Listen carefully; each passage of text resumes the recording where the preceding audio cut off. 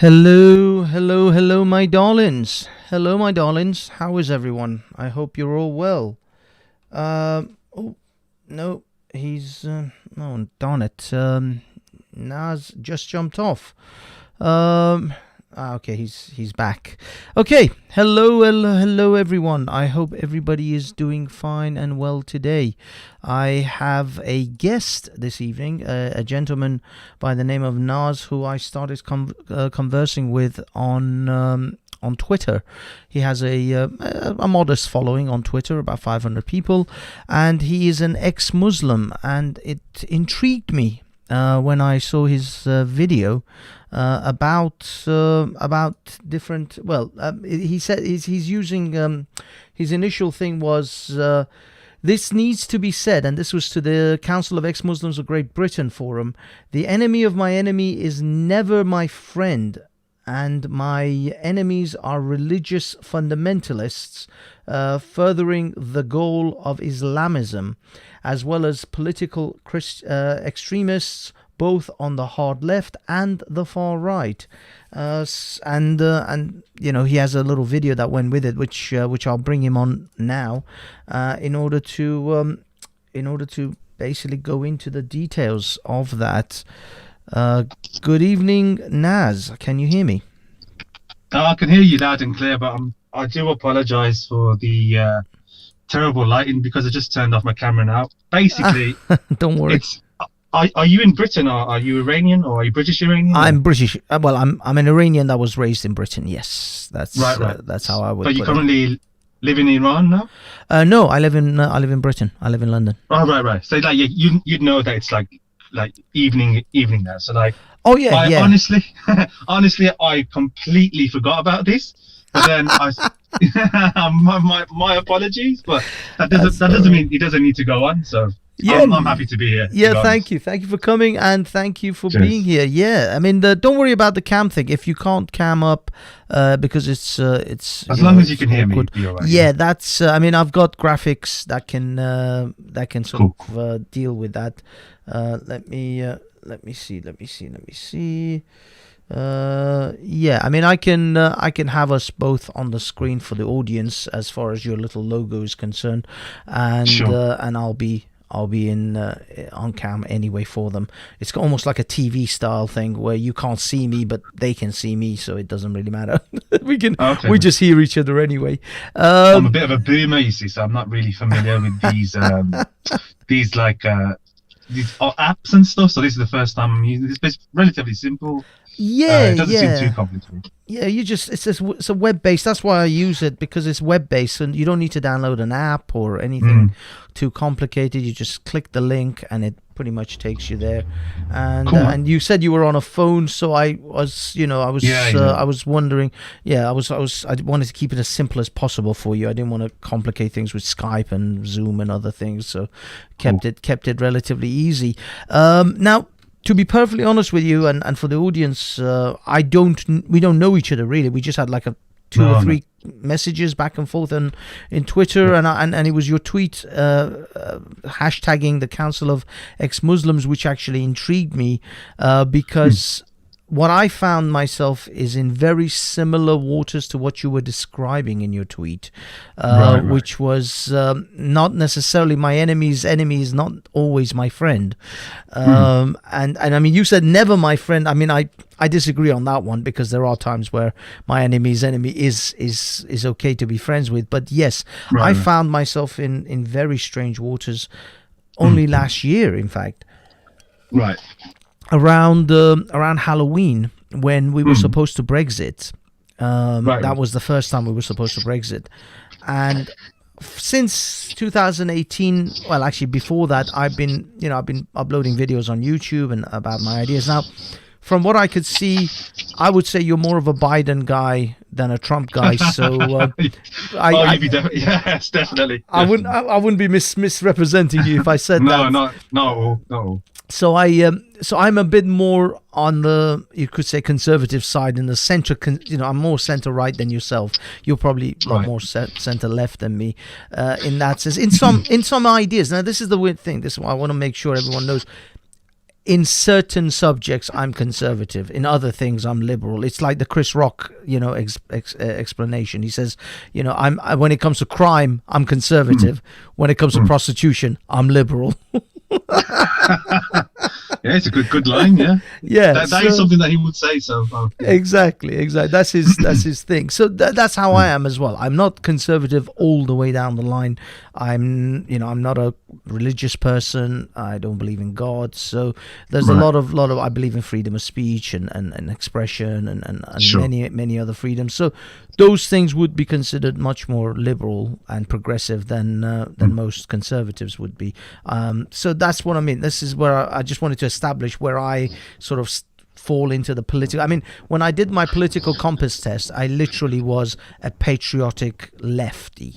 That's what it said. A lot of people do say that compass. You shouldn't really take it too seriously. You should take it with a pinch of salt, because apparently, now I wouldn't know, but a lot of people do say it's like slightly biased towards the left side, the liberal side, because the questions are kind of like worded in a certain way where you're inclined to sort of like, for example, I think everyone agrees that we should do something about environmentalism.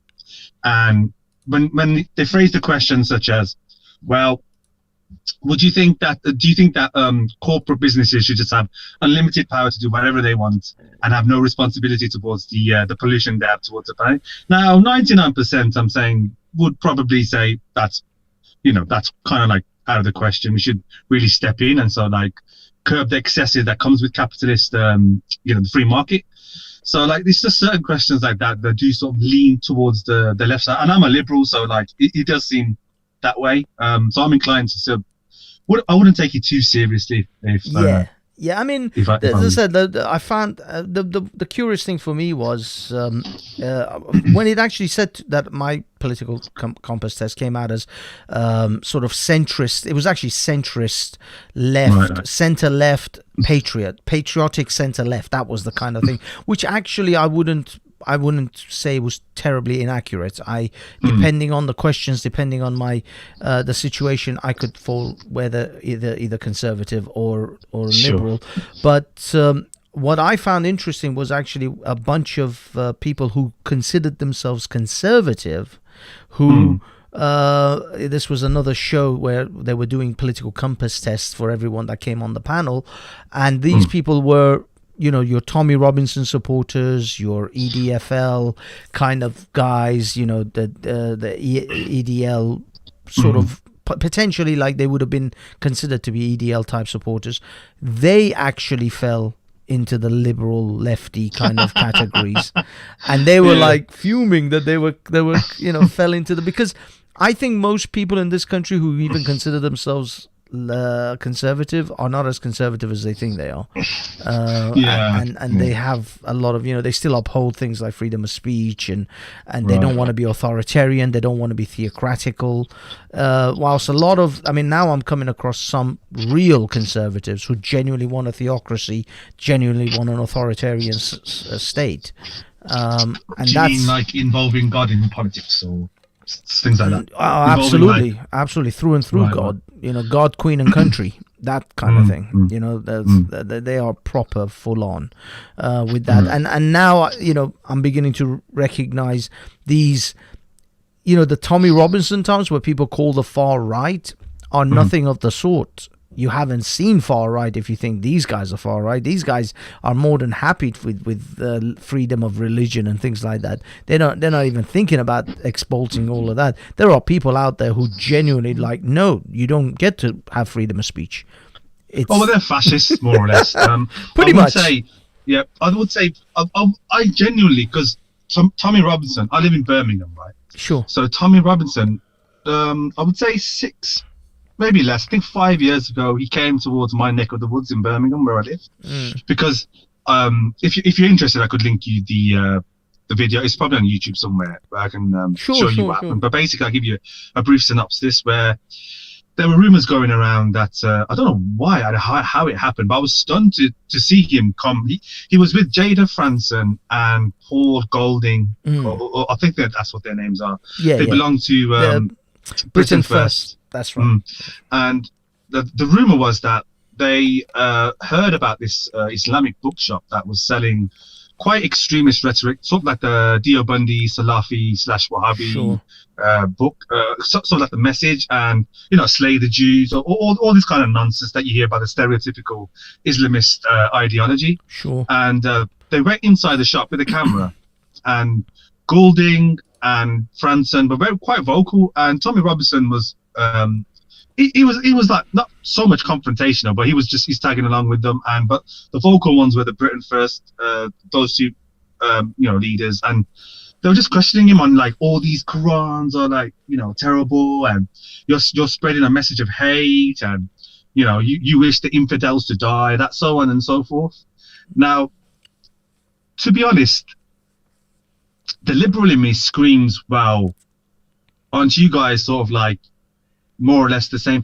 The thing with Islamism and Christian fundamentalism, they're more or less, they don't realize it because they oppose one another, but they actually have a lot in common, more than they think, which is what you alluded to my tweet that I pinned on my timeline.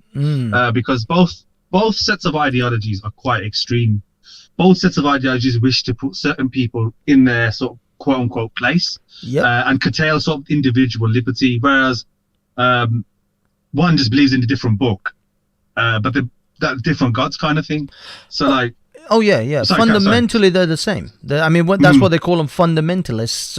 When it comes to Christian fundamentalists and Muslim fundamentalists, they are the same. The different sides of the same coin. They just one is promoting Jesus, the other one's promoting Muhammad and Allah. That's all. That's really where they sort of split apart. Although there are some certain philosophical aspects to the various these two religions, which you could say then they become vastly different. But when it comes to them enforcing how a society should be governed. They both want to involve God in their politics. Yeah, absolutely. They both wish to, tell women what to wear, how to behave. They both believe in sort of like stereotypical gender roles from like 50 years ago. Like, purity of the woman, the sanctity of marriage, sex, all of that stuff. Now, the Muslims are more liberal, ironically, with the abortion thing than the Christians, because Islam, I think, actually does allow abortion. Oh, really? I didn't know that. It doesn't prohibit it. Let's put it that way. There is no strict prohibition like alcohol and pork, for example. It's not as clear cut. If you actually, that's why Muslim countries don't seem to have a problem with.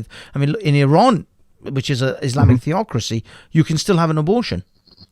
So if it was absolutely. If it was that cut clean and it was that clear that God doesn't want you to have abortions, then Iran obviously would have prohibited it immediately.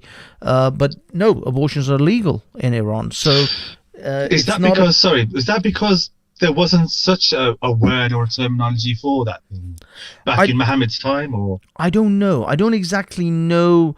The thing is, the Bible doesn't strictly say you don't have abortion. In fact, the Bible actually has parts in which God teaches one of these prophets how to make a concoction to give to a woman to abort the child.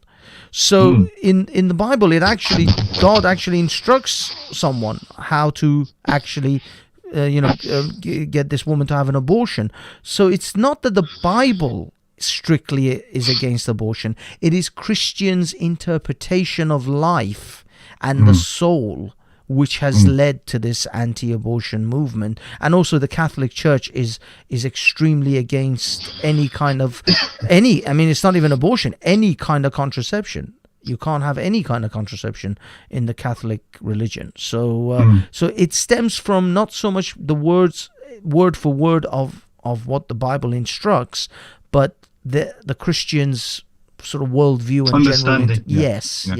I would say something like, well, you can make the same argument for transgenderism.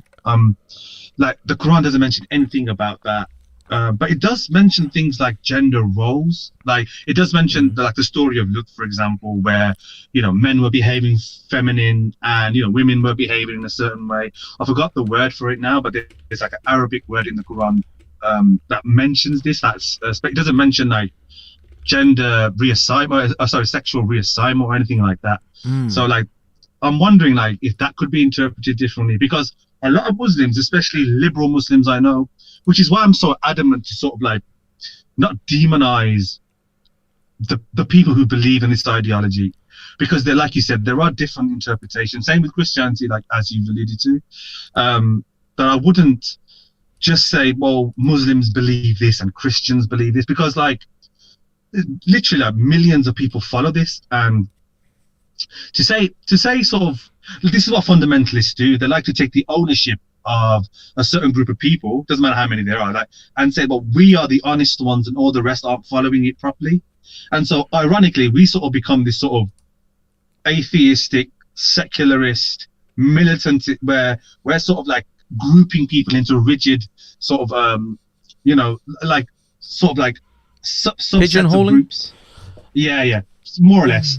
And I don't think that is fair, because I've got a good friend of mine I've known for years and years and years now, very good friend of mine, who completely completely disavows ISIS, as he should, but he doesn't. He's frustrated that a lot of even moderate Muslims hold certain extreme views when it comes to things like homosexuality, or things like, for example, in the recent events in France, where the depiction of a cartoon, where a lot of moderate Muslims who see themselves as like, well, I'm not extreme, but yet they'll sort of like join in with these groups, and because they feel like this sort of collective indignation of the dishonoring of their prophet. And even my friend who's liberal, he thinks that loving the prophet more than your own mother, which is what some aspects of Islamic culture believe in. They believe that he's like the perfect manifestation of what a human being should and ought to be, and he's the ultimate role model. So like any sort of ridicule or dissent or criticism is sort of met with sort of like hostility and a backlash, basically. And sure, he's quite frustrated that these people that we see, that we wouldn't consider them in a million years like extreme, we wouldn't, but when it comes to like in a group and sort of like protesting, they go along with it. It becomes like herd mentality. And they just, and that's the frustrating thing. They let themselves down because they don't see the irony of what they do. They'll be the first ones to say Daesh are horrible extremists, they're not real Muslims, and they're like, we don't believe in killing people, but yet they'll echo the same sort of sentiments that they believe, whereas like things like blasphemy or depiction of the Muhammad is not tolerated, which is to me extreme, because you're curtailing free speech and someone's right to express themselves, which is like, it's dogmatic. Well, it's not even that. You see, my problem with this situation, especially with this Muhammad cartoon situation, is if you're living in a Muslim majority country, if you're living in Yemen, Iran, Pakistan, if you and you don't want to draw the cartoon of Muhammad, or you are offended when someone draws the cartoon of Muhammad, that's fine. Don't draw cartoons of Muhammad in Yemen, in Pakistan, and in Iran. But they are telling the Europeans, they're telling French people not to do it. They're telling American people not to do it. The Germans and the Swedes and the Brits. That's not you no longer have jurisdiction in that side of the world. You cannot propose a global ban on your religious sensibilities.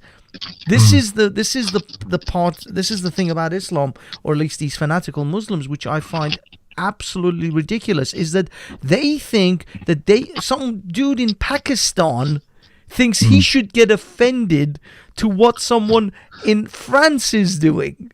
And yet he doesn't even remotely bat an eyelid at the horrific child marriages that are taking place in their own country. 9-year-olds are getting married to 50-year-old men. He has no problem. He doesn't get outraged at all about that. But some dude in France said something about Muhammad, and this guy's losing his mind.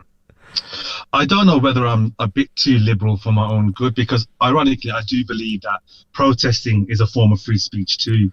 So if they wish to protest against what they feel as to be egregious or offensive, one thing like that, that's their right to as well. Yeah. Where I draw the line is this sort of like almost like an intimidating collective mindset of boycotting, and so people, vocal radicals, feeling as though they take the ownership of how, because of how angry they are.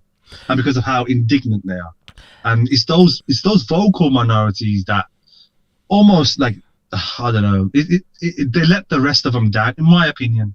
Because, sorry, go ahead. No. I'm saying you're right, and I'm not saying that these people shouldn't protest and express their disdain or dislike. There are people, women in Canada who protest the hijab in Iran.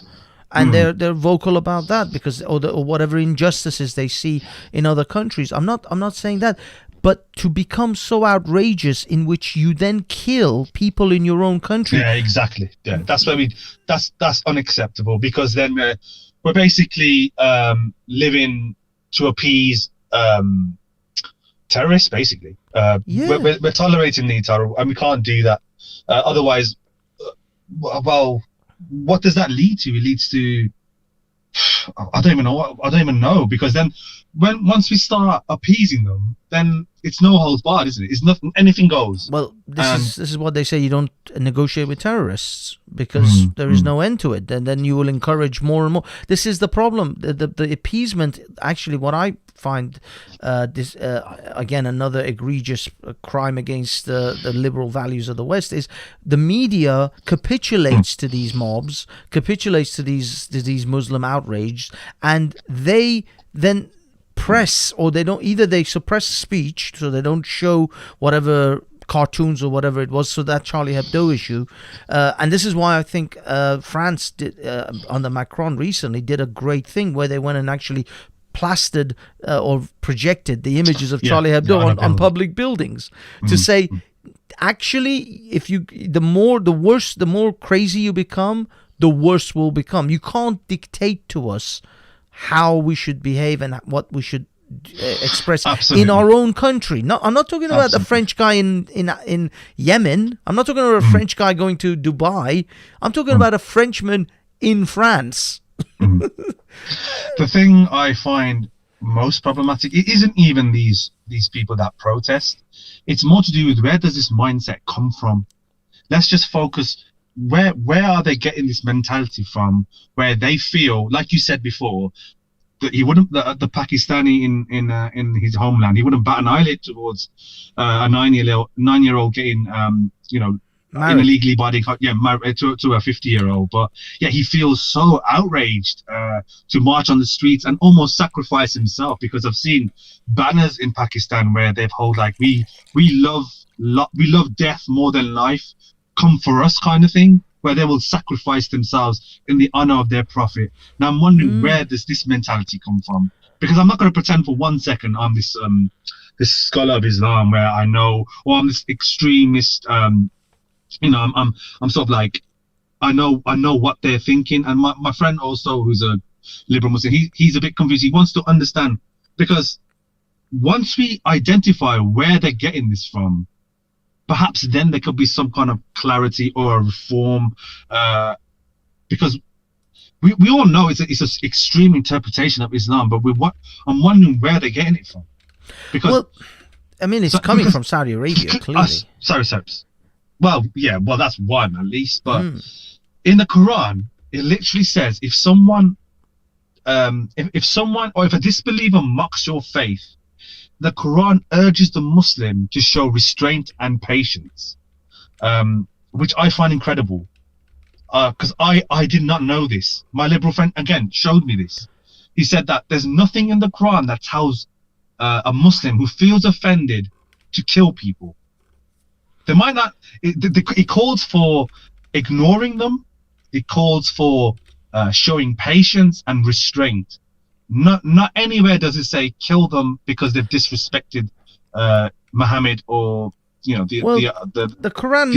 The Quran may not, but the thing is, we can't ignore the hadiths. We can't ignore the Sahaba, as they say, because when it comes to Sunnis, the hadiths hold just as much weight as the Quran does to them. And in fact, I've recently learned that some Qurans, some hadiths, they consider it actually as divine, as in it came from God. So they're as divine as the words in the Quran. So there is a lot of weight. Unfortunately, a lot of what's it called? A lot of respect or a lot of power is given to the hadiths Validity, as well. yeah, validity, Yeah. And in the hadiths, Muhammad did actually order the killing of a woman who wrote a poem about him and insulted him. So in the hadiths, that's in the hadith. Sorry, that's in the hadith. Yeah. There's a hadith. Wow. It's a woman called Osma or something. I forgot her name now. You can actually just Google woman was killed for writing a poem about Muhammad. And anyway, he gave the order, or he didn't actually give the direct order. He kind of said, I wish someone would take care of her, quote unquote, mafia style. And one of the Sahaba went and killed her. And so there are examples like that. And if Muslims are saying that the Muhammad and the hadiths are the examples of the Prophet, and we should follow the within the examples of the Prophet, you see what I mean? You know, these are the ways you can connect the dots. So there is a pathway to getting outraged when someone insults the Prophet or the Quran. And it's interesting, whatever. It's interesting you say that, because my friend who I keep referring to, because honestly, I just go back to him to understand whether this is correct or not, because he has read up on the Quran. He tries his best anyway. No one's perfect, but he's a Quranist. So it's interesting you say that it's in the Hadith, because he doesn't reject the Hadith completely. He rejects certain parts of the Hadith where it contradicts the Quran, because he always says to me that the source that Muslims should and always should go to is the Quran, because they believe it's the literal word of God. Now the Hadith, and he's not alone in saying this, by the way, there are some ostracized sheikhs and imams in Saudi Arabia who say the same thing, who deem it, who think that the hadiths don't hold as much validity as many Muslims seem to think it does. And so it's this kind of mindset which I want to encourage, because the literal word of God is the literal word of God. You know, the hadith isn't. The hadith and the sunnah are just traditions and sayings of the Prophet that have been passed down, that cannot be verified directly to the source, which is Allah. So is something to ponder. What I would agree, and I wouldn't rule it out. I wouldn't just pretend that the hadiths aren't this thing that we shouldn't take into consideration and has this massive influence on Islamic culture. But there are Muslims out there who just simply follow the Quran if they're confused about something. And unfortunately, it's those people that get frustrated the most when they see people who take the interpretations of all the sayings in the hadith and the traditions are literally, so they believe it just to be as viable as the word of God. Yeah, and I mean, this is the thing. I think that yes, Quranic Muslims are much more on the side of, they're much more softer, if you like, in their religiosity, and and the Quran itself isn't as cruel and as sort of descriptive about punishments and a lot of other things. But so yes, if you are a Quranic Muslim, there is a good chance you're probably a much more liberal Muslim.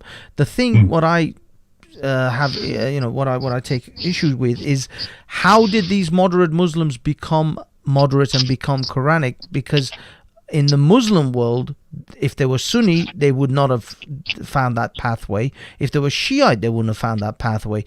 Only some Sufis, I think the Sufis may have, found the pathway towards a lesser. They don't take the hadiths maybe so literal, and they're a little bit softer in their, and a lot more philosophical about their religion.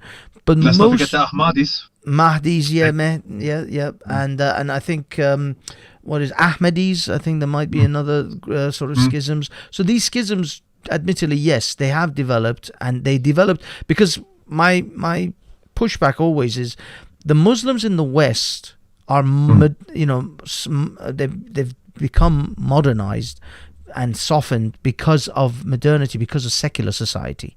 Secularism and secular morals and secular ethics has forced them to reevaluate their religion and take the cherry pick it effectively and become much softer.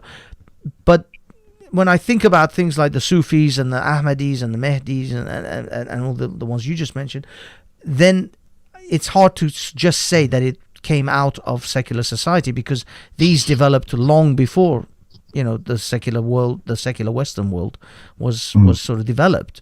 So there may be pathways towards a softer Islam, or a more sort of Islam light, if you like, within the context of a Middle Eastern perspective. You don't need a Western perspective to achieve that.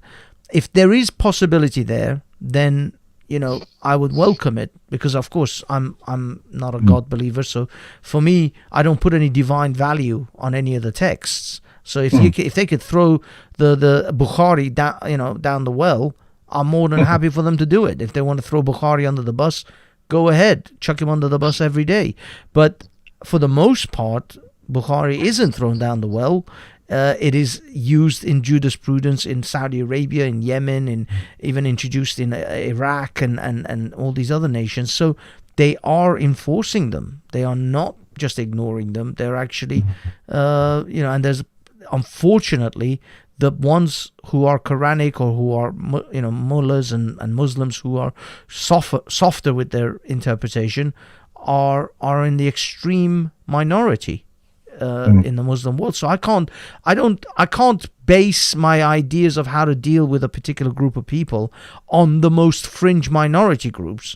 I have to base it on the majority, or the sort of the largest group that has the understanding, because they're the ones that are most likely I'm going to interact with. They're the ones that are going to most likely affect my life. They're the ones who are probably going to end up becoming some kind of London Bridge terrorists, or they're going to go ahead and behead some French teacher. So to try to base your entire worldview on the most minority group of a particular religion, I think it's foolhardy, because you're not dealing with reality of the situation. You're just pretending that these other massive crazies don't exist, and only these little group of what's it called, progressive secular sort of Muslims exist.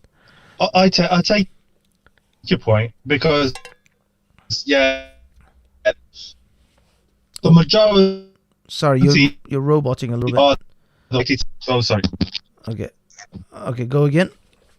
Can you hear me now? Yes, you're good. Cool. I do take your point about the majority, where you're more likely to hear their views. Their views are much more common than the minority, of course. But I only mention the minority because it's just important for us, or the Western society in general, to not stereotype everybody. And there's people that I've grown up with, there's people, good friends that I'm still in contact with, my family, that I have huge respect for. I've learnt a lot of things from, and they just want to live their lives the rest as everyone else, just peaceful, law-abiding, don't want to wish harm on anyone, and just as appalled as we are when we read crazies killing people in the name of their interpretation of God and what they feel they should do. I just think it's important to get that kind of perspective, at least, because when you go on social media, especially when the people in their echo chambers, the Tommy Robinsons, who's unfortunately been banned, but they've just run to Parler now, so they have their little hug spaces, I guess. But when Parler you see and Telegram, I think is their biggest places. The rubbish version of Twitter, basically. But they go on their little hug spaces. But when you read the comments, when you read the YouTube comments, when you read things on Facebook, it is quite shocking how this sort of underlining bigotry unites them all. And I don't like the idea of one day where we'll just become this, because Britain is one of the most tolerant countries in the world. I would agree with the conservatives on that. I might not agree with everything, but I would agree with them. It's one of the most tolerant countries in the world. That doesn't mean we're perfect. It just means that we are tolerant, and we believe that everyone has the right to live their lives, as long as it doesn't impose other people or infringes on their rights, that they can just live their life and don't break the law, that kind of thing. Sure. But, those are values I would imagine even the Tommy Robinsons agree with. Right, right. I've spoken, and I do. I mean, I was actually at Speaker's Corner a couple of weeks ago when Tommy Robinson came down there, and sort of recorded the stuff he did there. But I mean, I speak to a lot of people who are Tommy fans, who are from that side of the aisle, and they absolutely agree with this tolerant thing. But there is only so many Manchester-style bombings, and there's only so many stabbings on London Bridge before they're going to throw all of those liberal values down. You see, that's the fear I have as a Middle Easterner, as a person of sort of foreign heritage. It doesn't matter. I can I can talk about being an atheist all day long. I can eat a bacon sandwich and walk around with a bacon sandwich and a pint of beer all day long. But when the mob comes, when the mob goes nuts, they're not going to sit around and start discussing, so Banksy, what are your philosophy about religion? No, they're going to go get in the truck. Get on the boat. Do you mean the mobs of the far right? Yeah, when not even the far right, when the good people who believe in liberal values now are pushed to the point in which they will forgo, they will give up all their freedoms, all their liberal values, in order to no longer have Manchester-style bombings and terrorists on their bridges.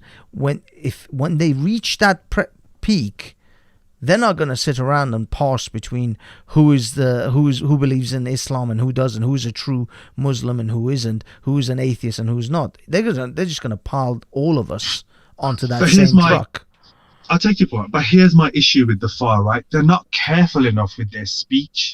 So when you're apprehensive of a potential backlash where normal everyday people who believe in these liberal values will become sort of reactionary and behave in this sort of like militant self-vigilantes who wish to protect their communities against these radical extremists who wish to divide everyone else. I think people like when Tommy Robinson, who he might say to you in private, yeah, I agree with, generally, I get along with Muslims, blah, blah, blah, blah, blah. But then you hear things that are like, I'm the king of Islam, and I can't even remember everything he said, but Hope Not Hate did a very good coverage of what he said. When he's around his friends. Now, a lot of conservatives, well, maybe not moderate conservatives, but a lot of like right-leaning people do respect his opinion, and so I don't think he's responsible enough in clarifying who the enemy really is. And it isn't Muslims, it's Islamists. Islamist, in my definition, is someone who wishes to impose their political as well as their religious opinion on the rest of society and mandate it in law with the intention of infringing other people's rights. That's my definition of what an Islamist is. Now, you can argue that moderates also have these sort of extreme tendencies. Like I said, I mentioned with the Muhammad cartoons and certain things like homosexuality and transgenderism. But when he doesn't make that distinction, not nearly enough. Someone like him, someone like who's the other one, Pat Condell, or all these other British. I would class them as far right, but you might consider them conservative with sort of liberal values. But we can argue with that all day because there's literally evidence of him generalizing Muslims as a whole, saying, egregious things that you would never say to someone to their face, but yet with his sort of groupies, with his minions, you kind of see the mask slip. And it's kind of like unsurprising to see that, because I honestly thought when he did come to my neck of the woods, I thought, Tommy Robinson's here, great, he's challenging those radicals, and I had that kind of centrist slant where I thought, he's not against Muslims. He just hates Islamists. Like me, he hates extremists. He doesn't hate Muslims. But then you hear him like double speak and sort of dog whistle his views in a sense where the mask does slip from time to time, and you see, hang on, he doesn't want Islamists. He just wants Islamists out of Europe. Like, why would he join Polish neo-Nazis and support them in their right against Islam or why would he do certain things that you just think, this is like far right? This isn't conservative. This isn't moderate right. This is fascism. This is jingoism. masked as nationalism, and you want to ban Islam, period. To me, that's not a liberal. To me, that is a fascist. You wish to ban an ideology you barely understand. Because let's be honest, he doesn't really. I mean, if a scholar sat down with him and spoke about certain things, he'll give the same talking points like he always does. He'll probably cherry pick a few quotes on his book where he had help with another person. I can't remember his name either. But let's be honest, he's not a scholar of Islam. He's not a theologian. He doesn't know. He doesn't really know the contextual elements in the Quran back in them times. He's judging it by our standards today. Now, I share his concerns about extremism, just like I share your concerns with extremism. No one wants this. But if you're arguing that everyday people are going to become sort of reactionary, reactionary people that are hostile to a certain minority because they feel threatened, I would say they were going to head down that way anyway. Because people are fed up, but we're not going around demonizing Muslims because we feel that potential threat. Muslims feel the same way, and we need to remember that. We need to remember that we need to help them. We can't just demonize them. I'm not saying you are, but people like Tommy Robinson are. And I don't believe for 1 second he just wishes to get rid of the ideology itself, not the problems within it. The thing sorry. Yeah, no, it's okay. So it's good. I mean, I just want to make this point. The exact same accusations that you just laid against Tommy Robinson. Although, as I said, I'm not a like, Tommy walks on water and he's untouchable, and he's like, he has problems, and he I don't see him as the sort of the most intellectual person. He doesn't think before he speaks. He says a lot of things which he then has to and he's influential. Back. Well, that's what I mean. That's what I mean. He managed to, he managed to, rally people together at a particular point in time, and he managed to, and he put his face out there eventually, and had to, basically bear the consequences of his rhetoric. So I give him kudos for those things, the fact that he had the courage of his conviction at least.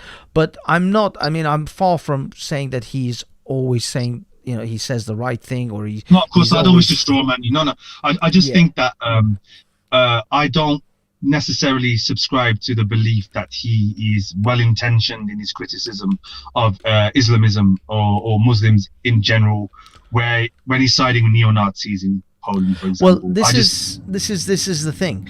The whole, once he got out of the EDL, and then he started to find other people. Now, the people you think are neo-Nazis are not even close to neo-Nazis. These guys are leaning a lot more that way, like Identity Europa and stuff. You could say they have some, there's some certainly questionable things about them. But believe me, if you start looking at the Patriotic Alternative, start looking into the neo-reactionaries, then you'll find your Nazis. And I'm talking unapologetic Nazis. I mean, I don't know if you know a guy called Mark Collette, but he's written a book where I think 14 or 15 times he talks affectionately about the National Socialist Party of the of Germany. So if you really want your Nazis, they're out there. This is the same.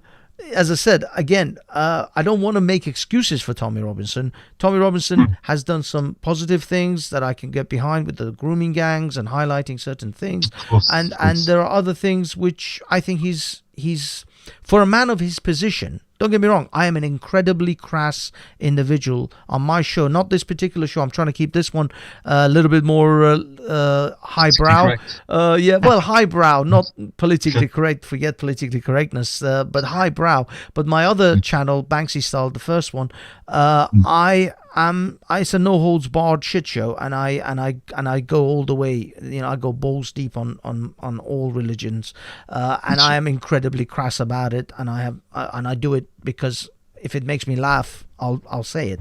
It's a comedy angle to it, but nevertheless, I don't sit around thinking about Muslim sensibilities or whether they're going to get offended by what I'm about to say. As long as my audience and I find it funny, that's literally all I care about in that sort of sphere. The Is reason it like a satirical show where you just say things to just say things? Well, I mean, for a while I ran a thing called the Drunken Troll Show, where me and a couple of friends or online people, we just got drunk and just ranted, and all sorts of just insane things came out. Or there are skits where I did a skit about the tourist bureau of ISIS, and like it's a little animation skit in regards to ISIS tourist bureau and how they're trying to get people to come and visit Aleppo and Mosul. But it was like a comedy skit. It's all different situations, different things. But generally, I'm not worried about stepping on people's religious sensibilities. That's what I'm trying to say. And I think that sometimes, as I said, the reason I'm saying this is I can be crass, I can be outlandish, and I don't make apologies for it because I do it in a particular comedy sort of window. But unfortunately, when Tommy Robinson is somewhat loose and fast with his words and crass and kind of he doesn't think before he speaks, he comes from a different sphere. He's not a comedian. He's not trying to be funny about it. He is just saying it, and then he gets into a lot of deep water for it, and then he has to backtrack a lot of it. And I see him constantly he says one thing in a I don't know video that he makes, and then he spends months backtracking on it. I mean, especially the one he did about BLM. He literally had to leave the country because they were going to kill him. What did he say? Sorry, I'm not up to date. Because when the BLM protesters in London defamed the statue of Churchill, he went on a bit of a rant about BLM. Now he was talking about BLM as in the political entity, the entity that's got on their website. They want to introduce socialism and communism into the world and all of that business. They want to overthrow capitalism. So he was actually going on about them, but a lot of black people took it as he's just being straight up racist about black people. And so he had to he did a whole show with a guy called Sarah Garvey and a whole host of other things where he had to constantly beg the black community for forgiveness, effectively, that he wasn't being racist, that he was just talking about BLM, which is true, he was, but it doesn't matter. He didn't think about how this is going to interpret, how this is going to come across. And it came across badly for him, and he had to face the consequences of that, because he's not only now alienating the Muslim population, he's now alienating the black community of minorities, basically. Yeah, minorities. All sorts of minorities, but it's I think he's just basically making his rounds around all minorities at the moment. I think the Sikhs and the Hindus are still okay with him, but God knows, at any given moment he may start pissing them off too. The one thing, well, I've pissed the Hindu nationalists off on Twitter because of the Armin Navabi, Sexy Kali, Kali Mata, the cartoon. I followed that. Yeah. And he got suspended, and I sort of, because I'm with you on that respect, where I feel like people should express themselves how they wish, generally speaking, and as long as you're following the law, you're not threatening, you're not inciting murder, you're not spreading misinformation deliberately. I think that's where the line is drawn. But generally speaking, if you wish to mock or target someone's belief or an ideology especially, then it's fair game. And I just found it ridiculous how all these Hindu nationalists were on board with the Jesri Chadi stuff. They were on board with mocking Muhammad. But as soon as you mock their sort of goddess, they were up in arms, and they just thought, ban this guy, he's targeting us. And yes. Twitter, unfortunately, with their algorithm, they need to sort that out, because they are unfortunately alienating a lot of Twitter users who just get suspended, and then they find out later they made a mistake. So they caved into the sort of the mob, so to speak, where these Hindu nationalists reports them mass flagging his account. Unfortunately, he's back now, but I just thought it was wrong. And Tariq Fateh is a Canadian. I don't know what to describe him. He's sometimes teetering on far right, honestly. Because he has a fetish for just taking the absolute. He has a fetish for just ripping up Pakistanis and the Pakistani culture. Now, there's a lot wrong with Pakistan. Is he himself Pakistani or is he Indian? He was born in Pakistan. No, sorry. He's Indian heritage, born in Pakistan. But yeah, he went to Canada to migrate. Okay. Something like that. It's quite confusing. But he has his heritage there. And he lived in Pakistan for a few years, well, more than a few, but yeah. And now he's like got this. He feels like he's got this title, this license to take the piss out of Pakistan because he was born there. Yeah, just to rip them. So any white liberal who comes in and thinks, hang on a minute, why are you deep? Because he literally just says, why are Pakistanis like this? How can so many terrorists come from one country? Blah blah. Just all these like this sort of like he reckless abandon. These are like far right talking points to me. Like just this generalization, this ridiculous sort of. But is he doing it in a comedy context? No. I honestly wanted to give him the benefit of the doubt, and thought, okay, he's just saying this because he's angry. You know, it's hyperbolic. But then he does this on a regular, and he gets these Hindu nationalists who cheer him on in the comments. He's just a YouTuber. Then he's not a. He's a political commentator. Oh, okay. And a sort of editorial journalist. And he has his own radio show. So he's got a huge following, especially among conservatives. But that man, honestly, like you sometimes you just can't help but agree with him. Of course we hate extremism. Of course we do. Of course we hate terrorists killing people in the name of religion and like infringing other people's. Of course we do. Who in their right mind supports that? But then he'll use blanket statements like, "Oh, Pakistani culture is like this. Oh, Pakistanis are like this." So he's almost enabling that sort of like racism, perhaps, but especially xenophobic. I don't want to call him a racist because it just seems absurd because he's Pakistani and he comes from there. But he does have this deep sort of xenophobic towards the country of Pakistan, and I find it problematic that Hindu nationalists support him. Because as soon as you mock their god, as soon as you mock their deity, it's a different story. Death threats, ban him, censorship. Yeah. It's the same thing. They just want blasphemy. Yeah, that whole Kali situation with Atheist Republic was very telling. That it seems that the Muslims who do get a lot of flack and I think quite a lot of it rightfully so. They get a lot of stuff thrown at them about the life and times of Muhammad and his marriage to Aisha. They get a lot of stuff thrown at them, and with the terrorism that has happened, I suppose there's reasons. Nothing is. What's it called? Nothing is on its own. Everything is within context and within a framework. But what I found is that when the Hindus got offended with their goddesses being...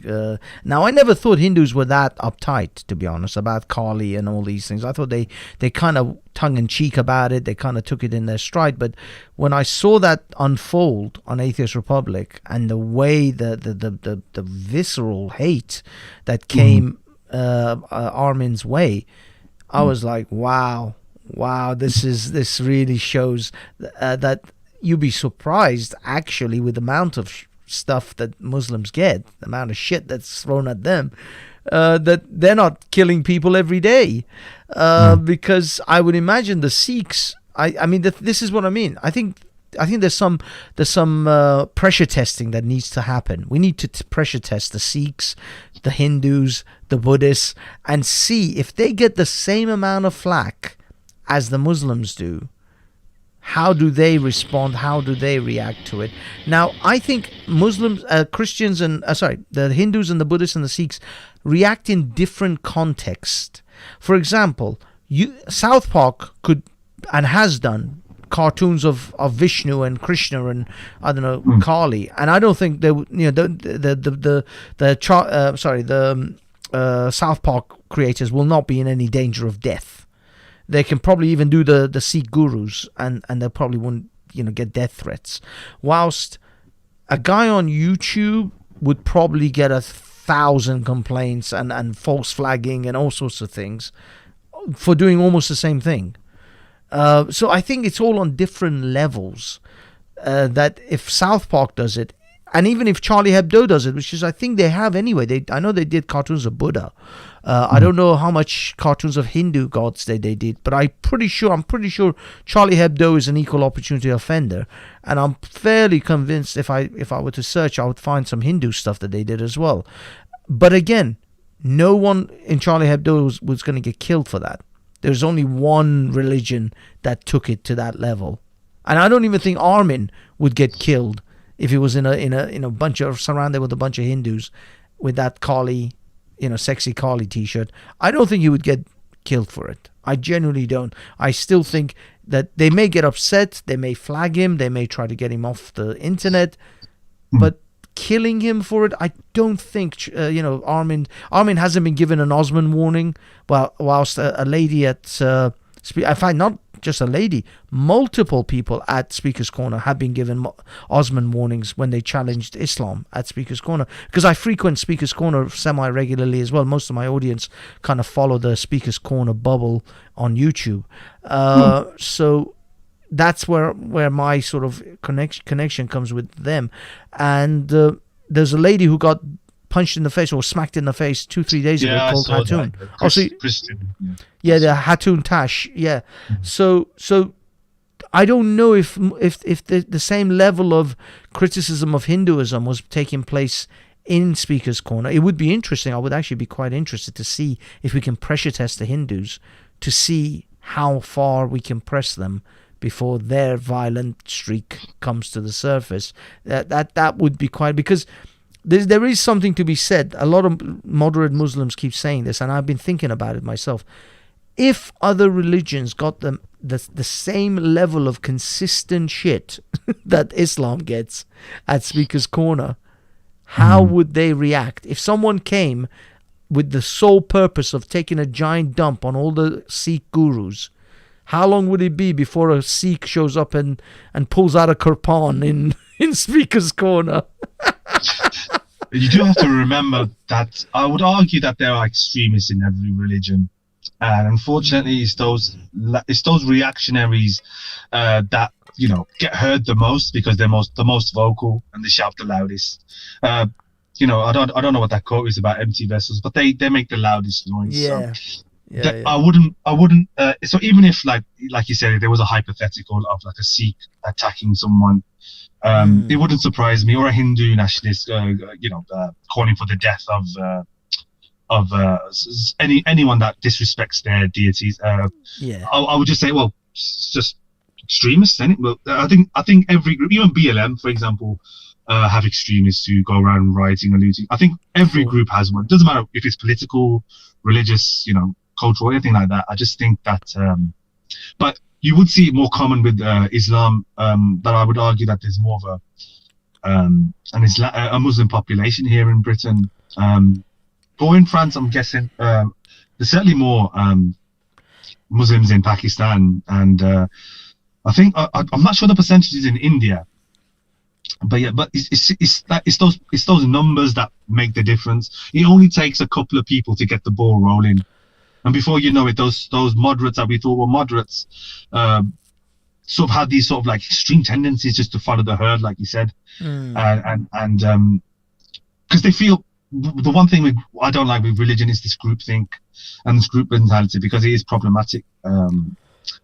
But it's curious. I just wanted to before we've just run out over an hour, and I said I didn't want to keep you for more than an hour because I don't want to take off your whole of your Sunday night. Sure, but as long as you're cool, I just wanted to just point because your tweet specifically mentioned the Council of Ex-Muslims.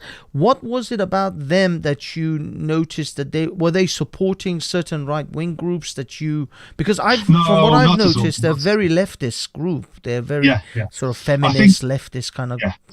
I think they're one of the most one of the most liberal. They try to be careful who they platform, and I commend them for that. They're certainly not like some atheist groups where it's just anti-Islam, anti. They because I was DMing them. The only reason why I tagged them was to hope to get a retweet so more people can see, because I'm with you. So you weren't aiming at not them. At all. Okay, not okay. At all, no. I think they're one of the most balanced groups. Of course, they try to, because I used to go to these ex-Muslim meetups with Sadia Hamid. I'm not sure if you know her. She's a liberal. Maybe I'm guessing she's centre right or centrist, perhaps. Because I sometimes check her timeline and she does agree with certain conservatives. But like I don't want to pigeonhole anyone, because this whole political spectrum thing, it can be rigid when it comes to nuanced issues like this. So like you said, you're not going to be 100% conservative all of the time, and you're not going to be 100% tree hugging kumbaya liberal all the time. You need to draw lines and certain boundaries of what is acceptable and what isn't.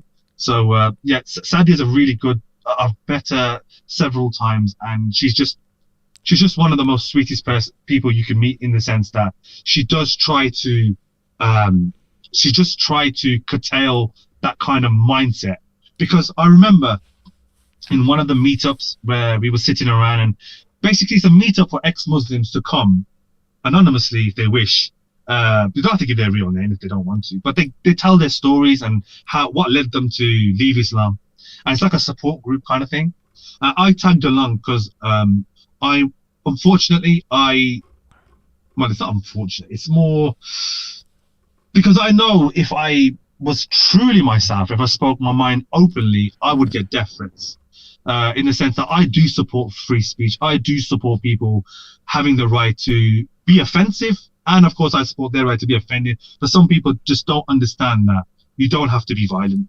You don't have to. That's your feelings coming into place. That way you draw the line where you feel as if I need to hurt or silence this person permanently. That's unacceptable. And some people just don't understand that. So that's where I live, in this sort of Muslim majority area in Birmingham. So I just try to keep my criticisms to the people I trust.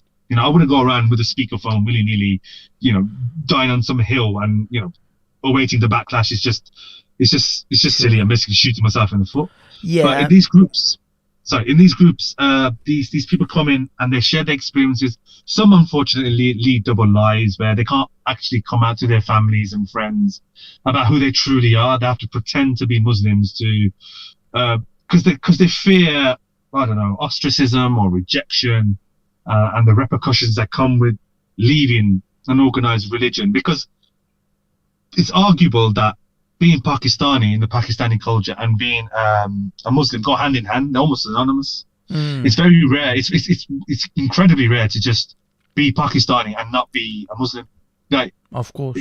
So I'm one of those anomalies, and I've met certain people who feel the same, but they just can't come out because they feel, I don't know, they might be stigmatized or shamed, ostracized by their family, friends, and it's that kind of group up that was quite helpful to those, because I was interested in what they had to say, and honestly my heart goes out to them. And they do, the Council of Ex-Muslims, they from what I've seen and from what I've heard, I do believe that they do make the distinction very clearly that we're not anti-Muslim, where we don't, we're not even anti-Islam, but anti-fundamentalist. Islamist. Exactly. Yes. Those extreme interpretations is what they're against, and things like FGM and things like it's not even Islamic. It's just like cultural in my opinion. But I can understand why it happens a lot in Muslim majority countries, like child marriage, for example. You mentioned earlier. It's those things that they're particularly against, and I'm with them on that 100%. But Sadia did say that young people who echo these sort of talking points with the far right, with certain individuals like Katie Hopkins, because I was tagging along with a young ex-Muslim from Wolverhampton, and I used to travel up there to take her to Birmingham, the meetup group, because she was an ex-Muslim that I met online too, and lovely. She's just sweet as anything, young girl. I think 18. She's and like she echoes these sort of sentiments. And I try to tell her to be careful, because what you're doing, you're sounding sort of extreme in your own way. And Sadia's like, well, it's the age, they need to get it out of their system, because they hate Islam. They just don't like the idea. They resent the fact that they've been put through this upbringing they didn't choose to ask to be in. They sort of hate the fact that they perceive Islam to be like against human rights, and it's easy to go down the rabbit hole of far right sentiments when you share that feeling anyway, because it's not going to take much for you to be persuaded into believing that Islam is the problem. Some aspects of Islam are problematic. I agree with you. I agree with even the far right. Even some are problematic, but the ideology itself, is it beyond reform? I don't believe it to be the case. And I do believe that Islam, the religion itself, it just, on the whole, if it was as bad as everyone says, then we would not stand a chance, because there's a billion strong ummah there. And if it was this sort of, crazy bloodthirsty cult that a lot of far right people love to paint, then we wouldn't stand a chance. We'd be in civil war as we speak. Well, the thing is, I mean, a lot of people say, there's a billion and a half, depending on who you talk to, as if this is some kind of a standing army that we have to fight. I mean, they do count women and children into that billion too. So I don't think somehow we would worry, because militarily, the Muslim world versus the 6 billion other human beings that are not Muslim, I don't think so. I don't even think the entire Muslim world could even fight the United States on its own. So no, I mean, as far as the world and the fighting and all this, it's nonsensical. I think it's just people who are overblowing this whole situation. Like, if Islam is truly that bad, then actually I think you can have terrible ideologies that will still survive. It's just that, as I said, because 90% of Muslims, and this is actually the credit to Muslims, not Islam. This is I guess where you and I part ways, because I do blame Islam. I think Islam at its core is terrible, and it has nothing to offer mankind that you can't get elsewhere. That's something that I say to Muslims at Speaker's Corner all the time. There is nothing within Islam that is unique to Islam that I can't find anywhere else. Philosophy, ethics, morals, none of these things that Islam preaches are unique to Islam. Most of Islam itself, the Quran, is sort of plagiarized from the Bible and the Old Testament. So there isn't anything in Islam that I think we would miss if it was suddenly gone. Now, Muslims, on the other hand, yes, there is a lot of great, wonderful Muslims in the world who are just decent, wonderful people, and in fact, they are the majority. Hence why we don't have to worry about a terrorist attack every other week, because if they weren't the majority, if the crazies were truly the Muslims, wouldn't stand a chance. There would be a huge amount of problems that we would have to set aside our liberal ideals and go down the road of friggin' Hitler's Auschwitz style in order just to deal with the terrorism. Well, I mean, honestly, I mean, if we had like 90% of Muslims committing terrorist acts in this country, then we would be dealing with terrorist acts almost once a week, if not more.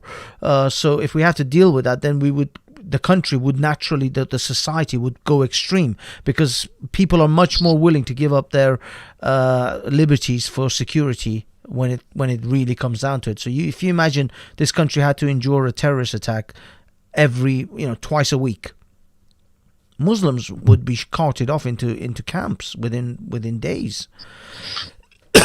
So that's just an extreme hypothetical. Oh yeah. I mean, I'm talking like absolute extreme. But what I mean is, when you're saying like if Muslims were actually all as fanatic as the fanatic Muslims are, if Islam was truly that fanatic, then we would have all these problems. But of course, there would be a counter reaction to that issue as well. There would be a counter push against the whole thing. The Muslims don't just attack and become violent without response. There would be a counterattack to that, and the counterattack would devastate the Muslim community, because the Muslims are about 2-3% of the population in this country. The vast 95%, 96% would overwhelm the Muslim population tremendously. So I would ask, respectfully, what's stopping them doing that? Well, what's stopping them doing that is because Muslims don't follow Islam. Muslims cherry pick Islam, which is a great thing, by the way. I don't see this as a terrible thing. This isn't a negative for Muslims. The best thing about the fact that the majority of Muslims cherry pick their Islam, especially in the West. Far more cherry pickers in the West than the ones in the East. In the East, they're actually much more pure. People see, this is where I say you and I guess maybe differ, is I don't see ISIS as a misinterpretation of Islam or a bastardization of Islam. ISIS are an expression of Islam. They may not be an expression that most people like, but they are. I know, but it is. They have taken Islam and they are expressing it as honestly as they know. And I see the Taliban were the same. They took their Islam and they expressed it as honestly as they know. And people are like, oh my God, these people are horrific. Yes, that's because Islam is horrific. And so when people try to express it without cherry picking, it looks like that. Question: why do you think that is Islam? What do you think Islam conveys or teaches that you think is truly, that is the essence of it? That's the essence of the faith. For me, Islam is, if Genghis Khan came with a religion, it would look very much like Islam. If Attila the Hun had a religion, which actually I think he did, but it just never took off, it would look like Islam. Islam is a 7th century warlord's manual for conquest, which became a religion or had religious attachments to it. And that's what that's the soup in which Islam, came out of. It came out of the 7th century warlords. It came out of 7th century conquest, and it had like a religion aspect bolted on. So you imagine, people go and take Sun Tzu's Art of War and make it into a religion. What kind of religious group that would create? To me, that's where Islam came out of. It should have remained. It should have died in the 7th century. It should have stayed where it was, and that's where Genghis Khan's ideology died in its time, and so did all these other warlords. Their ideologies, their philosophies of how to govern a society died because people moved on, people progressed. Imagine if we lived under Genghis Khan's ideology of ruling an empire right now, raping and pillaging everywhere. What kind of society that would have created?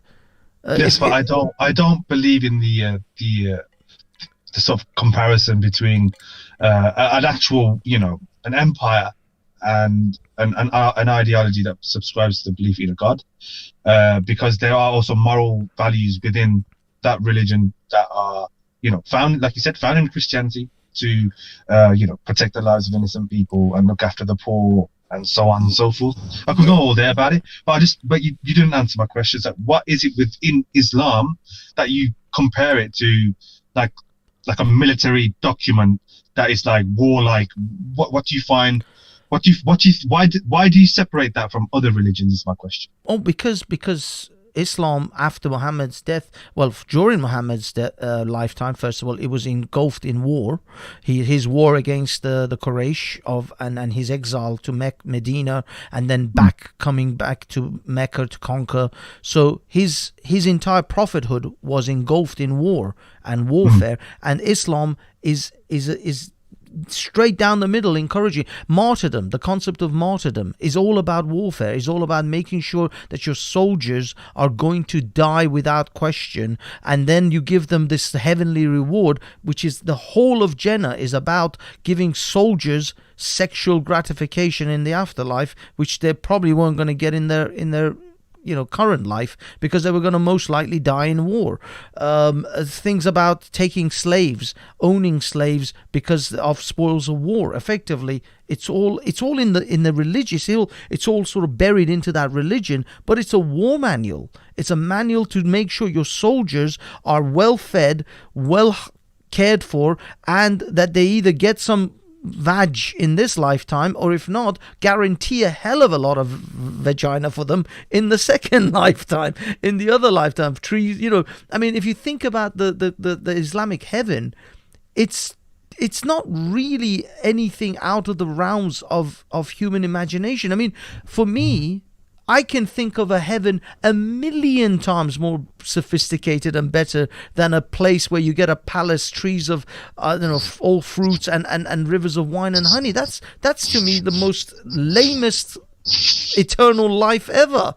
How much wine and honey are you going to drink, and how many houris are you going to have sex with before you want to cut your own throat to end your miserable existence? We're talking eternity here.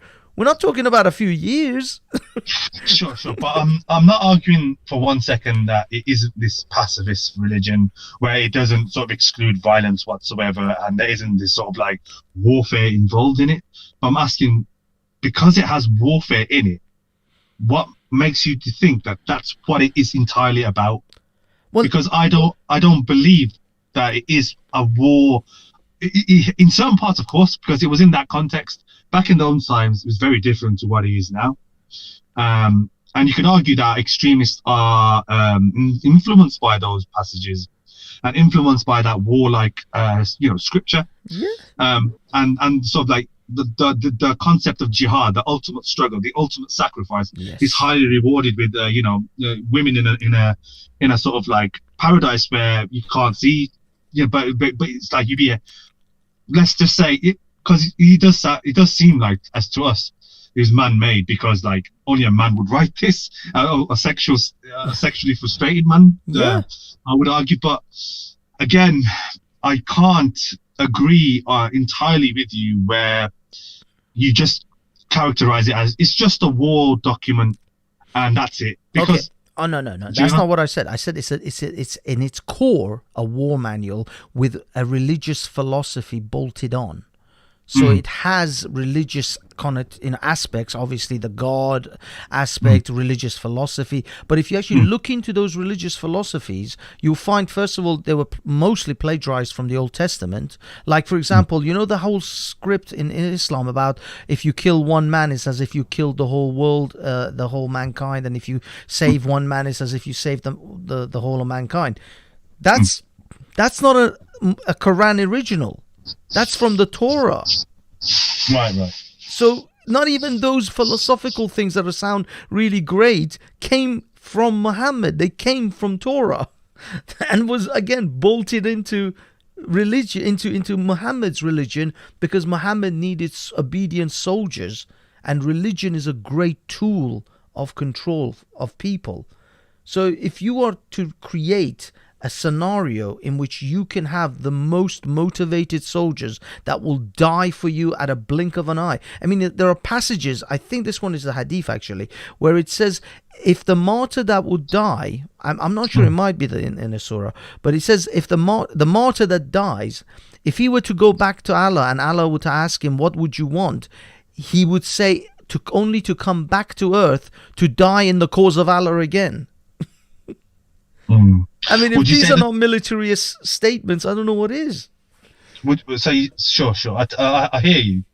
But would you say that because it's inspired by the Torah, would you say the Torah is also a military document? The Torah is a much more convoluted hodgepodge of a lot of different stories and a lot of different sort of Israelite events, or things that they either are real events or things that they kind of, made up or expanded on, or hero worshipped and Chinese whispers.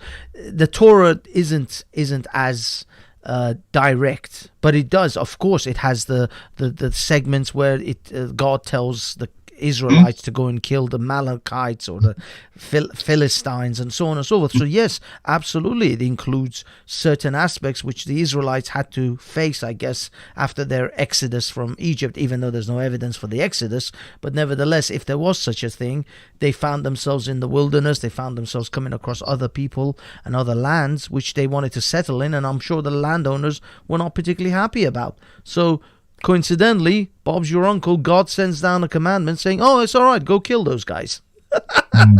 Isn't rather convenient. Yeah, I honestly fundamentally believe that, taking the contextual element out, because we can't judge our standards by the 7th century. We can all agree that slavery was terrible. We can all agree that sexual slavery was terrible. We can all agree warfare is terrible. We can all agree that dogma in itself is terrible. Like, because I don't believe that you should indoctrinate children and not teach them how to think rather than what to. So like, we're in agreement with that. I just feel that today, a lot of people find this world very confusing. Just generally in life, I think a lot of people just wish to live their lives. Hope their kids do well, hope for a good home, eat well, good community. Sure.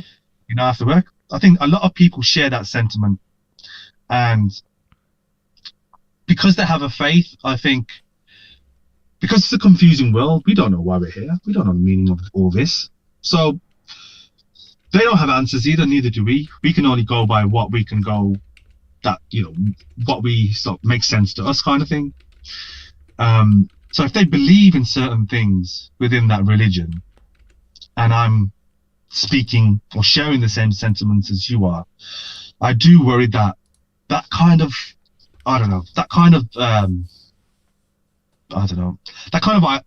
sentiment, you're alienating them, because they're not our enemy.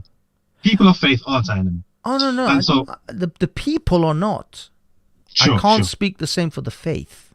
This is what I'm saying. This is, for me, it's the same as when I say, just because I hate Nazis and Nazism doesn't mean I hate Germans. Yes, but a lot of Germans back then were Nazis.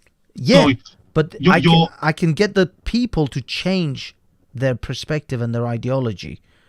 They can be good people again.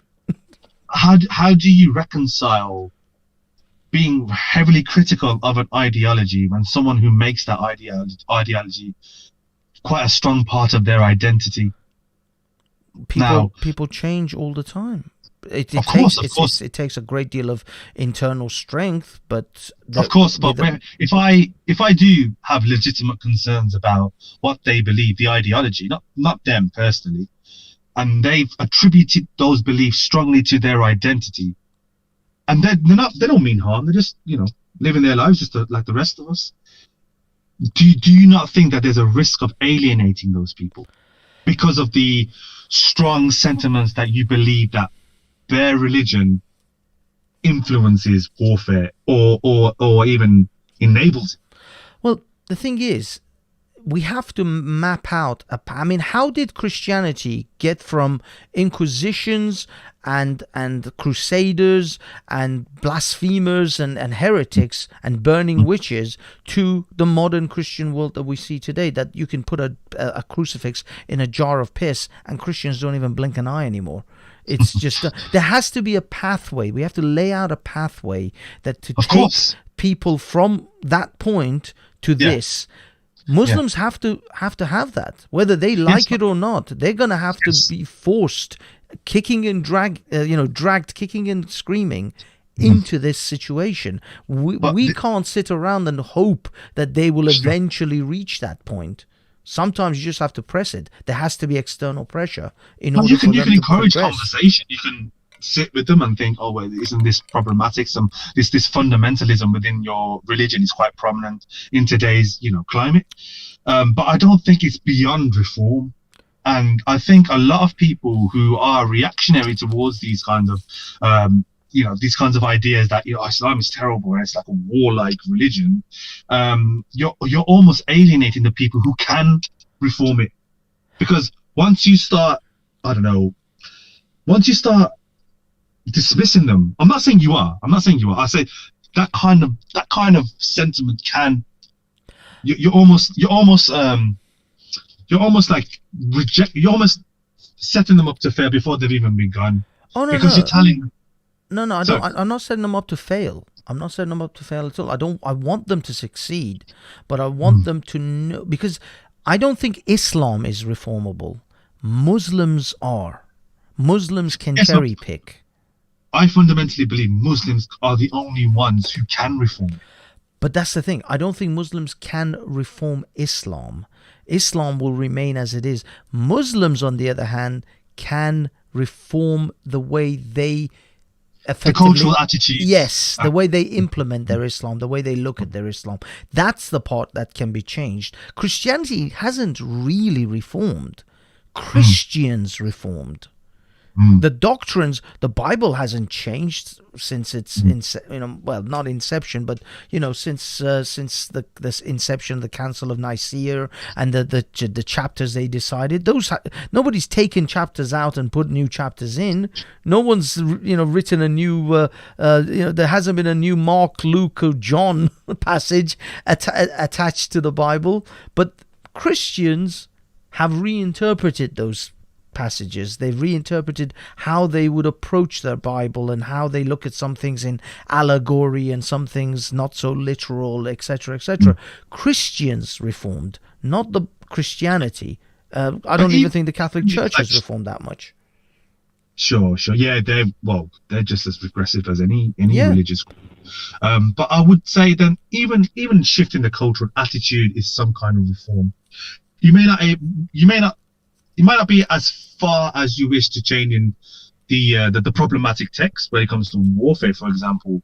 But I would say even like the cultural mindset of Muslim majority countries, where they are becoming a bit more secular and a bit more liberal and a bit more open to certain, for example, blasphemy. I would love to see one day. I'm British Pakistani, so I would love. My grandparents are buried in Pakistan, and I would love to pay, because I only went there once because I'm terrified of flying. But okay. I went there 14, but I would love to go back to just to have a quiet word, just sit with them, because I do have that bond with them, and it's a shame for me as an open atheist that I have to close my mouth and pretend as if I'm Muslim, not an atheist. Yeah, exactly. And one of the followers of Islam. And because the blasphemy laws are it's so strong. So one only has to accuse you of being insulting or disrespectful towards the messenger or some parts of the scriptures and that's it. You're taken away. And exactly. You might be even executed there on the spot because obeying mob might chase you. I don't think Islam is to blame for that. I think that's a cultural attitude within that country that can, over time, even though it might be impossible now. So you think the Pakistanis would be the same if they were Hindus or Sikhs? They would do the same thing. They would have the same blasphemy, aggressive blasphemy laws. You mean Hindus and if the Sikhs Pakistanis were Sikhs or Hindu instead of Muslim? Because you said Islam isn't to be blamed, so you're now saying that it's got to be cultural. It's got to be the people that have those tendencies, not the ideology that they follow. So if the ideology isn't the problem, then what is the problem? Well, it's sects within the ideology. It's groups of people who have their own interpretation. Some parts are like you said, we alluded to before, where the Ahmadis or the Sufis are spiritual. We wouldn't dream of killing people. Well, there might be some, but on the whole, generally they aren't. And then there's the Deobandi Wahhabi, who believe this sort of strict Salafi interpretation, where warfare is like an integral part of their sort of spirituality, where it's like a political game. So it's the culture I want to sort of, because there is no one Islam. The tenets are the same, the 5 pillars of Islam. The Quran is the same, but it's arguable to say that there are people who are interpreted in an extreme way, and it's those people, because like we said before, the majority aren't as extreme as those crazies that we see, that we're worried about, but they really aren't, and it's those people, the majority, that hold the key to reform. Maybe not changing the Quran. Maybe that's even necessary, but changing the cultural attitudes within their countries. Yeah, but Naz, again, all I'm interested in is a pathway. What was the pathway for the Sufis? What was the pathway for the Ahmadis or what they call? There's another group. Well, it's not following. But what I mean is, if we can find, they're just following. Sorry. Sorry. No, I was just saying, like, I mean, because it's not just the Sunnis with the Wahhabi Salafi. The Shiites of the Iran are just as bad. The Sunnis of Afghanistan are incredibly terrible. But they are the majority. They are the majority within the Ummah, the umbrella of Islam. Those two sects, Sunni and Shia, they're the majority within it. So of course you're going to see, violence and extremism between those two camps. I've never seen. I don't know. Like I said, I'm not an expert in this extreme, the history of Islamic extremism. But it's almost, you don't say you'll never see, or you doubt that you'll see like a Hindu or a Sikh killing people. I've never seen a Sufi Muslim kill someone. I agree, but my interest, because I'm an cultural, IT, isn't it? Yeah, I'm an IT geek. I'm always looking for like logical pathways. How do we get the Sunnis and the Shiites to follow the path of the Sufi? That's the $1 million question, isn't it? Well, that's all I'm interested in. I'm interested in if we can find a logical pathway, just like there was a pathway for the Christian Crusader and the Inquisitioner and the witch burner to become the modern Christian that we know today, where they don't even bat an eyelid over Christ's figure being defamed in all sorts of ways. How do we get the Muslims to follow that path? Now, for me, I have pathways, and some of them are incredibly brutal, but they are pathways to do that, because I don't walk on eggshells when I talk about Islam. But for those who want to be a bit more subtle, there must be a path for the Muslims to do that. If we can introduce the Muslim world, if there is to this path, and say, look, you just have to start on this path, and then in a generation or two, or I don't know, maybe even in 100 years from now, the Muslim world will be as tolerant as the Christian world is. If there is such a pathway, I'm more than happy to say, fair enough, the Muslims have a path to follow. But at the moment, I don't see a pathway for them. Yeah, you're quite pessimistic that there is no sort of like way to get the sort of large camps within Islam, the Sunnis and the Shias, to become sort of less extreme. You just think there's absolutely no way to. Well, no, there is. But the ways I'm looking at is very harsh, and they will have to be dragged into it.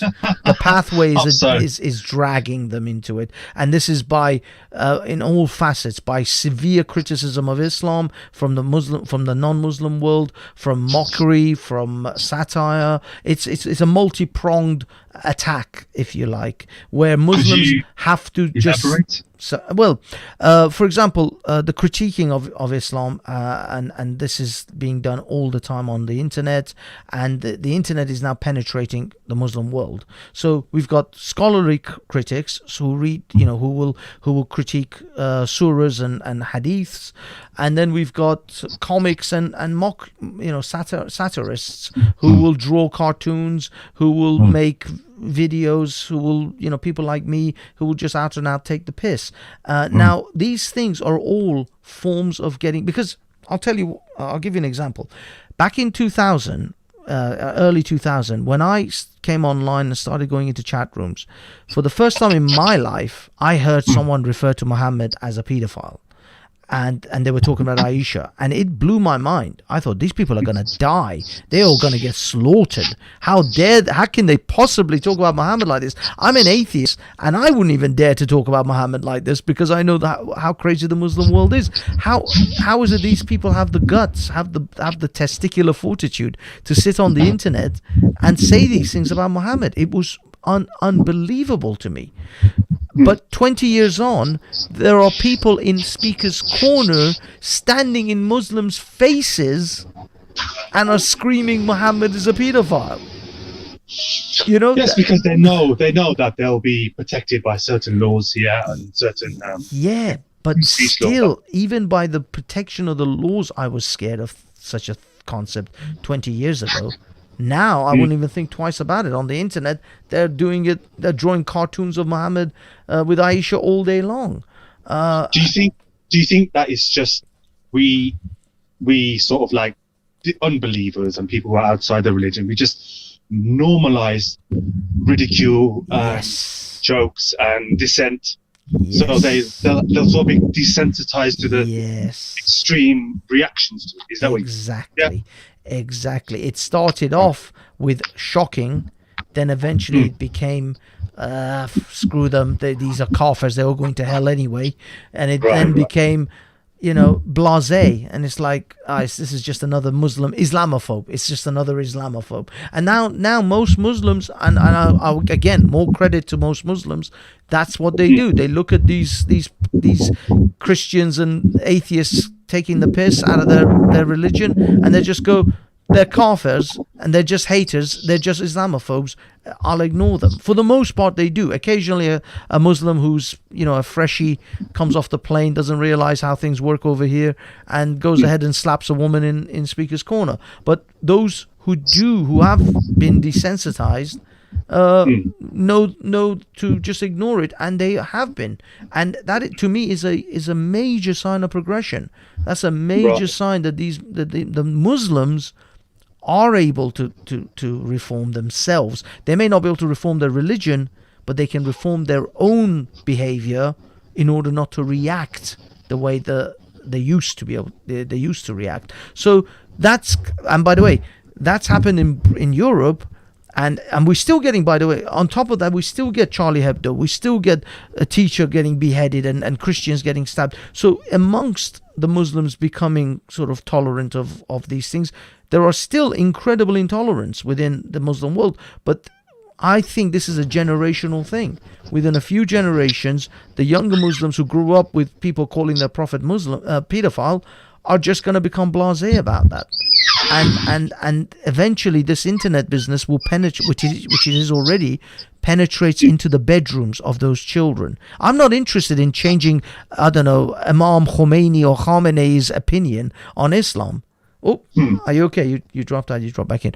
Yeah, I'm not interested in changing any imam's opinions on Islam. I'm interested in changing that imam's young daughter and young son's opinion on Islam, because that's who I'm aiming for. I'm not aiming for the you know, dying the wolf Muslim who's been raised in Islam for the last 30-40 years and he's completely, you know, indoctrinated. I'm aiming for the 14-year-old that's sitting on the internet. The future generation. Exactly. Yeah. Because they're the ones who will eventually grow up to become even more tolerant of the intolerance of others towards their religion. And I'm not saying this is we should go out of our way just to step into a Muslim. I mean, I heard stories. This is back in the 2000s again. I heard a story when these people online became so aggressive towards, especially this was after 9/11, by the way. So this was like 2001, late 2001, 2002 kind of era. And the Americans were absolutely furious about Islam, and they were fuming about Muslims and Islam. Every day they were just ripping the crap out of Islam. And I heard this woman talk about a story, tell a story about how she confronted a Muslim woman in a shopping center or shopping mall car park. And she started berating this poor Muslim woman about why she's out alone without her husband, and that this is against Islam, until the Muslim woman started crying. And I'm like, what the hell is, what is wrong with you people? What kind of insanity is this? Oh, no, actually, I would agree with you there, where when it becomes more prevalent in the society where this is normalized, and so young people who might be, like taking in this kind of content of ridicule and satire and dissent, and they understand that that's part of Western society, and there might be even certain laws to protect that kind of criticism of religion, because sometimes I think, oh, where do we draw the line between hate speech and criticizing an ideology? So like, I might be willing to concede that point. I might be willing to think, yeah, maybe if it was more, because I honestly believe that it's due to interpretation, and when those interpretations influence culture, it's those cultural dynamics that we need to sort of like address. So it's like a Muslim in, say, I don't know, in say France, a moderate Muslim in France wouldn't be the same as a Muslim in Yemen, for example. Like, Of course. so like they might have a different understanding, which is why I kind of like, I'm a bit hesitant to sort of say, well, Islam is this, it's Islam that's a problem, because there's many different interpretations. Apparently there's like 72 sects that they fundamentally believe there's a mono God, there's one God, and Muhammad's the last messenger, and they believe fundamentally in the tenets. But it's everything else that's like, whoa, okay, so some Muslims drink, some, like you said, some Muslims cherry pick, and some Muslims, like you say, follow this extreme by the book, according to like following the role model of the Muhammad. They're practicing a 7th century lifestyle in the 21st century, and I think this is the way it should be. There's nothing else. Like they're stuck in the sort of medieval, the ancient times of Arabia. For where the desert dwellers to. So in fact, some of them want to roll back to that. The Taliban started banning television because they thought it's a corrupting factor, and they crazy things like that. So yeah, some people want to roll back to the 7th century. Yeah, that is problematic. But my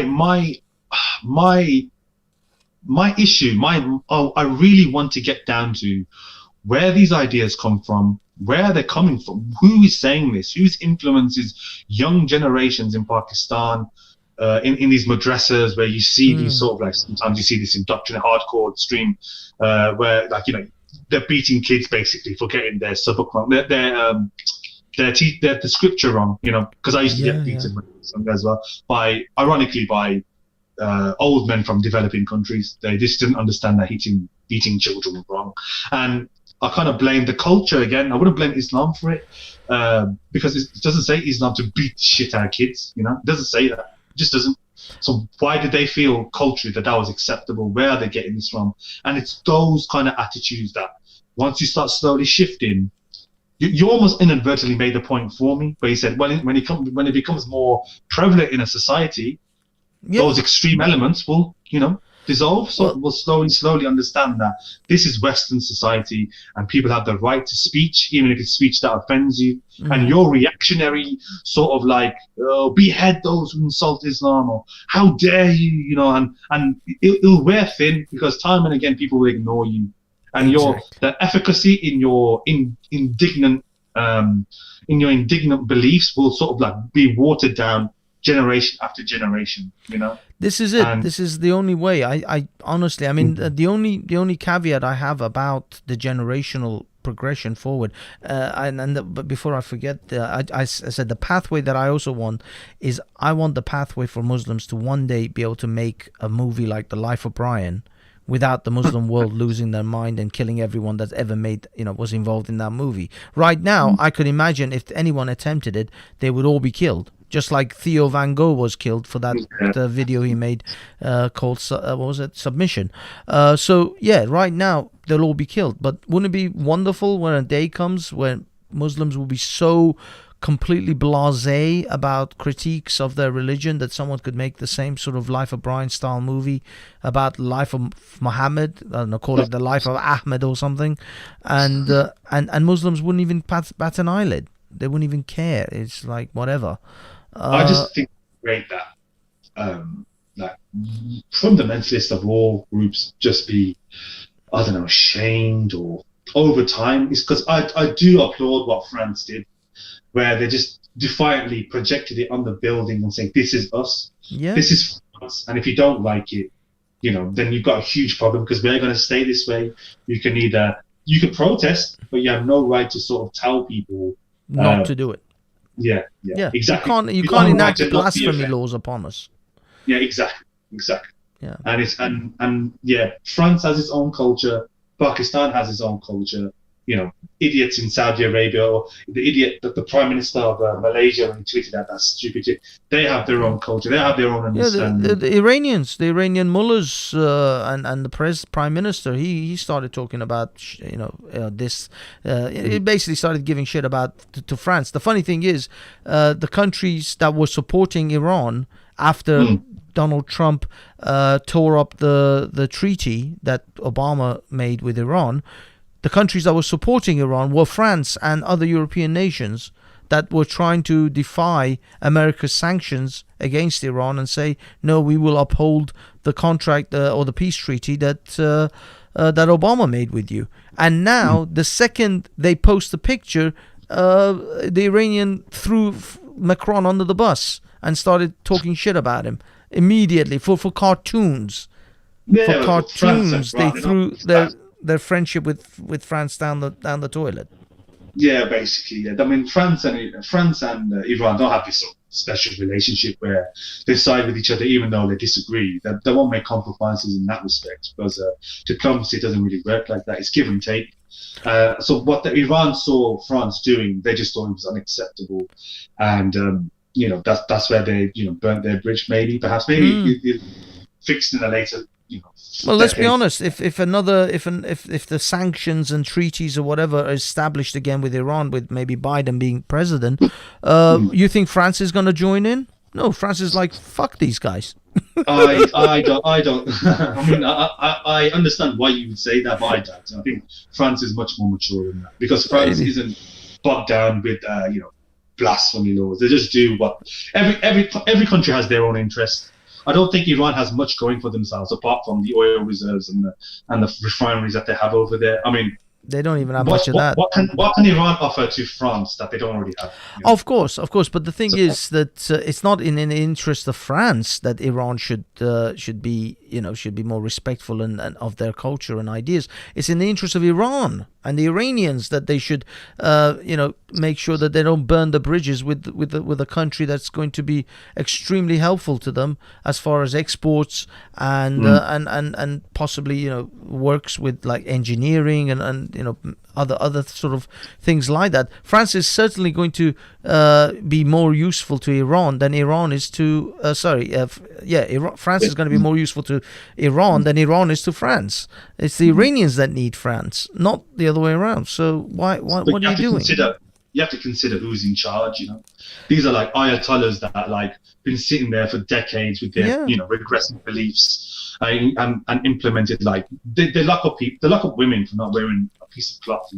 It's ridiculous, and it's those people that hold Iran back, because I'm willing to. You've probably seen clips of like when Trump was threatening the Khomeini, I think his name, the ayatollah. Khomeini. Okay, and they two were going back and forth on Twitter, just ridiculous. It was like an episode of Black Mirror. You just think, what the hell's going on here?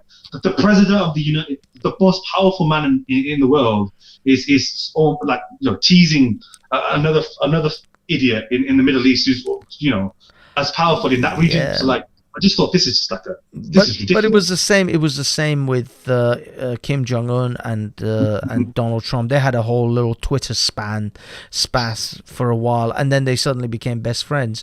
It's because I don't know what insanity Trump. Maybe some people say he was playing 4D chess or some craziness, but by some crazy scenario, these spats over Twitter became a situation in which they both met, and then they were bosom buddies all of a sudden.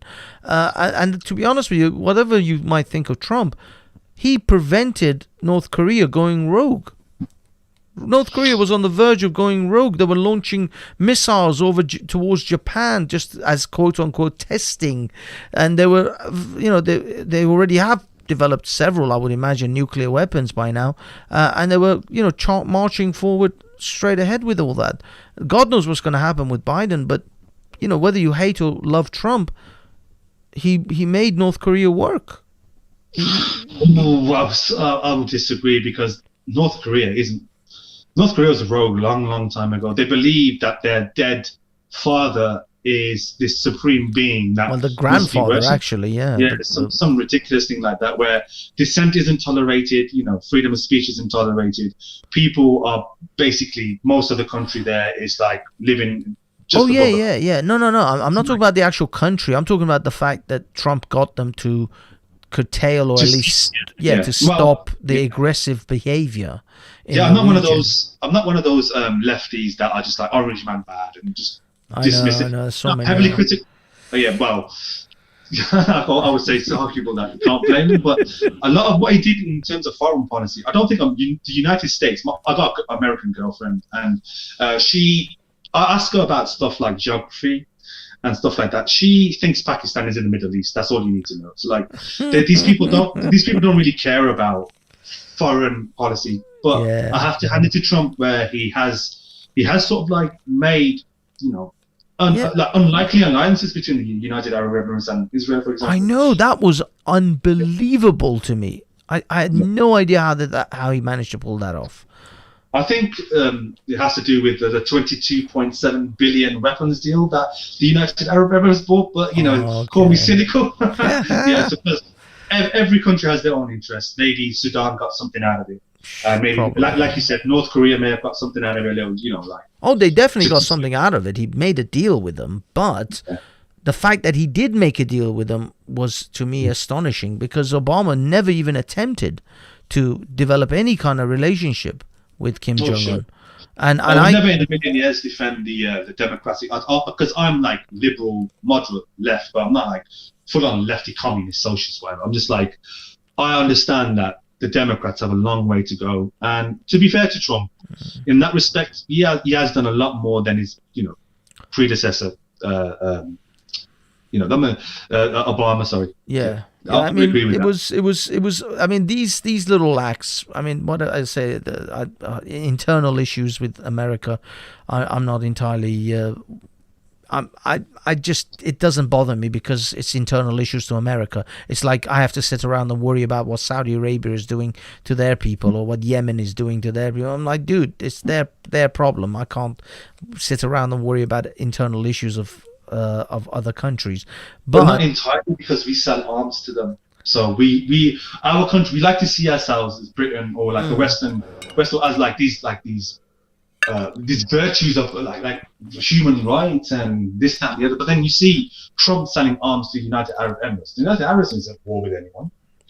Saudi Arabia likes to bomb people. I mean, you see what they're doing. Oh no, I meant the internal policies, like economic policies or tax breaks. Domestic policies that Trump did.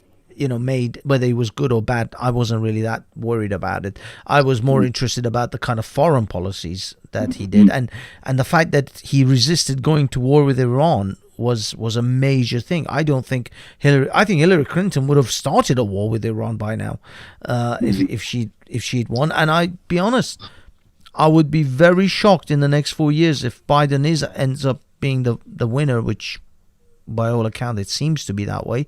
It's been he's won it at least like 4 times already this week. Yeah, so I think it's like 307 compared to what, 220 something. Yeah, it's a landslide. It doesn't look good for Trump. So if it ends up with a Biden presidency, I'll be honest, I think he's going to go to war with Iran. They're going to pick a fight. They're gonna pick something up. I don't know, but I just have a feeling that I get that gut feeling that because there's a lot of war hawks in the American politics who want to go to war with Iran, but they were stuck for a long time in the quagmire of Iraq. They still are to some extent. Syria was a bit of a shit show, and Afghanistan is still a problem. So they had their hands tied for a while. But I don't know, maybe in the last 4 years, they managed to loosen some. Maybe this corona will keep them busy for a while, so they won't start new wars. I think Biden's on his plate when he takes charge. Yeah. The funny thing with him, he has this sort of like My girlfriend told me again. She said, "Oh, well, he's been in office for a long time. He sees how things work. He's always been the second hand, the second most powerful person in the White House, the vice president. So he True. sees how these things happen." And I'm just like, he's so casual. He's just so smiley. He's going for bike rides and he's making jokes about liking ice cream. But this is like unprecedented. 200 and what? The last time I checked was 35,000. That's a ridiculous. And then like a million 330. just in Texas. Yes, just in Texas alone, there's a million cases of coronavirus.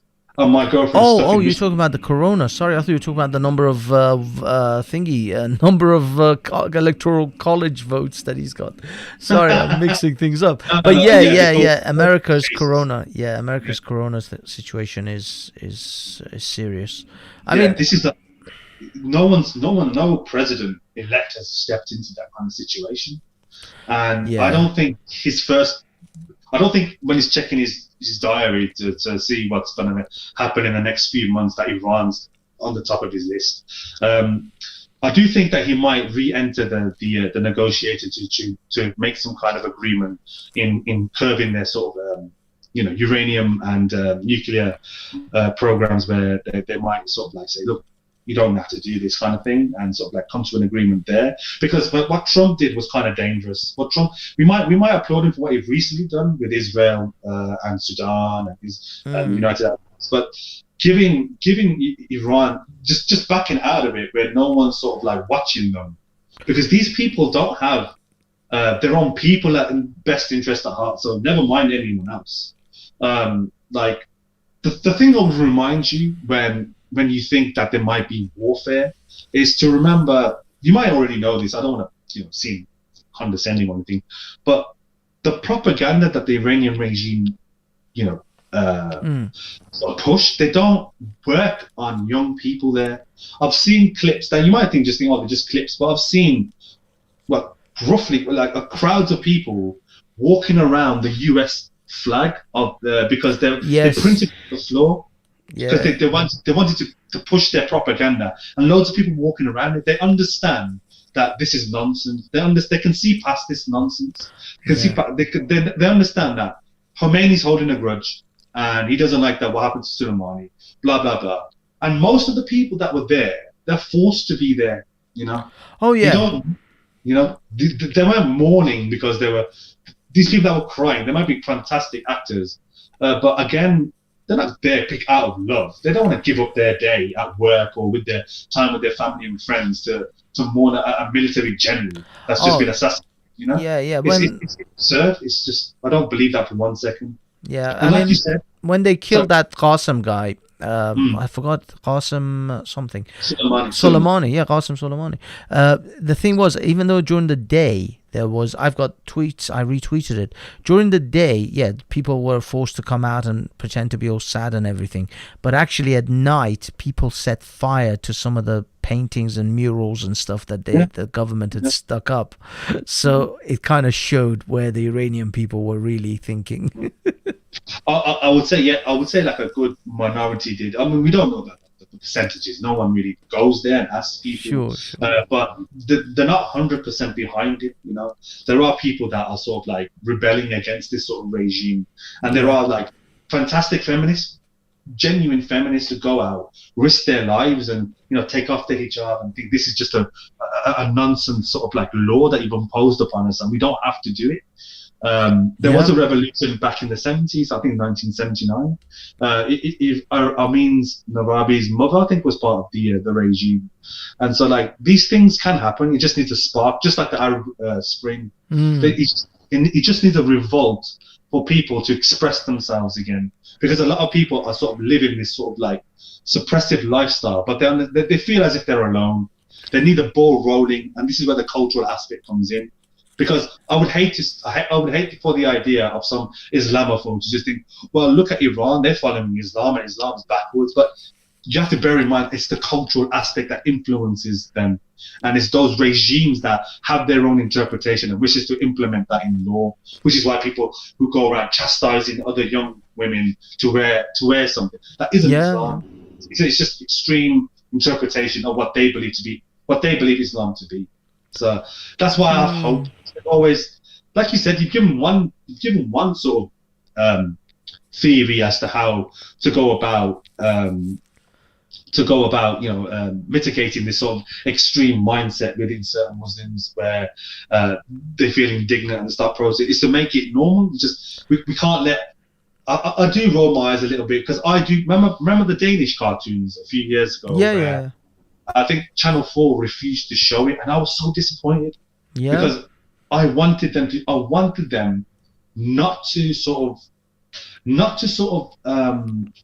give power to the extremists. You know, yeah. I don't want them to give legitimacy to the blasphemy of what extremists believe that cartoons to be. Because when you are in danger of, when you start like watching what you say and what you do, and you're in danger of offending people, then you're just basically, you're not respecting free speech and expression. You're respecting the minority, because I don't know. I just don't like it. Some aspects of the left sometimes I just think, oh my goodness, you're just supporting what they believe. Let's just normalize these things. I think Charlie Hebdo was fantastic. They take the piss out of everyone. Well, that's the main thing. They are an equal opportunity offenders. They don't just, I mean, people were talking about, oh, they only do Muhammad. No, they have Jews, they have Christians, I say Buddhists, everyone. It depends on the particular, thing that they're doing, but just about everyone gets it from them. Except from like sensitive Muslims, because I do believe that, because I think the reason why I'm so certain of it is because I was one of those people that had that kind of mindset. I'll give you an anecdote of mine. When I was a Muslim in my early 20s, I'm 32 now, so like it's a while ago now. It's like over 10 years ago. So like I used to hang around with my friends, and we used to like just go out and about as young people do, late at night, because we don't have anything better to do. We just used to ride around on our bikes. And so I remember my friend telling me that George Galloway founded a party with Salma Yaqub. Salma Yaqub's this Labour sort of. I think she's an independent now, but she's like this liberal Muslim woman, one of the few in Britain basically, and she's quite famous. Not everyone knows her, but she's quite famous in the political circles anyway. And my friend was telling me that George Galloway and her founded the Respect Party, and they both support the idea of homosexuality.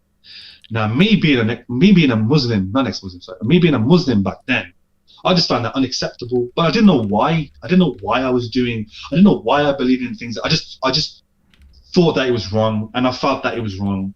So what me and my friends did, was they used to post placards of like political vote respect, vote liberal, vote Labour, vote conservative on the lampposts, and they used to post them everywhere on street lamps. All across down the road, every road basically. So it was just like normalized everywhere you go, because it was close. It was the run up to an election, and I saw a few Respect Party placards posted on these lamps, and we went around and pulled them off and started swinging them, just tossing them away, throwing them on the floor, just as many as we could. But it was that zeal, it was that sort of enthusiasm to take them down, and it was fun. Wow. And we just thought, like, gay people are just like, no, we don't. But we didn't understand where our bigotry was coming from. Why do we hate gay people? And it's that kind of mindset that I want to tune into. Because if you were looking at me and you weren't a Muslim, you would think those Muslims are extremists. But we were just normal kids. We were just 22. We played video games. We had girlfriends. We liked to go out. We liked to eat. We went to the mosque as well. We read the Quran. We respected to our families, our mothers. We were like just kids. But this idea of homosexuality just repulsed us, but we didn't. It wasn't so much the emphasis of why we hate it. We just followed through the bigotry of hating it without thinking about it. And I was one of those problematic Muslims, so to say, that wasn't tolerant of other people, who did. If you told that young kid that was 22, now 32, if you told that young kid that you would go the opposite way, you would just 180 that shit. You wouldn't have this mindset of accepting of homosexuality, accepting of LGBT communities and stuff like that. I would think, no bloody right, are you mad? Are you stupid? I'm not this guy that makes friends with faggots, all that kind of stuff. Yeah. I would use that kind of language, and I would use it freely because I was in a community or in a group of friends in a circle that's believed in the same thing. But yet, if you asked every single one of us why we hate it, you would just say, because so and so told us it's wrong. It's just wrong, but we wouldn't understand why it was wrong.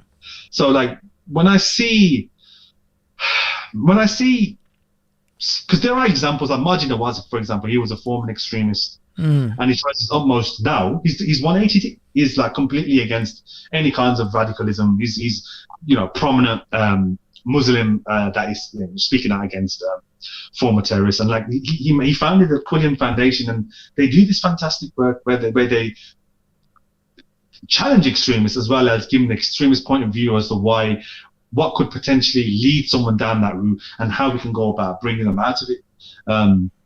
There's no like set rules of how to do it. It's just the ideas and the conversation is fascinating because a lot of people go down that rabbit hole, and some people are just too far gone to see reason.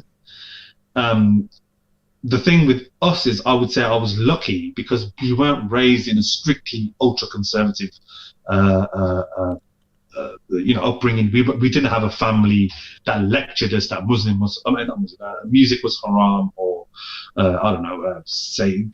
anything that seems a bit Western was haram. We should always just read the Quran and be good Muslims and not go out. We were like just normal kids, but we just had this sort of elements of prejudice and extremism that you would associate with Islamists and think, whoa, like we hated Israel, for example, for no bloody reason, but yet there was always this sort of anti-Semitic sentiment within other people who spread their own agenda politically and influenced us subconsciously because we were listening, Jews this, Jews run the world, there's the Zionists that, it was this sort of like rhetoric that I got from other people, but I wasn't thinking for myself. I'm just a dumb kid, Yeah.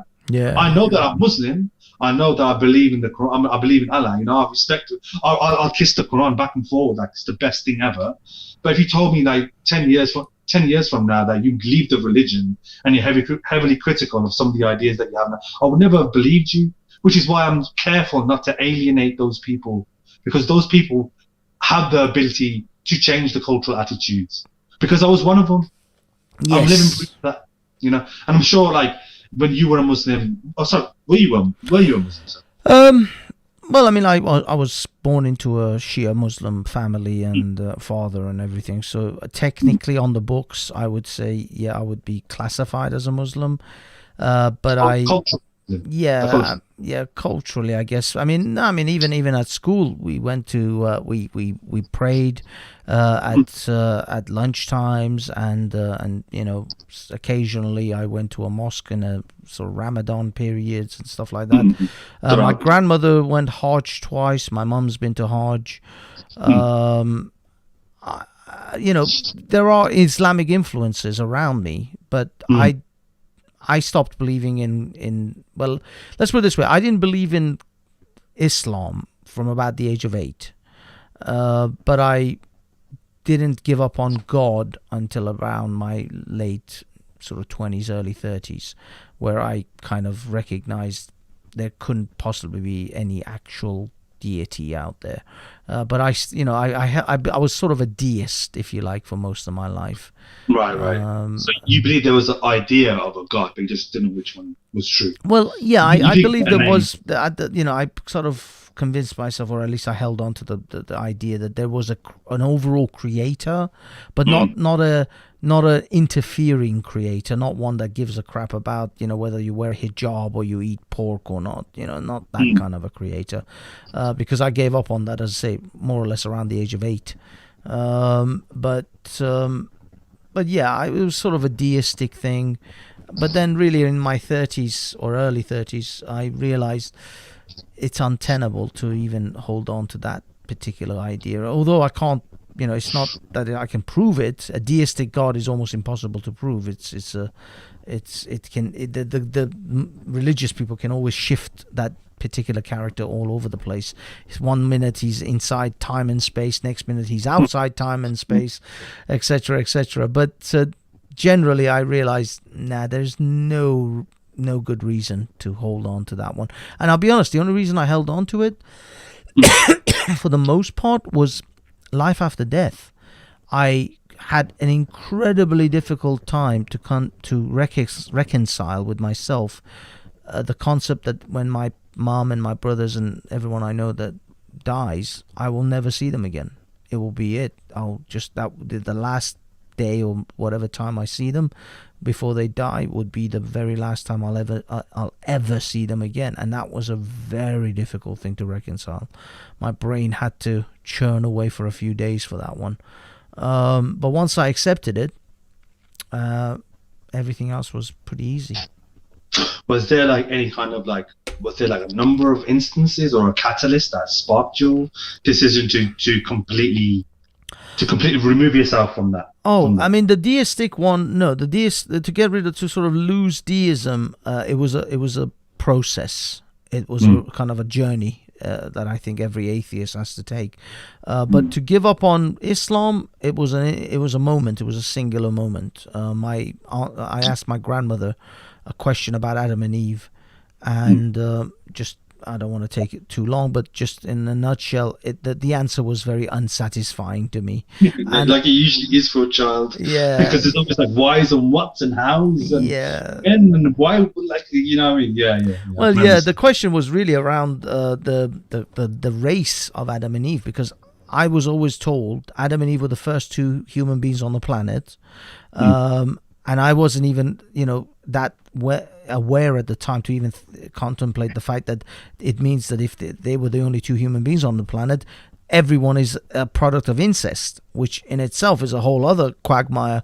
But I wasn't even thinking that because I had no concept of sex and sexual reproduction. But what I did know is that Adam and Eve, for me, the pictures that I'd ever seen were white people.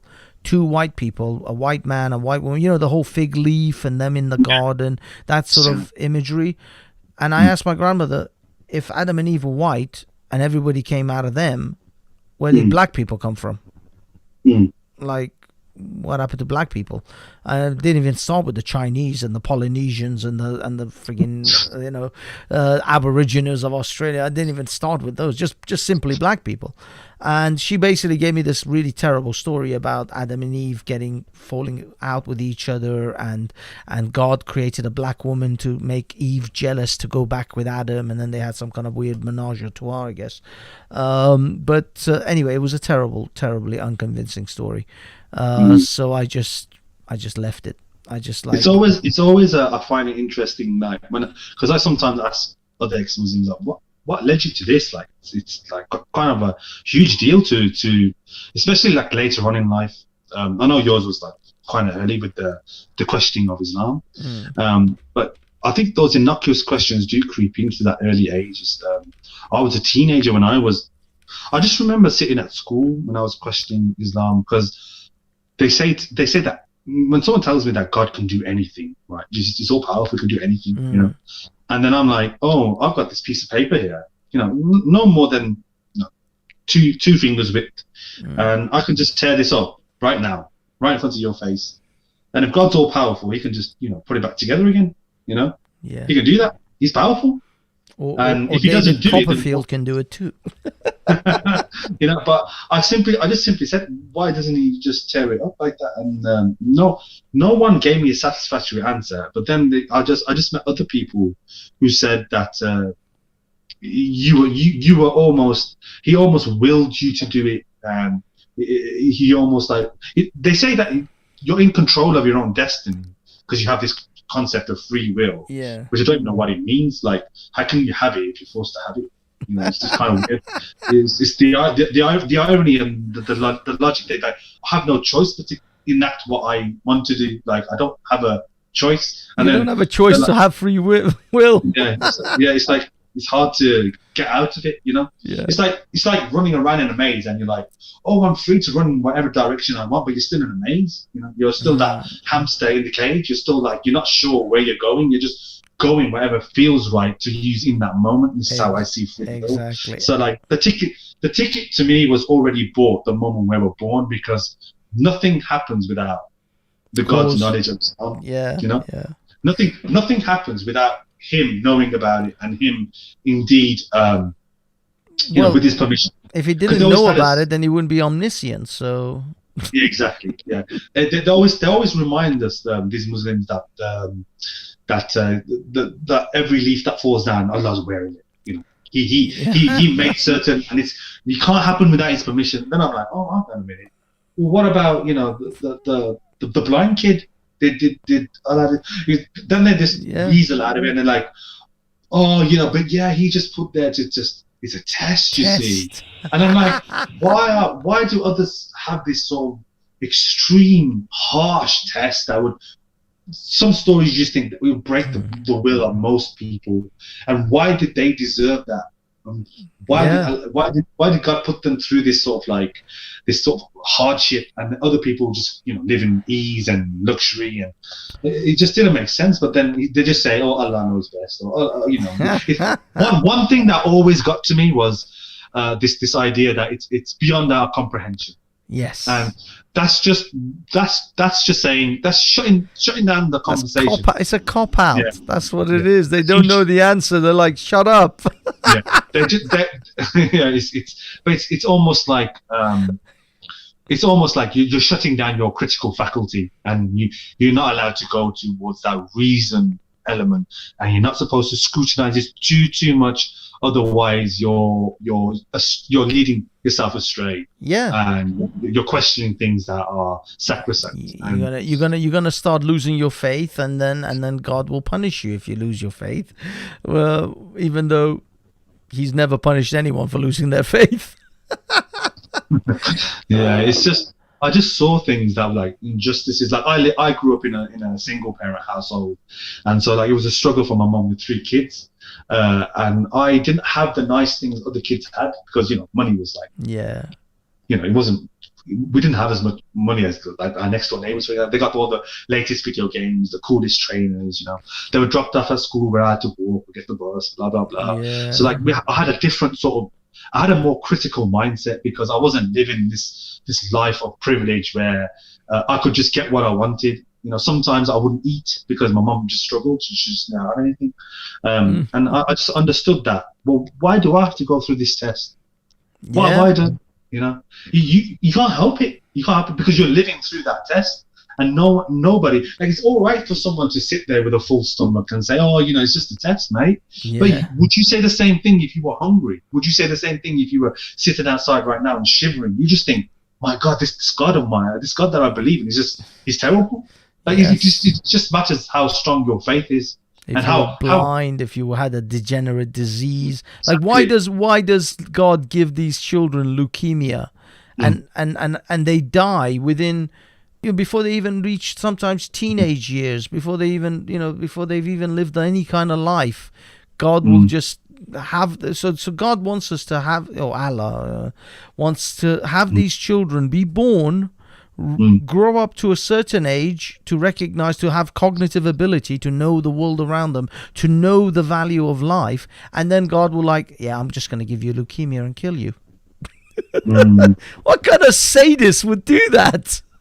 It's just, you got to be sadistic. It's just for like where His creation, we belong to. They always say that and we belong to Him. So we're the sort of like subservient beings to Him. So we're supposed to be here just to follow Him, not to criticize Him. That's even worse when God gives little children leukemia and degenerative diseases. It's basically saying, you know, you're my little toy thing, and I'm just going to screw with you and then kill you because you're nothing. It's like you teasing little puppies and killing them. We put people like that in jail. We have a higher morality than God. One thing that did sort of spark my mind, sorry, I have to, like, it's a profound, for me, it hit me, like, because I've seen some terrible things, you know, like, I've seen my mum get beat, and, you know, I've seen things like, you know, just horrible, just everyday shit, basically, not like sunshine on roses. So like, I have this sort of like, I don't know, analytical mindset where I just think, what's the best way we can go about things? Because otherwise, you got no choice. If you just wallow in self pity, you're not going to get anywhere. You have no choice but to find a better solution, which is what my mindset's always been. So when you're growing up poor, you have to find ways to sort it out. You're not going to just sleep hungry because it just sucks. Yeah. So you're going to go to like certain, I used to steal. I'm not going to hide that. It's just, but I had to eat. Basically, I had nothing. So like packet of crisps here, Lucozade bottles. If I was really lucky, I could steal a baguette from the shop. But like we just didn't have anything, so like I had that kind of mindset of how I'm going to survive. I just one thing that did blow me away is there was this podcast I watched. It's called the Atheist Experience with Matt Delahunty. Popular American call-in show, and it's still going. To be fair, they've been doing it for like over 10, 15 years now. Yeah, something like that. But my favorite was always Tracy. She's left the show now. She was like one of those stalwarts that was always there. Like usually, just 9 times out of 10, she was on form, and like she didn't like. She was just like one of those people that I just thought I enjoyed her input. And there's this famous quote. I posted it on Reddit because they got a subreddit dedicated to atheist experience. And she said, the difference between me and your God, if I knew there was a child rapist living next door to me, I would stop it, whereas your God wouldn't. Yeah. And I just, okay. And I don't know why that hit me, because it isn't like I'm literally living next door to child rapists, but I understand the sentiment that we intervene things that we find morally reprehensible, and we can do something about it, whereas God just doesn't. It's just blasé. Well, this is why I moved very quickly into the whole deist kind of a God, was because I figured, okay, even if there is a God, it's indifference about what we do. He doesn't give a shit. He's not looking to like do things for us.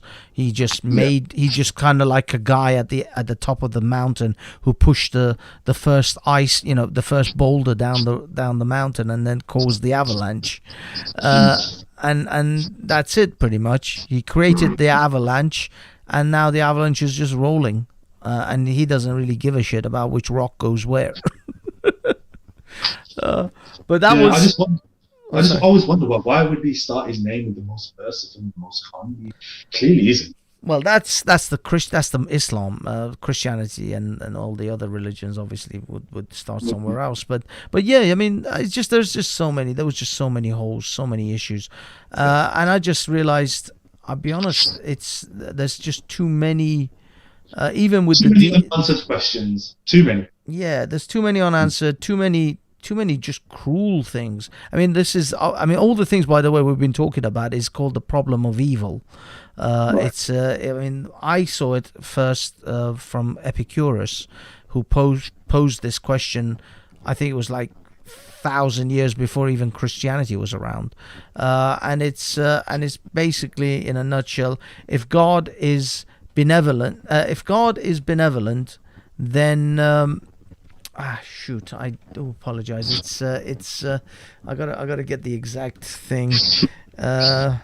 I think I know what you mean. I've seen it before, but I don't know if word for word. So I was interested to see how the quotation is. Yeah. If he's kind and merciful, why would he allow evil to happen? If he's moral, and if he's like powerful, all powerful, then why doesn't he stop? And if he doesn't stop evil, then he isn't all powerful, that kind of thing. And if he can't, then he isn't benevolent. It goes along them lines. So I know what you're referring to. Yeah. It's as I say, the quote. Man, I always have the quote somewhere handy, but it always when I need it, it's not there.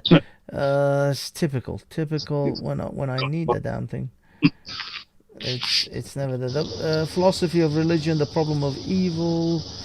Oh, come on, where's the quote? Damn it, can't see it at the moment. It's always the case. Evil questions. Here we go. It's experience of suffering, evil, and suffering is with an omnipotent God. Yeah, if omnibenevolent, No, it's just giving me explanations. It's not actually giving me the quote, you bastards. I had the quote like saved as well because I use it so often. But yeah, if God is all powerful, then why is there evil? If he's unable to sort of prevent it, then he's not omnipotent. If he's able to save it but he's not willing, then he's malevolent. And if he's neither willing or able to stop evil, then why call him God? That's paraphrasing quite badly, but yeah, that's basically every aspect of cruelty in the world, which God would be capable of preventing within seconds. It's like a click of a finger. All of these things are the problem of evil. Effectively, that's where it all stems from. Which Christians, and by the way, Christians and Muslims all claim that they've actually answered the question, even though this question has been posed for like 4,000 or 5,000 years, and none of them have actually answered it. But nevertheless, if you ask a modern sort of Christian or Muslim, I can show you several from Speaker's Corner who claim, oh, that question was answered years ago. Oh, we've elbowed it from the top rope. We've crushed that question. I just see those kinds of people as sales reps, where they've got a pitch to make and they don't want to show. They want to come. They're basically proselytizing. They won't admit it. They won't come around to Speaker's Corner and say, we want to make everyone Muslims. They just want to argue their case as convincingly as they can to the people who are listening, or who are because they want to show that the belief is rational, which it isn't. But they want to show everyone it is, and they want to show that science can't.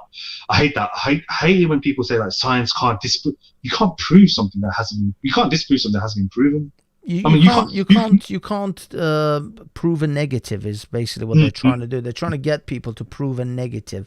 You can't prove a negative. You can't disprove something. You just can simply prove or demonstrate that it doesn't exist. I can't prove. I can't even prove that it doesn't exist. I can just simply show you that it is improbable or highly unlikely. But there's always caveat. I mean, that's why the deist God is the God that no one can really disprove as such, is because it falls into this thing of you can't prove it doesn't exist.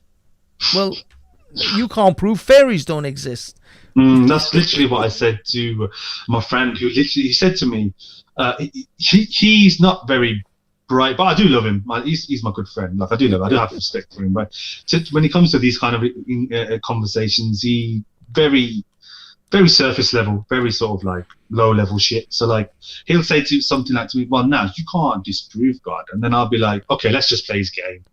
So I'll just say something like, okay, man, his name's man. So I say, okay, man, I shed in my back garden, and there's fairies that only I can sense, see, feel. They talk to me, and no one else can sense it. No one else can contact them. Only I can contact them. Now you need to show me. You can't disprove that, can you? And he's like, well, I think you need to go to a psychiatrist. But he's missing the underlying point. He can say that to me, but he's missing. I've just basically, because whenever I'm asking for evidence of God, he'll go to the Quran. He'll say that because the Quran says it, or he'll use something ubiquitous that's found everywhere, like reality, the trees are proof of the Quran. The cars are, do you know what I mean? People's toys are proof of, do you know what I mean? Plants are, and it's just silly things like that. Literally everything. That's evidence of God. That's evidence. That's just nature. Where's that's evidence of a tree. A tree is an evidence of a tree. It's not an evidence of anything but a tree. I just said to him, okay, so if you're going to keep telling me that I can't disprove something, then can you disprove? Then why do you assume it to be true? So you can't disprove that there's fairies in my shed. You can't. You literally can't. You don't have any modes of element. You can't disprove it. I can't show you it. I can't prove it, but you can't disprove. So do we assume that's true?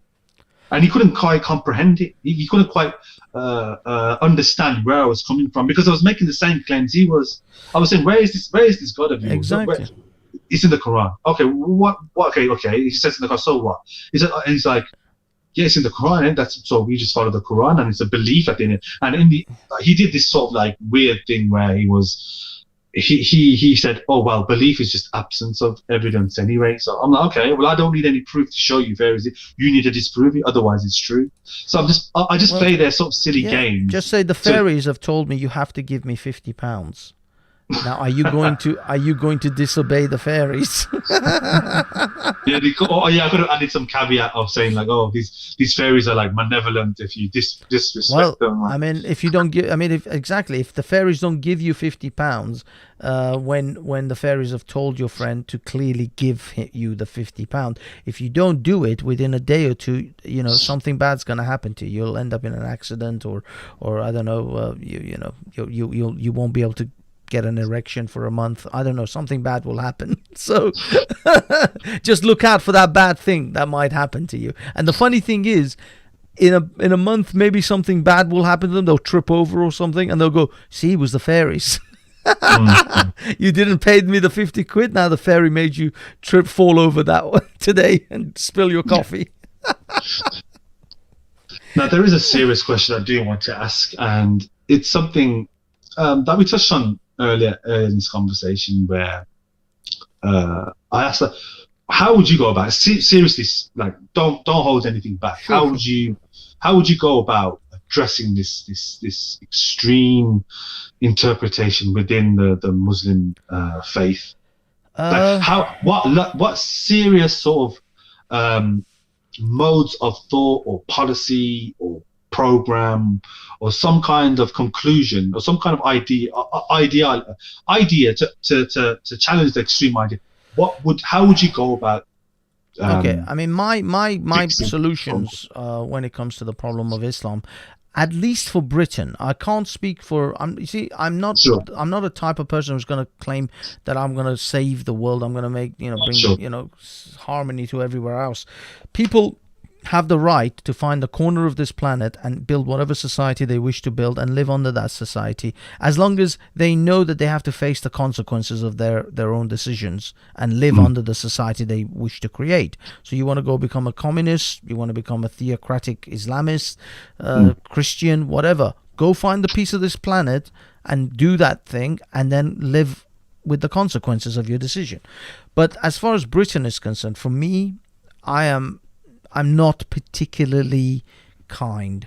I would the first thing I would do is change the the way we address Islam. The way we categorize Islam. I would change the category of Islam from a religion to a political ideology. So it's no longer given religious credibility. It becomes a political ideology like communism, socialism, Nazism, whatever. The isms, all the other isms that we have, capitalism. If you do that, you'll immediately change how we approach Islam from that point onwards. We no longer have to, just because the Jews get halal, kosher meat, you don't get halal. Because you're not a religion. You don't get the same equality as other religions because you're not classified as a religion. You don't get tax exemption like other religions do for churches and mosques and synagogues. You don't get all the privileges, basically, that Islam enjoys as a religion will immediately be stripped away. And that would change our entire relationship with Islam in Britain within literally overnight. Literally overnight, things will alter. And then Muslims in Britain have to then decide, do they want to live in Britain with those sort of conditions, with that kind of status? Of course, when it comes to them respecting their religious idols, Qurans and Muhammad and all that, that's all out the window. We don't give a crap about what you do with pictures of Stalin, with pictures of Hitler or Mao. Nobody cares. You can draw them in any which way you like. No one will give a damn. And Muhammad will fall into that same category. The Quran will fall into the category of Mein Kampf and Karl Marx's book. So again, all of these things would immediately change overnight. So Muslims would then have to decide, is this a country that they really want to stay in? If you want to stay in this country and live under the terms of Islam the way it is, then you'll be fine. If you're a cherry picker Muslim, if you're a sort of very isolated kind of a person who keeps their religion inside their house, you won't have a problem. But all the Dawa guys will go. Most of these mosques and these Saudi funded preachers, they'll all be gone because they can't make a buck anymore out of Islam. Islam will no longer be profitable for them in this country. So Muslims will still remain, the ones who don't want to espouse their religion onto other people, those who are not pushy about their religion, the sort of passive Muslims and the cherry pickers, they won't probably find any problems. But the aggressive political type Muslims, they'll have a world of pain because they have to now compete on the same footing as other political ideologies. They have to compete with the socialists and the communists, which they do anyway right now. But the thing is, Islam competes with them on a political level and has the privilege of being a religion which cannot be questioned and really scrutinized in the same way. So they are actually right now getting the best of both worlds. They're having their cake and eating it. You change the category of Islam, and I think Islam will not be able to contend with the communists. Do you think with that kind of mindset, and I'm not saying, I won't flat out say you're wrong. It's quite extreme for me. Oh, it's definitely extreme. Yeah, in your own words, you might think that. But do you fear that with that kind of, that kind of approach, that you may just alienate even the good ones, even the ones that you just say, you can practice at home, because they might feel as if it's a infringement of civil liberty, like it's an infringement on free speech, even like. Oh yeah, freedom of religion. They won't have freedom of religion anymore because it won't be a religion. So they won't have that freedom because it's not a religion. You've changed this category, and so it's a category issue now. If they want to presume freedom of religion, you don't get that. You don't get equality of religion with other religions. So you want, as I say, halal, you can't get it because you're not a religion. You want mosques.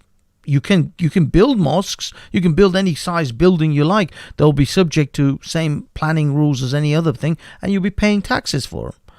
I personally don't think any religion should be tax exempt personally, but right.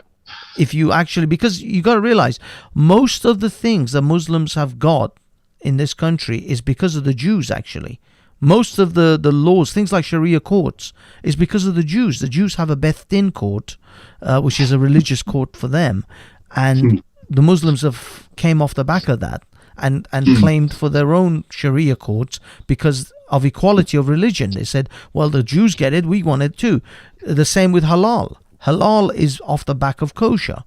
Well, you change the category for Muslims, they don't get any of that. Would you scrap things like Islamic schools or? Absolutely. All of that will go, because do we have Nazi schools? Do we have communist schools? Do we have capitalist schools? No, I understand.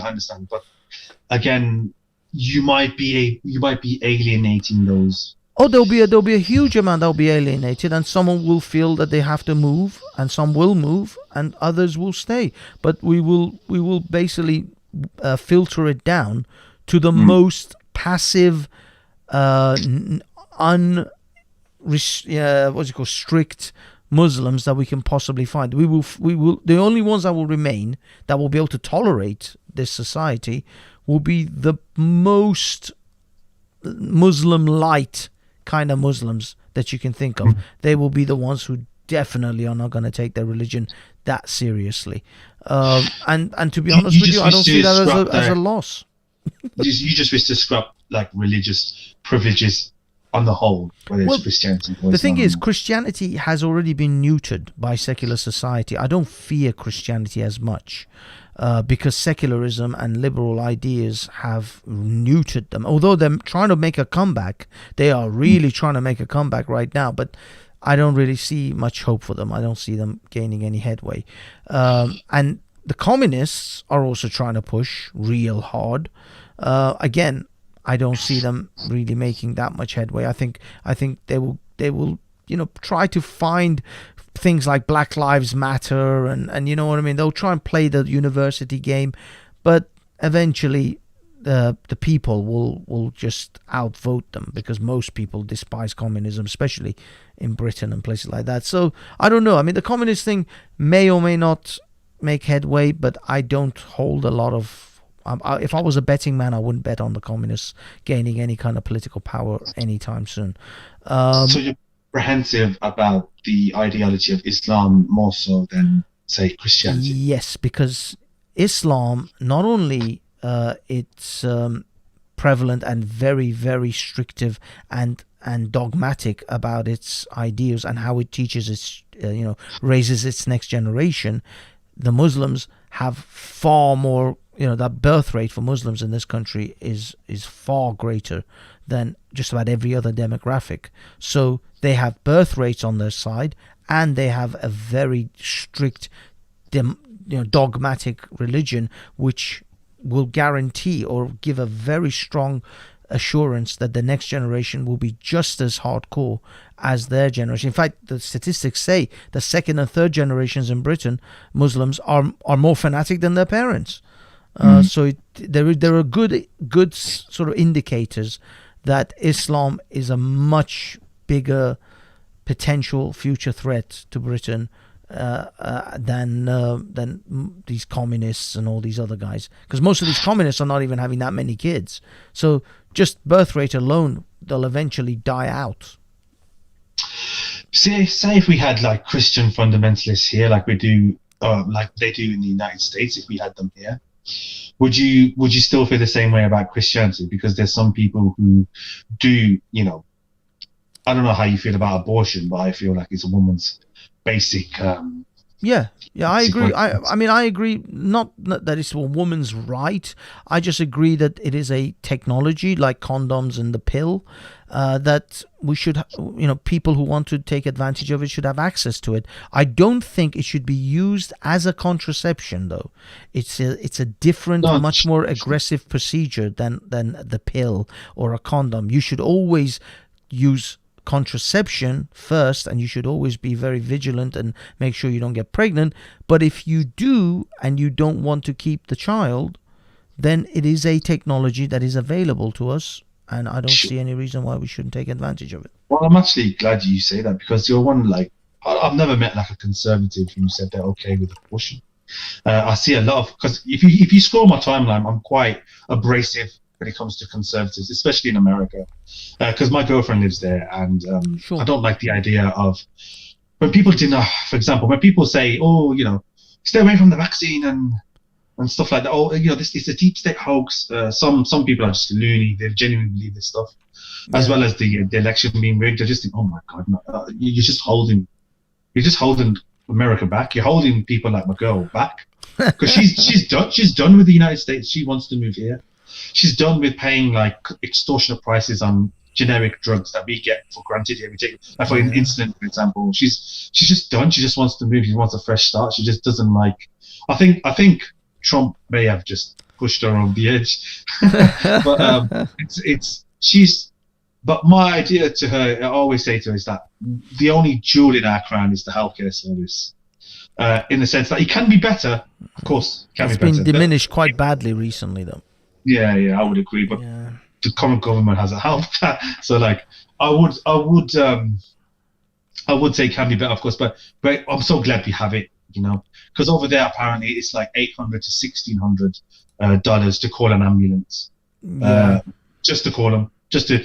This is before they've even got you in the ambulance. The call out charge is like, there's 6 to 18.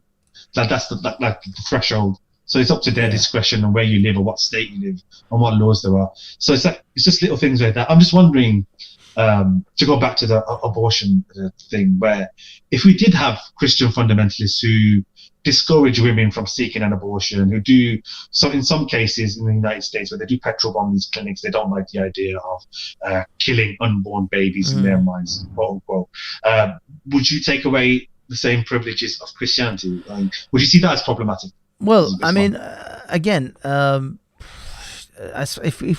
first of all, in Britain we don't have nearly the problem that they do. But if Christianity was to increase in its influence and power again, like it had previously in previous decades, then yeah, I think there would have to be steps taken to become just like France. You know how France has a very, very sort of almost zero tolerance for non-secular ideas taking power in the country.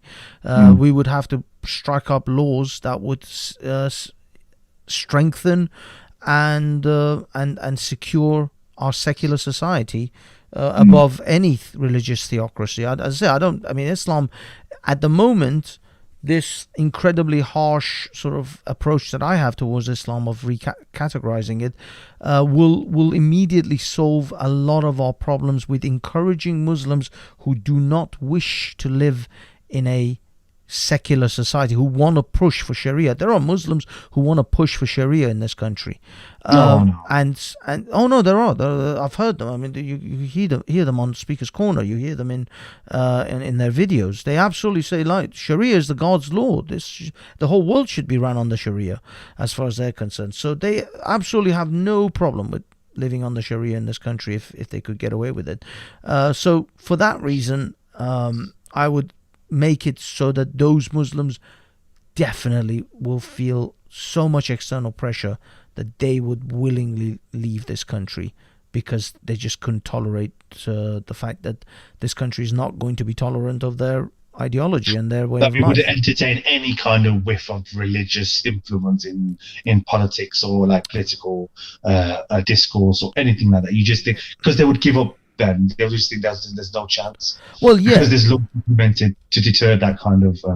Yeah, I mean, there is to some extent, and the thing is, to say any whiff of religion, morality, ethics, to say that our morality and ethics is not somewhat rooted in some form of Judeo-Christian religion in this country is ignoring reality. This country was a Christian nation for a very, very long time. The codes of conduct and ethics and rules and the laws were struck up based around that theology. So it is already in our system. There are people in the House of Lords. There are some, I forgot how many. There's like an appointed certain number of priests that are in the House of Lords, and all our laws go through the House of Lords before they become law. So already religion is in this country. Religion is in the government, which is far more than I'd care for, to be honest with you.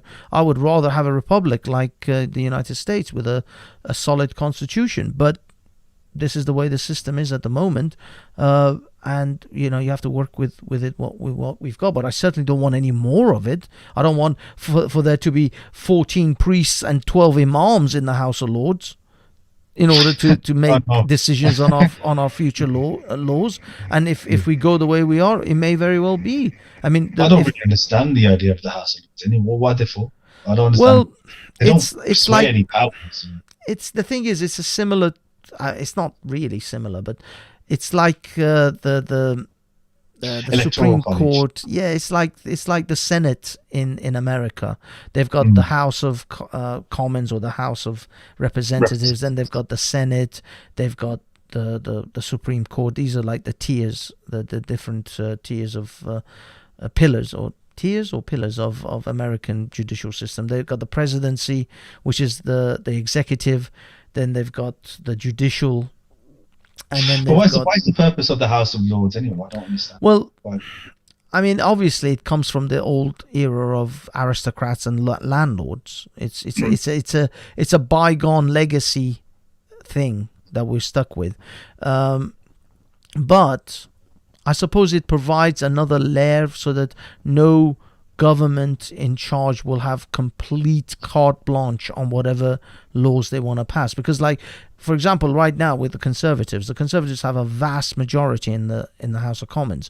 If it wasn't for the House of Lords, they could just pass laws willy-nilly without any checks or balances. So I suppose I give it that there is another check on the Conservatives in that it has to go through the House of Lords before it's passed.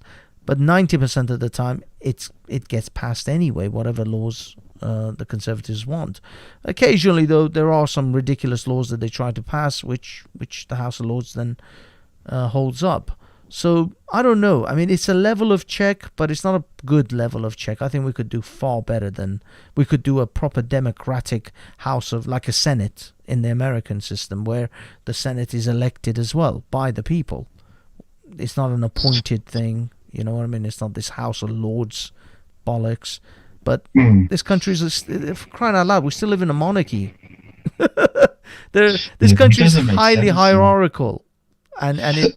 On the one hand, I don't like the fact that they are a family of like unelected, like no one. They're just there because of birthright, you know. Like they're just there because of lineage. But like, I also think when I ask someone, I'll ask you in a second. Like, when I ask someone, like, what does it mean to be British? You know, what values do you prescribe to being like a member of this society? A lot of people would use people like the royal family as like an element or a fabric that people recognize in this country and admire and respect, especially the Queen. I mean, she's just like textbook when it comes to like public etiquette and just watching how she carries herself. Like, I don't think there's been a scandal. There might have been a few things here and there which has fallen out with like Diana. Andrew like hasn't exactly done a stellar job. Yeah, but that's not really her fault, is it? She's basically carried herself in like almost like, you know, like in high regard, like flawlessly, in my opinion. Yeah, but like people would say, well, that's like an example of to be proud to be British. Now, if my worry is, and I sort of sympathise with the conservative viewpoint here, my worry is that if we take away those kinds of institutions or those kinds of things that we associate with being, you know, citizens of this country, the sort of cultural aspect of it, like what do we have then? Like, what is it that binds us together? We must have some kind of like commonality. And I'm not talking about the stereotypes of us eating fish and chips and queuing up and complaining about the weather. That's whatever. That doesn't really bind us all together. That's just things that we do. Well, it's a colloquial. It's a thing. It is something that if two English people, two British people meet in Spain or in Germany, right, those little things, then you realize how important, how much of a role they actually play in connecting us and recognizing that we're both Brits. But I think I'm talking about the values, though. Yeah. What is it that we are like those proud values? of? Look at Locke, look at Hume, look at the values of democracy, values of freedom of speech, freedom of expression. These values, the liberal Enlightenment values, are very much British values. The value of fair play, the value of you know, they come in different categories. Law, and stuff like just respect, fundamentally, democracy is quite a vital part to this country. Like Britain is pretty much the mother of democracies. Yeah. What is it that what as a conservative, what do you find most frustrating about the left in general? And I'm not talking about, because I'm like moderate left, like, you know, centre left. I'm like Labour, but there are elements within the Labour Party that I find frustrating, and there's definitely things I find with the hard left that I just do not want to associate with that. They're cranks, in my opinion. Anyone who wants to abolish the free market and replace it with this sort of utopian pie in the sky, sort of like socialist, where everyone owns a piece of the sort of like elements of the production where they're working at. There's no bosses, there's no property rights. It's just to me, you might as well talk about Narnia. You know, this is never going to happen. So like, I want to live in the reality that we find ourselves in, like pragmatic solutions of what could make our country better. So like, that's the element I find within leftism that I find frustrating. But what do you find frustrating with the left in general? I mean, the thing is, for a long time, and I still do consider myself on the left in a lot of ways, but as far as the far left and the crazy left is concerned, then unfortunately, the communist infiltration, if you like, the neo-communist infiltration in all the different facets of leftist ideology, like feminism, has been tainted by communists. Racial, racist or racial integration, the whole business of making sure that everybody is the Martin Luther King kind of speech. People are judged by the content of their character rather than the color of their skin.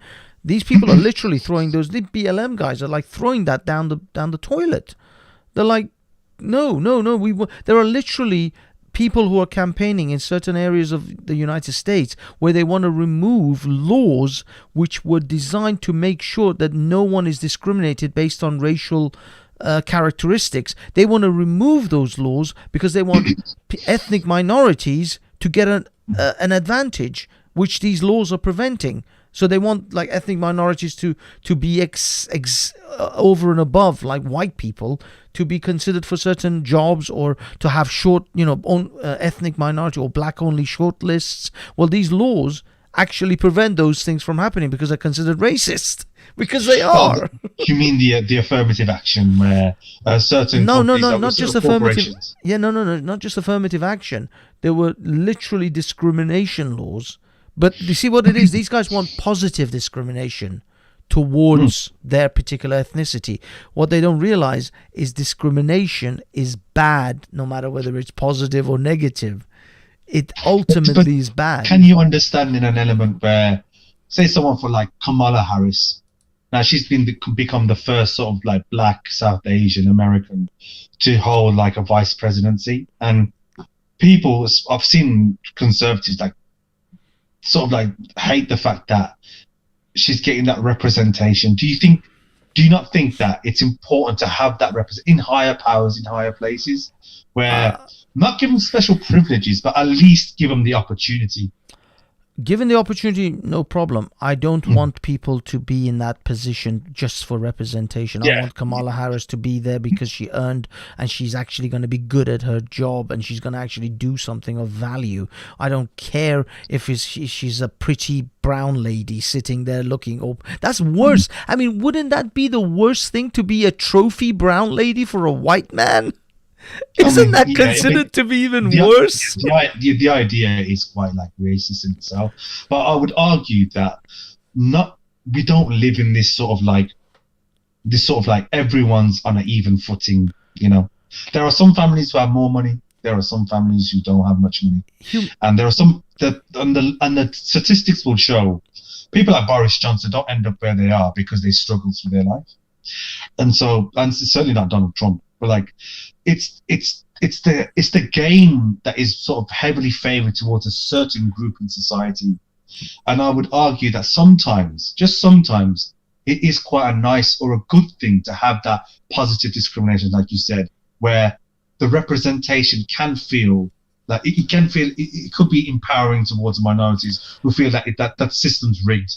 Ironically, I'm not talking about the election. Like it's turned towards a certain group. But the thing is, Naz, first of all, the world is not fair. Human beings are not equal. They are certainly not equal. We are all of different heights and size, and I would love to be the size of Michael Jordan, but that's never gonna happen.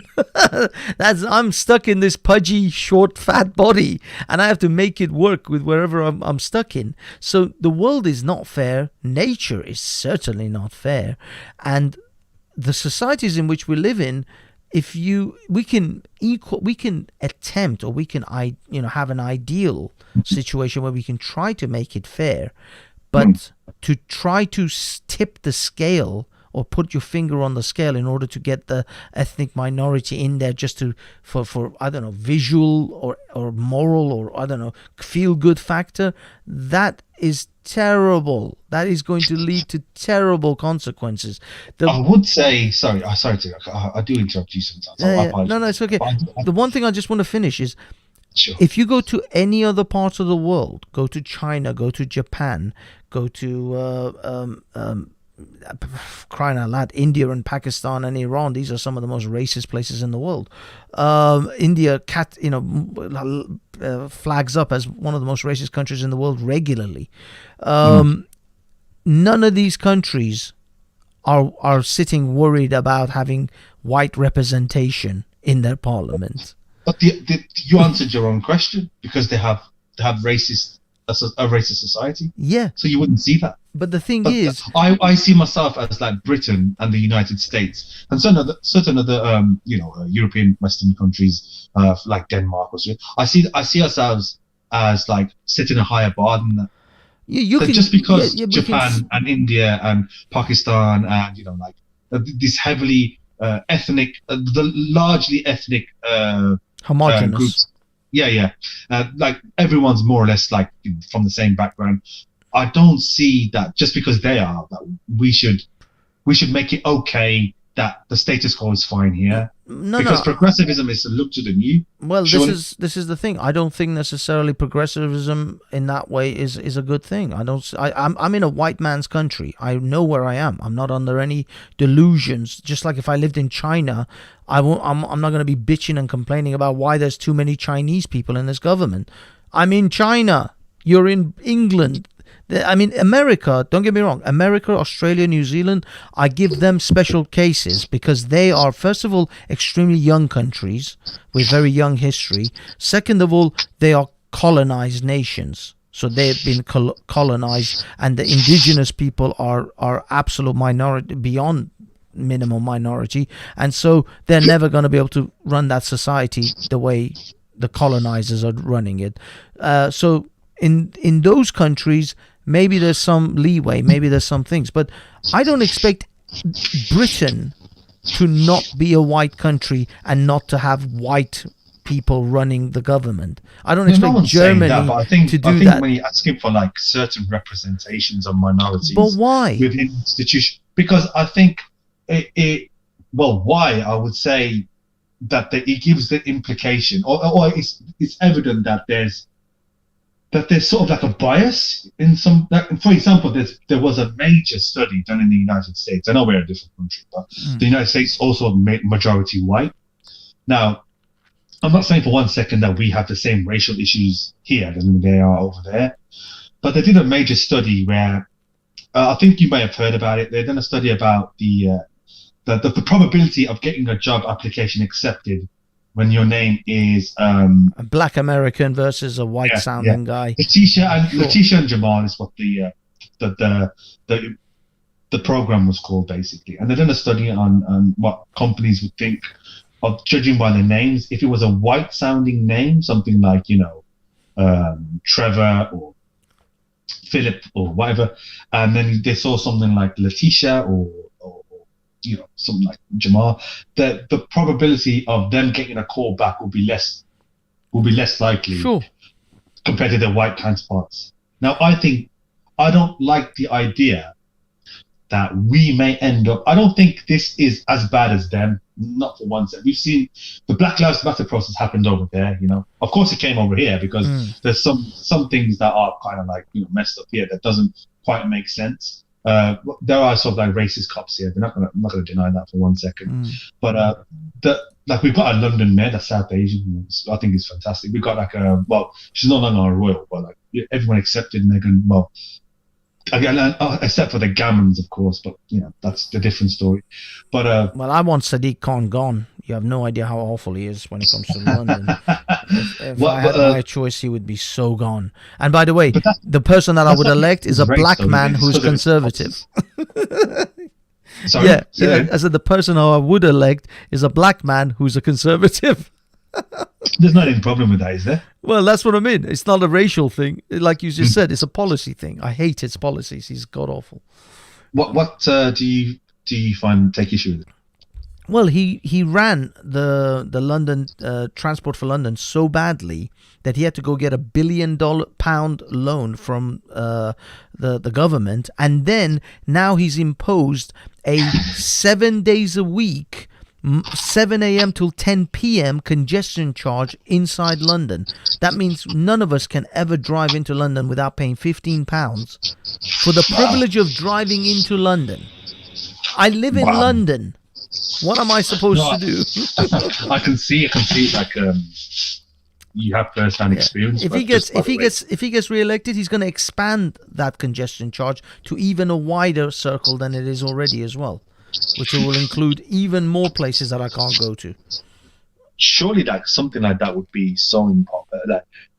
so unpopular that it wouldn't be passed through? Why did he? He's seem going to to get offended? re-elected because the London's population is he has a massive Muslim population which are going to vote for him, and London's now the white people are actually a large minority group now. They're like 40 something percent. They fell below the 50% mark. So the ethnic minority groups as a whole, not just individuals, but as a whole, are actually the majority in London.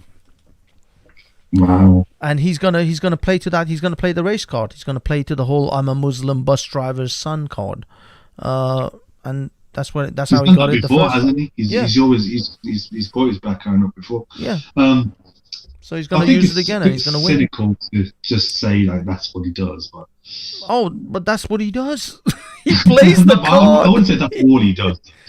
There's more to him than that. No, otherwise but he it wouldn't plays that card well, so he's going to get all of that Muslim vote, and then all he has to do is just convince, a handful of ethnic minorities and a handful of the white people or whatever, and he's in. He's already got the Labour supporters on his side anyway, so he's got the Muslim vote, he's got the Labours, the sort of these what do they call them? Not yuppies. Oh man, I keep forgetting these the ones who grow their beard and have Apple Macs.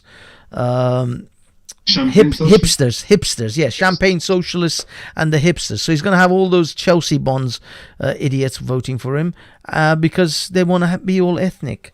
And it's like, I voted for a brown mayor at the dinner parties and their brunches. So he's gonna get all of them. He's gonna get the Muslims, and as I say, basically he's got it sewn up between these virtue signaling liberals and the Muslim vote, and few ethnic minorities here and there. But generally, as far as regular working class people like me, who actually don't want to pay £15 a day just to go into central London, we're screwed. We're absolutely screwed. And by the way, that's just the money you pay to drive in, not including the possible £10 to £20 a day if you're going to park in London as well. That's if you're actually going to go into London and actually spend a day there. So what do? You have to be on the trains. And what are they doing? They're closing down the trains or forcing you to wear stupid masks all day because of Corona. And that, in fact, not only the fact that he's put the charge on, the TfL is sending emails out, because I get it regularly, telling us not to use the train if we can because of the Corona. It's like, how am I supposed to go to work, you assholes? Do you guys like have this idea? What is the black conservative proposing? Is he going to get rid of this charge that you're talking about? I don't know if he's going to get rid of the charge, but this was with Boris Johnson. For example, we had Ken Livingstone, who was a Labour mayor. He expanded. He introduced the congestion charge. Then he expanded it all out to the Kensington and Chelsea area. But then Boris Johnson came in and he took that away and he reduced it back into that core central London area. And he didn't increase the charges that much for the period he was mayor. Then Sadiq Khan came in and he did raise it. He did raise it a little bit, but he didn't. He was just trying to keep it within inflation rates. But then this Corona thing hit. He and he covered that by pretending that it was the Corona, but it was actually his mismanagement of TfL, which he'd had to, because of the Corona, he had to borrow £1 billion from the government, and now he has to pay that £1 billion back because it's a loan. And so how is he going to do it? He's going to squeeze it out of the London motorists by expanding initially he expanded the time for the congestion. So it used to be between 7 a.m. Till 6:30 p.m. Monday to Friday. He made it Monday to Sunday, 7 days a week, from 7:30 a.m. to 10 p.m. at night. Basically all day, 7 days a week. Anyone who has anything to do inside London, pretty much all day, 7 days a week, they have to pay something. This is Sadiq Khan, right? Yeah, he introduced it now. If he gets re-elected next year, which is the mayoral election next May, he will most likely expand from the area of where the congestion zone is right now out to Kensington and Chelsea, which will almost double the radius. But Kensington and Chelsea in the west, it'll be, I forgot exactly where he will go end up. I think it probably Old Street and east and north and south as well. So it'll just widen that ring, because it's like a ring around London where the congestion zone is. He's going to widen the ring, and of course keep the 7 days a week thing going. And I guarantee you, even after he finishes paying back the £1 billion loan, he's probably not going to change much. I mean, he may take it back to Monday to Friday, but he's not going to. He'll probably keep the same hours from 7:30 till 10 at night, because what happens is when people get used to a certain routine, the government can get away with bringing in that extra bit of cash without the people complaining, because who's going to complain? They're already used to it. In fact, if he tells them he's going to reduce it from Monday to Friday, from 7 days to Monday to Friday, people are like, oh, we get to go out of the weekends again. But what is his political mayor that word? What is the rival proposing to better him on? I mean, to better things, I'm not sure, because he's because I noticed as a driver and also a motorcyclist, I notice what he does to the roads very quickly. That to me is the initial impact of his policies, where he's put out these stupid bicycle lanes in places which are ridiculous and have created congestion in places where there wasn't a congestion. And like if you go down towards King's Cross, it used to be a 3-lane road, a massive road with 3 lanes. One lane was bus lane and the other 2 were for normal cars. He's reduced that to 1 lane because he's built a freaking giant bicycle lane in one. Then the second lane has become bus lane, and the third lane, which is the 1 lane left for cars. So everybody's now filtered into this 1 lane, and it's just a giant shit show traffic all day, every day. I'm not downplaying your concerns about Sadiq Khan, but it seems to me your main gripe with him is just the travel business. Well, that's the first thing I notice, because that hits me first, and then there is also, when it comes to all the different sort of policies in regards to different boroughs of London, and how they're treated, and the fundings that go to them, the road works and building works and housing. Housing isn't done fuck all with housing. Like nothing. Housing is still ridiculously expensive in London, barely affordable. No one in a regular job like a teacher, a fireman, a policeman can afford to ever buy a house in London. Forget it. You'll never make the kind of money that's needed. It's about £500,000 to buy a house in London. A shitty 3-bedroom house. Yeah. No. That's average price. That's in not even in Chelsea. That's in somewhere like Marylebone or. Oh, we're talking Marylebone. You must be joking. They're like £1 million plus. We're talking Croydon. We're talking outside of London. It's not even like in inner London. We're talking Greater London here. It's about 400 or 500 grand. If you're talking anywhere inside London, Chelsea and Kensington and Marylebone, Edgware, those are £1 million plus minimum. It would be a miracle for you to find something under £1 million in those areas. It's crazy. For me, for me, I'm born and bred in Birmingham, so I've always lived here my whole life. I went to London a few times. It's just, for me, it just seems like everyone's just in a damn hurry to get here, and people aren't. It's a bit like New York. I've been in New York once or twice, where people are just a million miles an hour. They just want to get. It's like it's a hustle and bustle of a big city. It's a capital, and so it is. I understand that. But it's like I've never had this affiliation with London being a British city. I've always seen it. Now this is me as an outsider. Like you might disagree. I don't know. But I also it's an island in itself. It's more cosmopolitan and metropolitan. It's more like international. There might be suburbs. There might be certain areas within the areas that are very sort of familiar to me, because not everyone in London is rich. There might be certain areas where I can sort of relate to as a working class person, But I've always sort of seen like, because London is like fascinating as well, because it has both elements from the past as well as like modernism.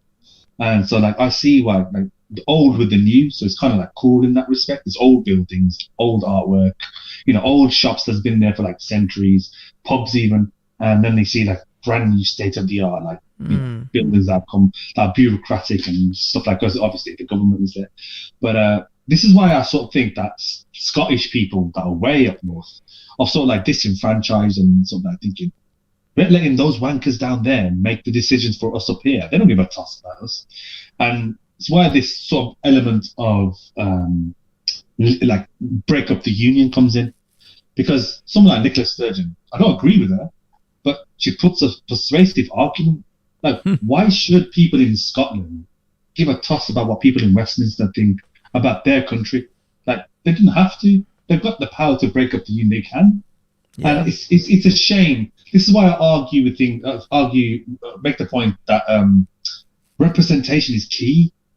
Like Gordon Brown was a Scottish Prime Minister. He tried his best. He was obviously pro keeping the union, together, and I like that. Like, I'm Labour through and through, so like I'm with him on that. But look, what representation of Scottish people is there in mainstream political parties, and who's arguing for their case? Because a lot of people are disenfranchised. They don't think those people down south where you are have their best interests at heart. Scotland, the majority of Scotland wants to remain in the EU. Boris Johnson doesn't.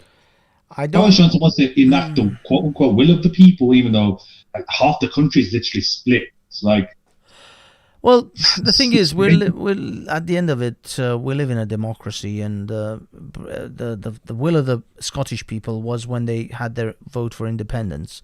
They voted to remain as part of Great Britain, and that's it. That's how it goes. They decided at the time to stay with Great Britain. They had their shot, and they stayed with Great Britain, and now Great Britain is leaving the EU. But that doesn't mean we disregard the other large, minority, because obviously the majority won. But that doesn't mean that Remainers aren't going anywhere. Trump supporters aren't going in because democracy didn't go their way. Sure. Democracy doesn't stand still because of a 4% margin. And I'm just wondering, the other 48% feel really just as strongly, maybe more so, because we know there have been lies told about the Vote Leave campaign in certain aspects. They've definitely manipulated some footage and, exaggerated their numbers and shit. Well, that's fine. They can fight their case, and it took 21 years or so for Nigel Farage to get to this point. And I'm sure the Remainers will be okay for the next 25 years, trying to fight their case to try to get back into Europe. So let them fight. I mean, nobody's saying these guys have to suddenly stop fighting their corner. Nobody, I don't know any Brexiter saying that, Remainers, they should just shut up now. No, carry on, fight your corner, fight your case, make your case. But it took 20 odd years for Farage to get a referendum on Brexit, and we finally and we did, and this is the results. And it may take another 25 years for the Remainers to get their referendum, or maybe sooner. Who knows? But I wish it would be sooner, because I'm one of those people. I think I'm in a sort of minority within the Remain camp, where I voted Leave back in 2016. Now I was quite foolish. Oh, you voted Leave, but now you're a Remainer. Yeah. I'm with you. So I bitterly regret my decision. And I just think that I was just a sucker. I absolutely took in. I think the one that persuaded me the most the speech was Daniel Hannan.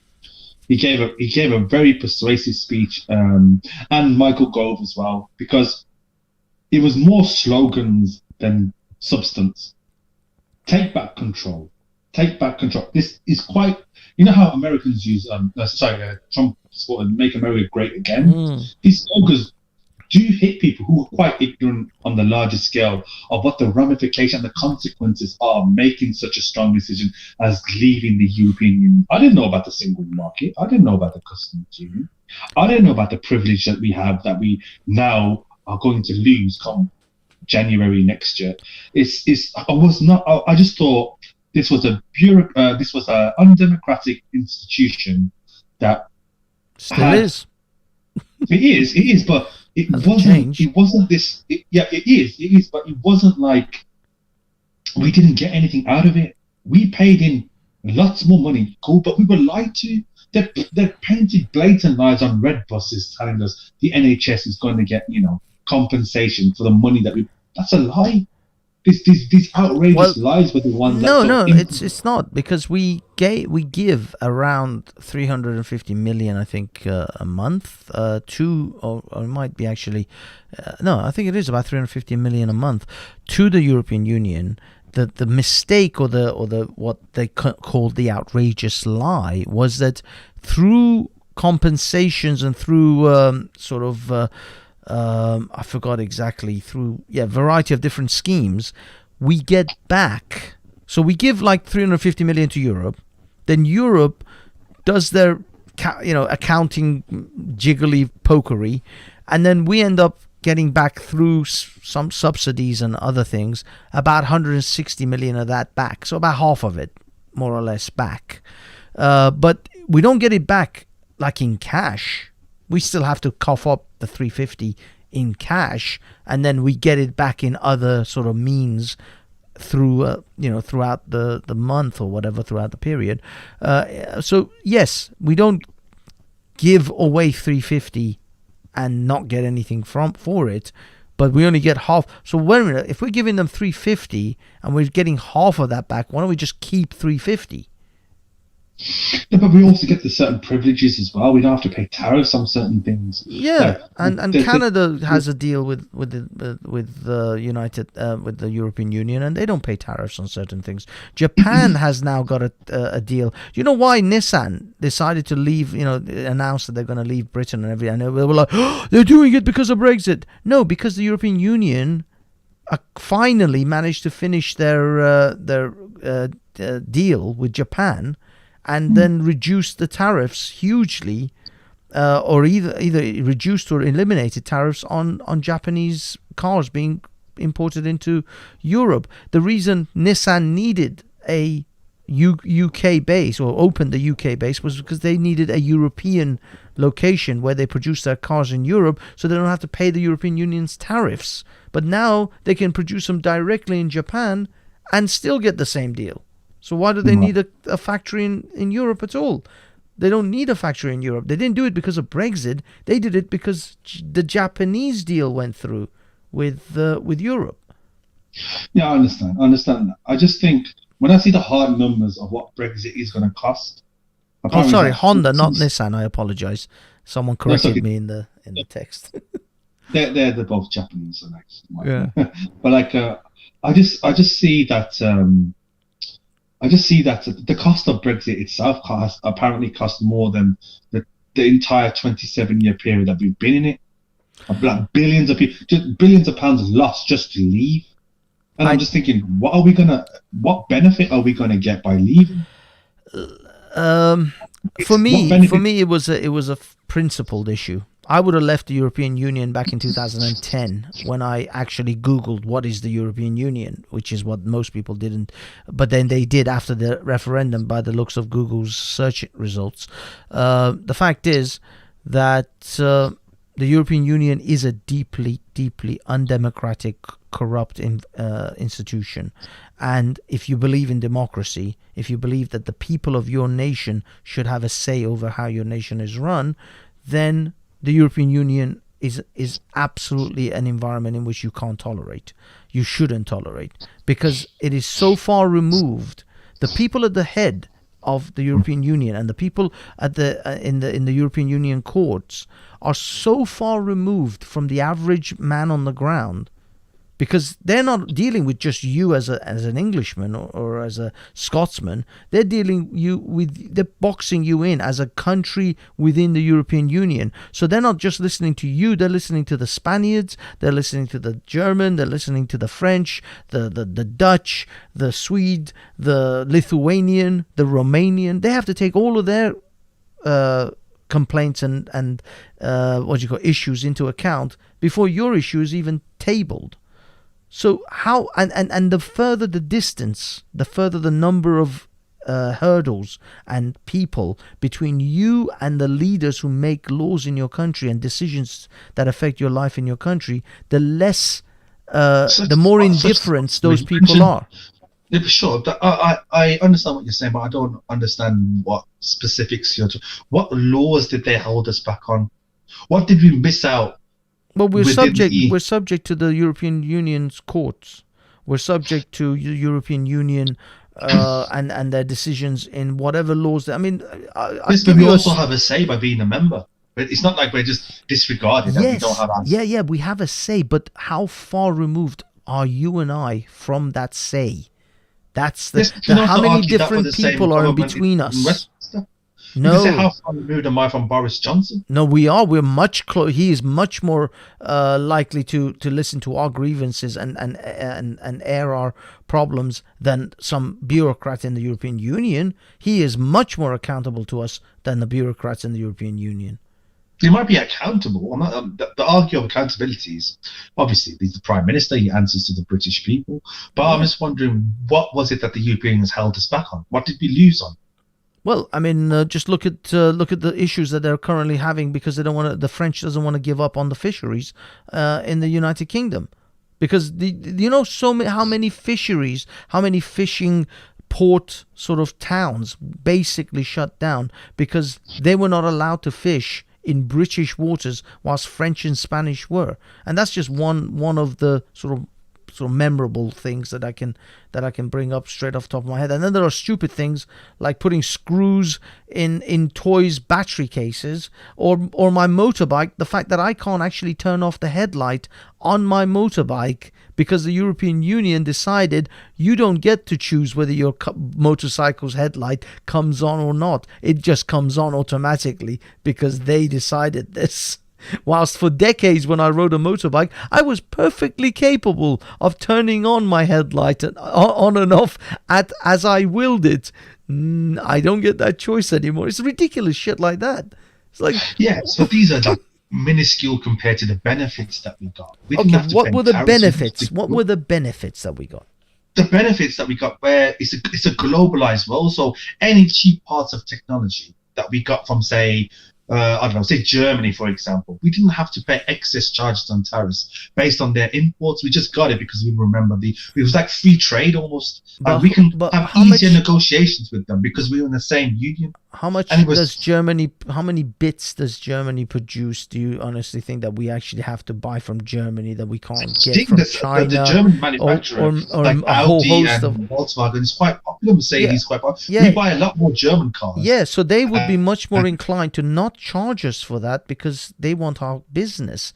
So what would happen to those Audis and Mercedes if they put excessive charges on it? We won't buy German anymore. We'll buy Lexus and I don't know, Volvos or any other car that doesn't actually put that kind of tariffs on us. So it is incumbent on them to give us why? No tariff. What do you mean? What because power? You just said we buy these things from them. If they want to sell it to us, then you got to realize you can live without a Mercedes. You can live without buying a Porsche. No, sure. Our livelihood is not dependent upon buying Porsches and Mercedes. No, of course, but neither does turning off the headlamp on your motorcycle. It's just, but I'm saying benefits. That's just a ridiculous. Yeah, but the benefits of buying a Porsche without or a Mercedes without tariff is not enough for me to give up my democracy. That is not an incentive for me to forgo the fundamentals of my democracy. I understand what you're saying. I would go deeper. I would say the democracy part died as soon as Boris Johnson was like, okay, we're leaving without a deal. Because I didn't vote for that. He promised, I think he explicitly stated, we've got an oven-ready Brexit. No. So you didn't vote for that at all. You voted for whether you want to be in or out of the European Union. Yes, there was nothing on there was nothing on that ballot that said there's going to be a deal, there'll be no deal, there'll be this, there'll be that. It was are you going to be in or out of the European Union? That's what we voted on. The rest isn't what we voted on. We didn't understand the ramifications of a yes and a no. Maybe you didn't. I did, and I would have voted They can put that ballot in front of me 1,000 times for 1,000 years, and I will vote exit every time. That's fine. That's you. But I would say, arguably, there's a lot more people like myself who didn't know, who didn't understand. Me back in 2016, you should have gone and you should have educated yourself. That's not on the government. That's on you as a citizen. If you No, sure, but they also lied too. They also gave us these ideas that we're going to leave with a deal at least. That was my basic assumption, that okay, we're not going to go away and lose our privileges just because we've left it. We're going to still be trading with the union and get the benefits that they give us and we give them. We're not going to be in it, fine. We can trade with other people. We'll have that sort of less. It won't be as restrictive as just negotiate with 27 other member states. Yeah, we can negotiate with Japan, like you said, or with Australia, United States. Yeah. We're not in this sort of like, we're not in this sort of like elite exclusive club. We can go elsewhere. I just thought we can at least have this sort of back and forth where we can trade, but now we're just like on our own. Look, I accepted that possibility that we're not going to be in the European Union club, and they're going to in fact, not only they're not going to have us in their club, they're going to punish us for breaking up their little club, because other countries might start to, if we're successful effectively, then possibly other countries. I mean, Hungary is very much ripe for wanting to leave. The only thing that's keeping them in is because of the amount of money that European Union gives them. Italians, you ask Italians, they'll leave tomorrow. If you ask Italians, the Greeks, they despise the European Union. But why don't these countries have these referendums? Well, because the governments are not giving them the referendum, because they know that if they did, the people would vote to leave. But if there's a strong sentiment, like you say in Greece or in Italy or in one or two other countries, Hungary, then the people would sort of like push this. They would say, "Look, we want a referendum." Not always. You need someone spearheading it. They need their own version of Nigel Farage in order. They don't have a Eurosceptic in. They do, but then as I said, they need to be able to press the government to such an extent. I mean, what happened in Britain was that UKIP became so strong that the British government was seriously worried about losing, especially the Conservatives. That's why Cameron called it, was that they're going to lose the government because UKIP, people are going to start voting UKIP. And so they had to call the referendum because they had pressure from UKIP. UKIP wasn't growing as, that one seat in, I think it was like, I don't know where exactly it was. It was within the EU or in Parliament. That one seat, it wasn't like this. No. They were in fear of it. No. They exerted enough pressure on the government, on the Conservatives.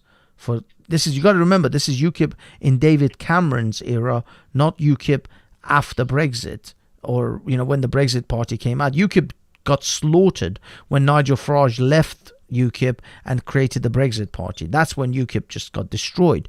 But prior to that, there was no Brexit party. There was only UKIP that was pressing, with Nigel Farage at its helm or involved within it, pressing on the government, pressuring the government to bring this referendum.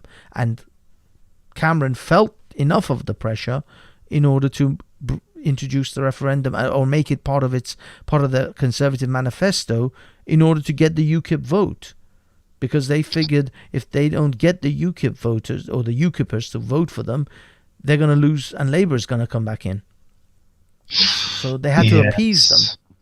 They had to appease the UKIP. You're delighted with the results. Like you're like very much like. I would vote on principle. I didn't vote on whether I'm going to get something from the European Union or I'm going to lose something from the European Union.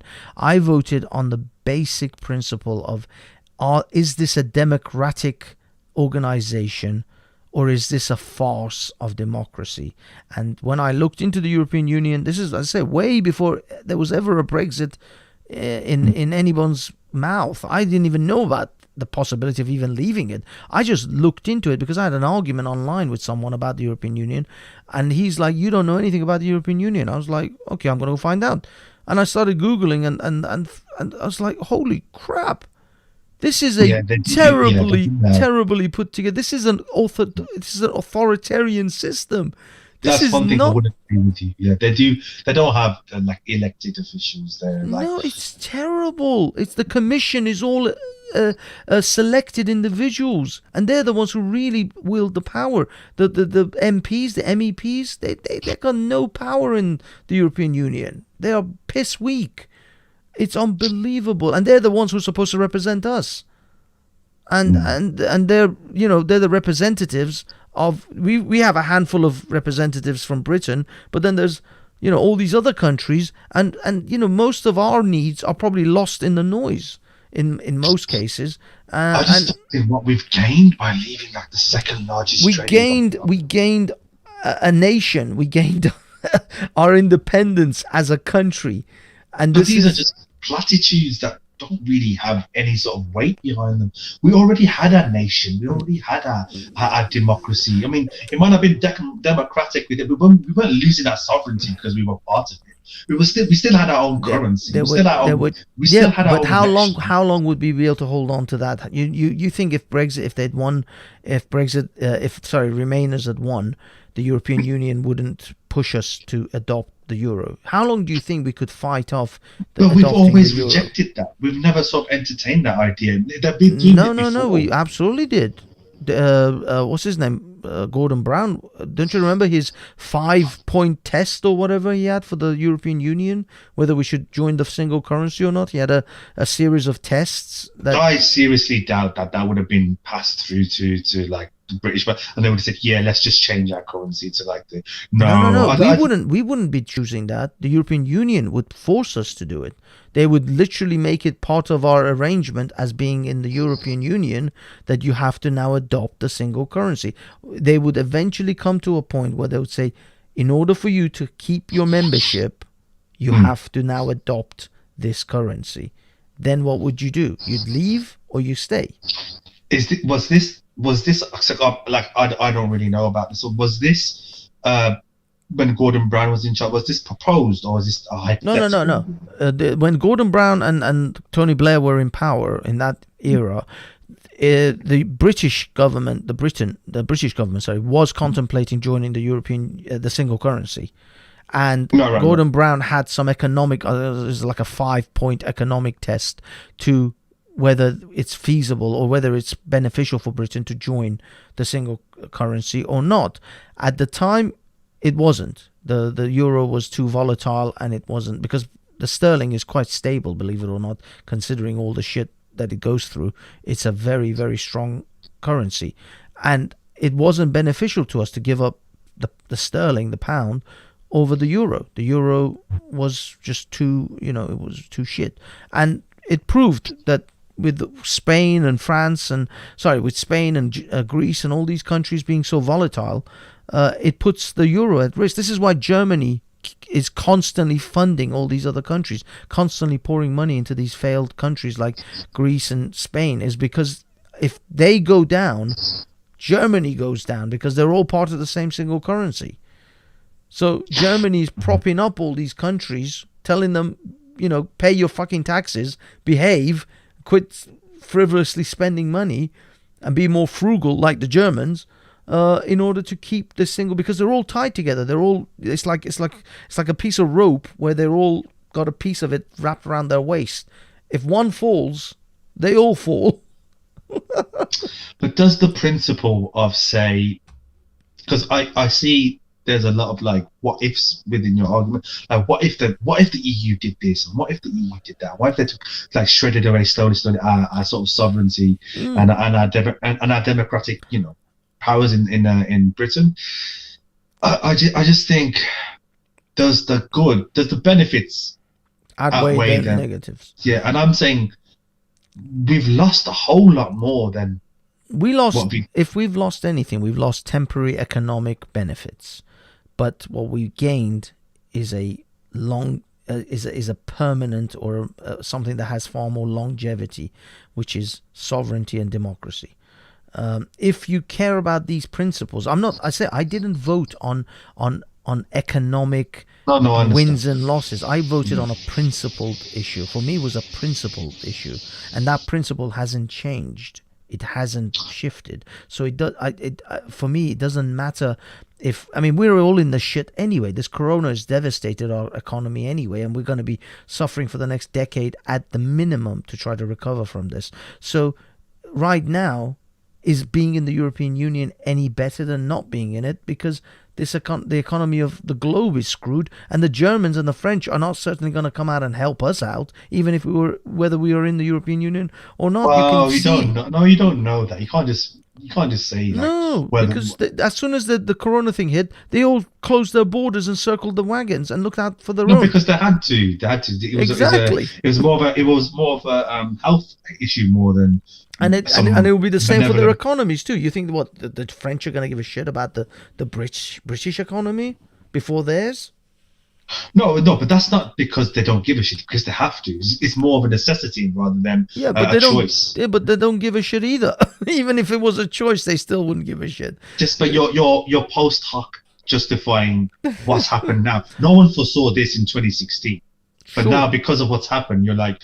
Post hoc justifying, it's okay now because the corona came. We didn't know that back then. What I mean is now with this on top of what was the Brexit vote back then, it just I think solidifies the position of just let's get out of get away from these Europeans, because they're going to be toxic. They're going to be dragging each other down as each of their economies subsequently fails, and they're all tied to each other with this single currency and the single market. So as the weaker nations within that union are going to start falling because they've got bad economies and badly run countries, they're going to start pulling on the other stronger countries. Or they're going to have the Germans try to subsidize and hold them up artificially. With Britain as well gone, which means all the money that Britain pours in, which we were like the second biggest contributors, they're going to be in the shit. The Germans do not want to pick up the bill that Britain's going to leave.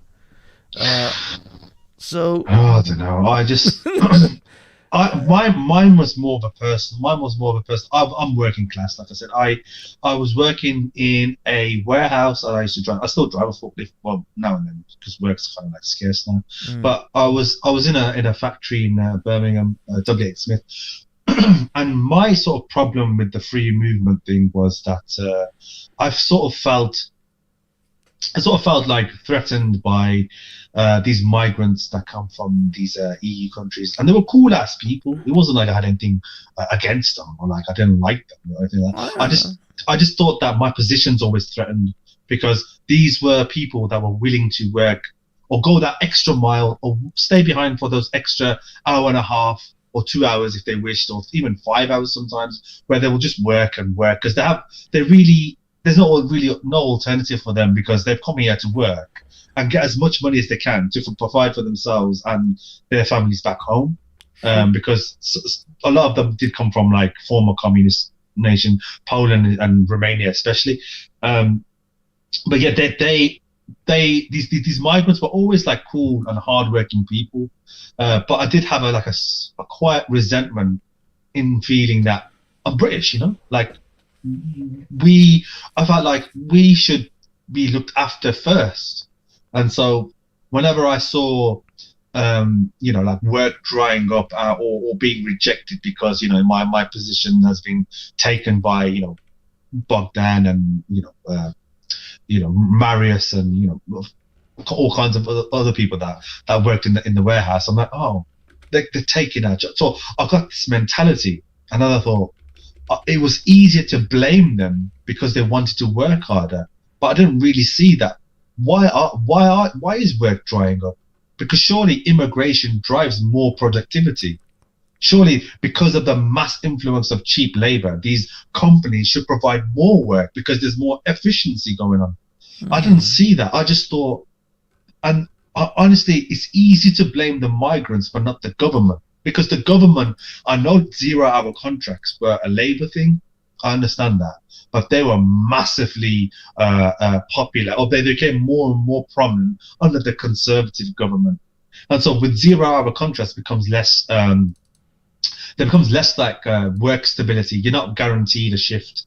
and you're not guaranteed a pay packet, let alone like you're not guaranteed. You could be on hold for like a month before you get a call saying, "Oh, are you still interested?" That kind of thing.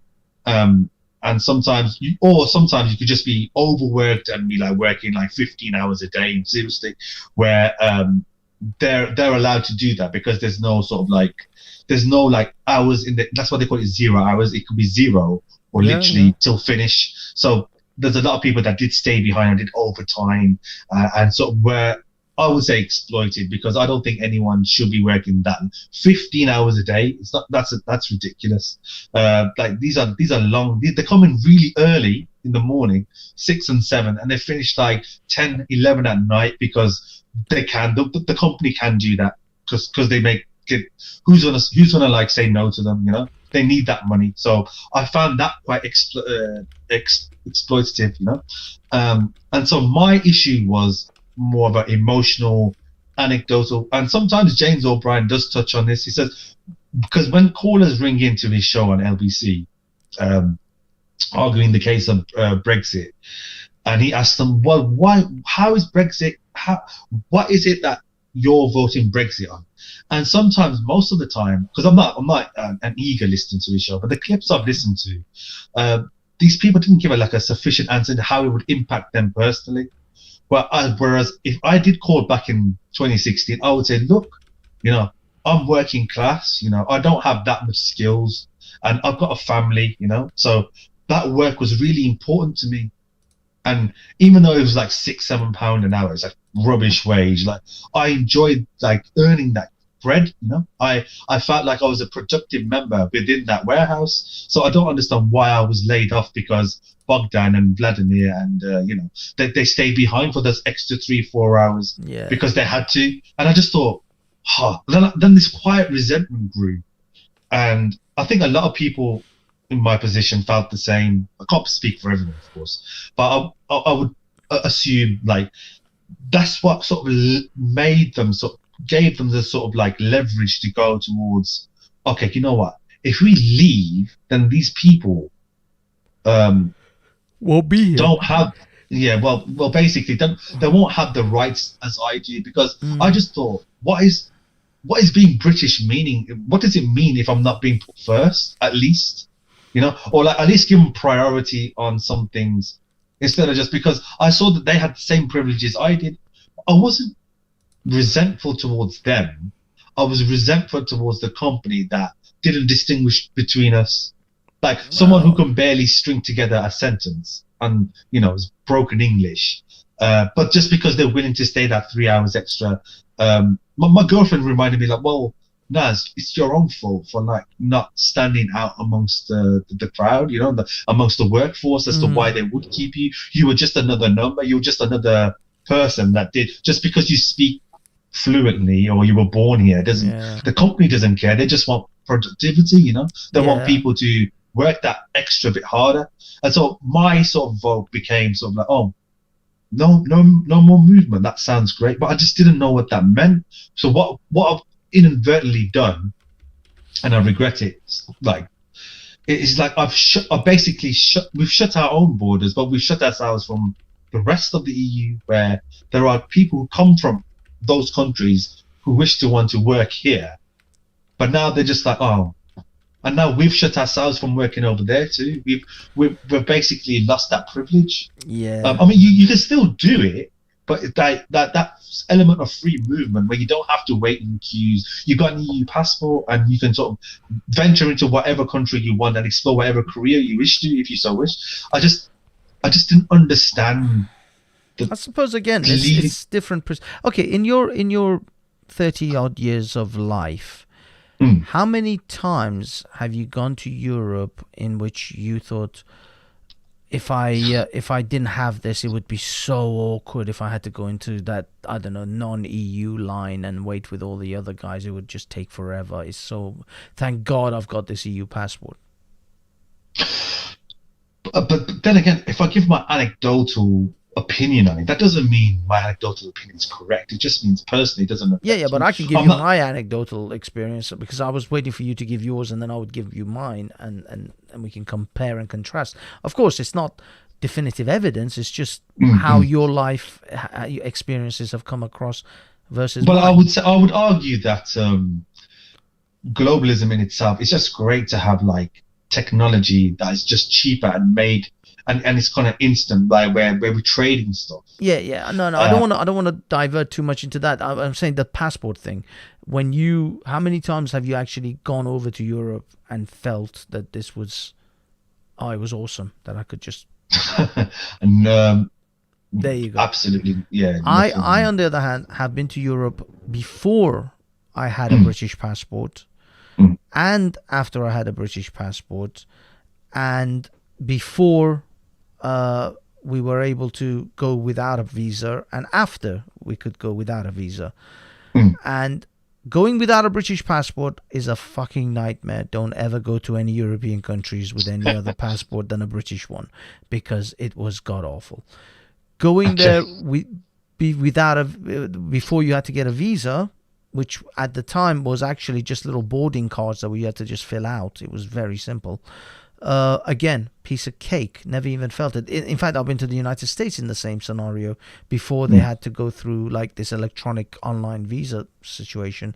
Before we had that, we had this boarding card thing, which I filled out on the plane, got there, handed it over with my passport, bam, bam, I was through. Going, to Europe in that scenario was exactly the same. It took it took almost exactly the same amount of time as me queuing, waiting to show my passport at the guy and then going through.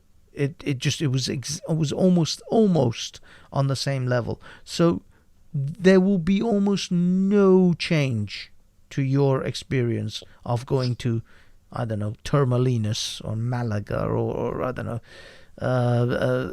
Lesbos and all these other holiday destinations in Spain and Greece and other places, unless you're some kind of backpacker, which if you do have that scenario where you want to go to France and then from France to all these different countries, you get a visa which will last you several months, which will be valid in every European country you go to. It's not just you're going to get this one visa which is just for France or just for Spain. It'll be a European visa which you'll be given. So being even after Brexit will just be in towards Europe, just anywhere in Europe. I would imagine so. Yeah, I would imagine it's just like going to the United States. I went to Detroit. That was our stop off. I got my visa in Detroit, but I actually had a connecting flight to LA. I didn't get another visa in LA. They just looked at my passport. There was a visa there. Bam, I was through. It's like you don't get a visa in every sort of country you land in. You just get the visa at the first place. Yeah, it's a European continent visa. So that's all you do. That's exactly how it would work. In the United States, with all the different states in there, it would work in the same with Europe. So it's, again, your personal experience will not be diminished because of it. If you want to work in Europe, there may be a few hoops that you might have to jump through, but unless you are a kind of person who's likely to go and work in Europe, which there may be quite a lot of Brits who will, then yeah, you may have to organize things a little bit differently. You may have to fill out a few more forms. But again, going from Britain to work in Europe, I don't think they're going to put too many hurdles in front of you. I'm not much of a traveler. It's like I'm more of a homebody kind of thing. I like my city. I like my country. I don't have this strong desire to travel. The only thing I want is my girlfriend who's in America. Which won't make any difference. difference. How long ago did you go to the States? The States, I've been there a few times. It was the last time was a few years back though, about. Oh, okay. I was wondering what the COVID situation was where because I know that the last time I checked up on, I even called Citizens Advice because I just wanted to know but what the hell's going on. And so they just told me that that the United States is closed for tourists or people with visas or whatever, unless it's like essential. So like if you're a business person or if you're like someone who is going, if you're like a diplomat or someone in government, that kind of thing, I think you'd be allowed in. But if you're like a tourist like myself who's just trying to see someone, they'll reject it because Britain is barred, you know, like, because the situation over there is because it's so bad. They don't want to risk people coming in and out and getting infected, and that's the thing with it's put a kind of a little strain in our relationship, because it's like she was staying here for like a month or two and then going back, and then she used to visit later on in the year, because you went to Detroit, Michigan. She lives in Battle Creek, Michigan, and yeah, she basically wants to move here, and I want to here, you know, but I was just like, I think Americans are allowed to travel out of Europe if they don't have COVID or anything like that, of course, but I just think people outside of the United States are allowed in. So yeah, I mean, at the moment, obviously with COVID, there's different rules for everywhere in the world. So I mean, I would say in the next 4 or 5 years, I don't even imagine, even if the vaccine comes in next year, it's going to be in the next 3 or 4 years minimum before places around the world open up in their you know, like it was before kind of situation. So funnily enough, this whole thing about us being awkward to going into Europe, it's going to be anyway. It was going to be awkward to go into Europe because of the COVID. So the weird thing is this COVID has created all the awkward issues that we may have had with the Brexit, but it's now with COVID everywhere in the world, which won't make us a unique case in any way. It will just be in line with everyone else, because getting anywhere in the world is going to be awkward with the COVID. So do you think that I hate the idea of like singling out a country, but there has been reports that the Chinese regime, they knew about this virus, and they acted like 4 or 5 days too late for it to stop escalating, because apparently by then 7 million people were in and out of China when the pandemic. Oh, they knew it long before that. I think they said there's people who said they knew it like back in November, December 2019.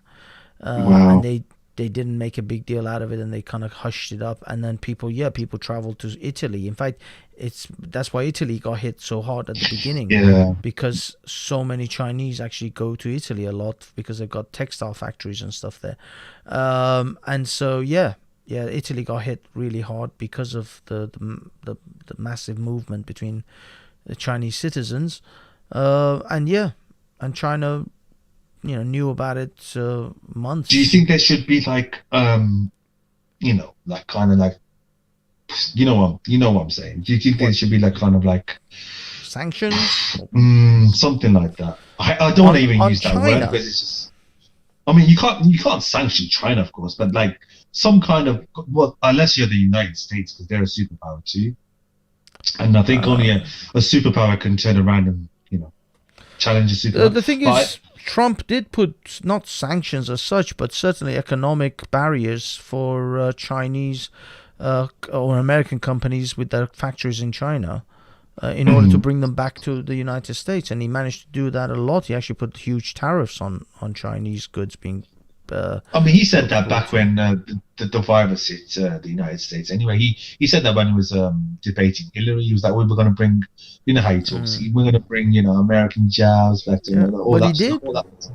He did, but that was his plan all along. I wouldn't give him credit for shutting down the borders either, because he wanted to do that regardless whether the virus hit the United States. He wanted tighter borders. I mean, he was demonizing Mexico.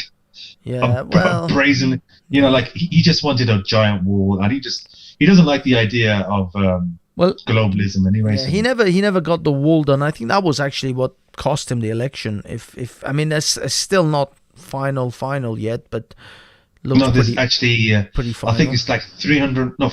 It's a 400. It was supposed to be a 450-mile wall.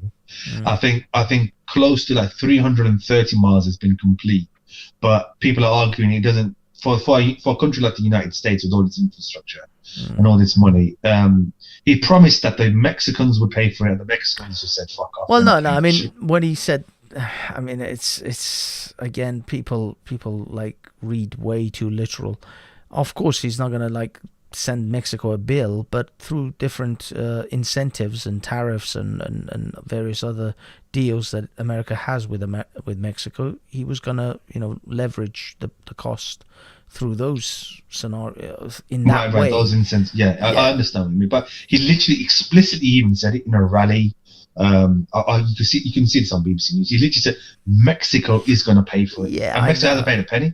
But Mexico actually, ironically, helped them because the whole point of the border was to stop, quote unquote, like these criminals and sex traffickers and all these massive like caravans of refugees or whatever, immigrants. Sure. I'm not denying that they don't exist, but not to the scale that Trump was explain. Like, he just thought that there was like waves and waves of like Mexican migrants that, like, where are they getting this money from? How can they make the trip all on their own? Like, it's just ridiculous. Like, they've got border control. It's just, he was making out there were like mass floods of Mexican migrants and criminals coming into the United States and just sitting there not working. I'm thinking Mexicans are like one of the hardest working people in the United. It's just a myth perpetuated by xenophobic sentiments that we need to like make America great. So that was one of the aspects of it.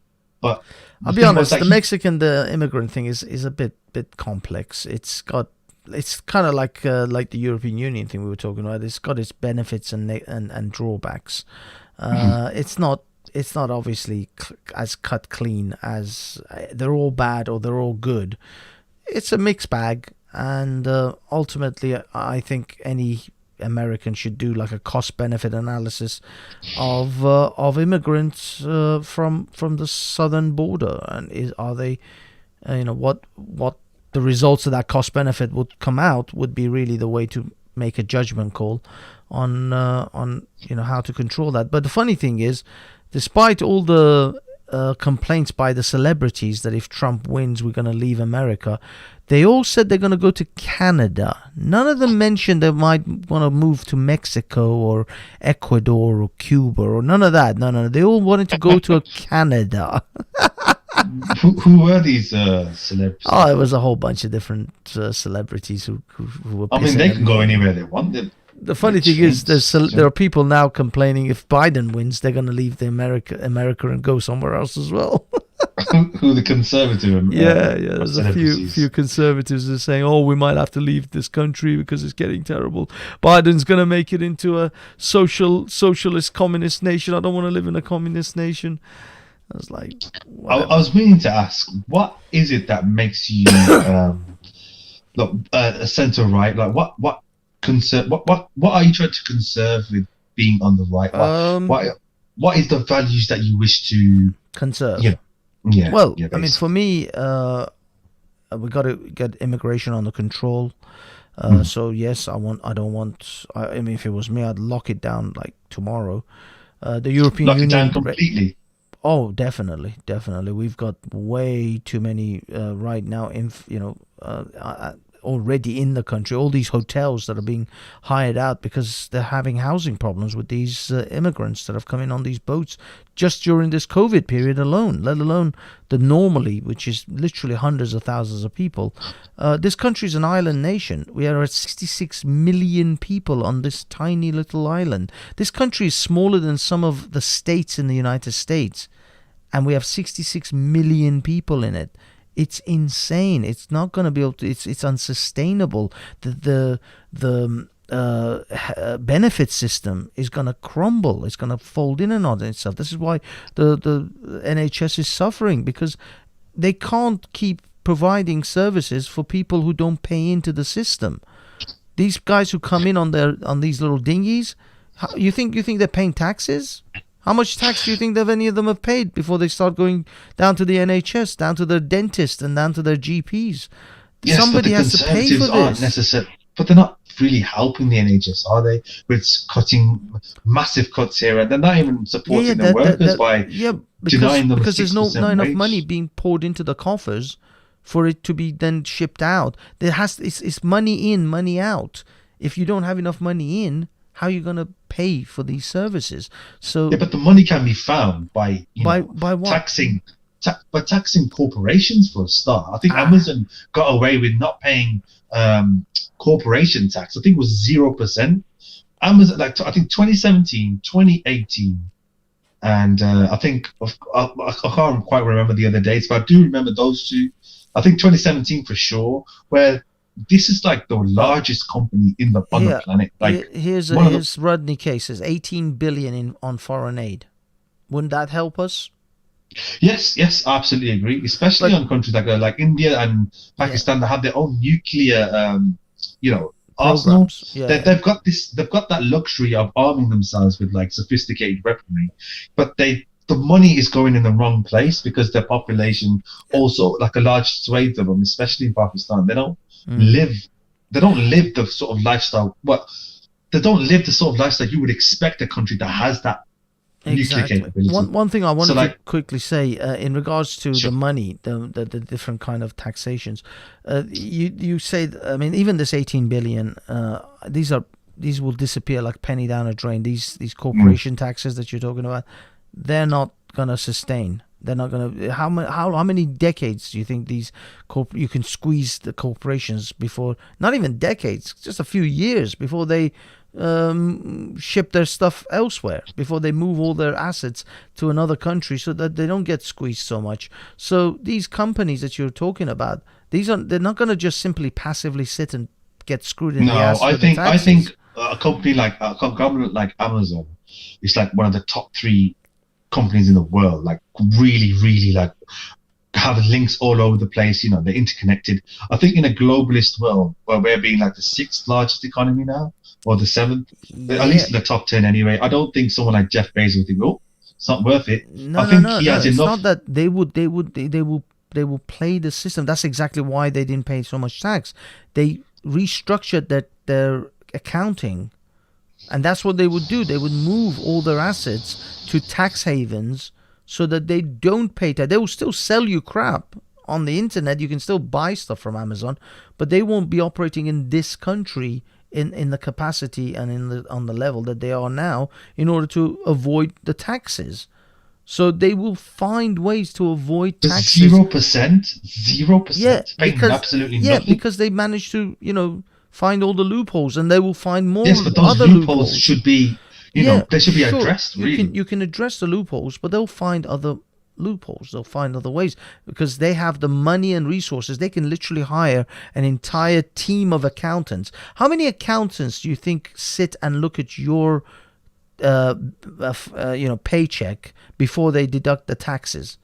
You'd be lucky if you have one corporate accountant that deals with your taxes, and he's dealing with everyone's company, the whole company's taxes. So like, I don't know, 200 people's taxes at the end of every month.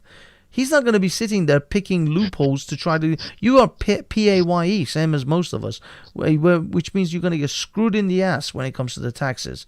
But Amazon will hire an army of accountants, an army of lawyers to find out. My brother literally. Accountants and lawyers of corporate businesses are only as powerful as the loopholes that exist. I think anyone in government who allows these loopholes to be, exploited, they're the ones who are enabling rich people to get away with paying as little as possible. Yeah, I think you could say but these loopholes exist and no one's addressing them. If they didn't exist, they wouldn't have a case. There's a reason for the loopholes. Sure. So the only thing that they can do that would be like, I don't think Jeff Bezos would leave up sticks and go to another country. I mean, the UK has its own benefits. Again, I'm trying to tell you, it's not that they're going to suddenly disappear. Google and Starbucks will still operate, but they won't have their assets in Britain. They will have their main headquarters and assets and other things located in Ireland, in other places. So they'll be registered in places where they don't pay so much tax, but they'll still be able to ship their goods over here. They can still ship it from Ireland.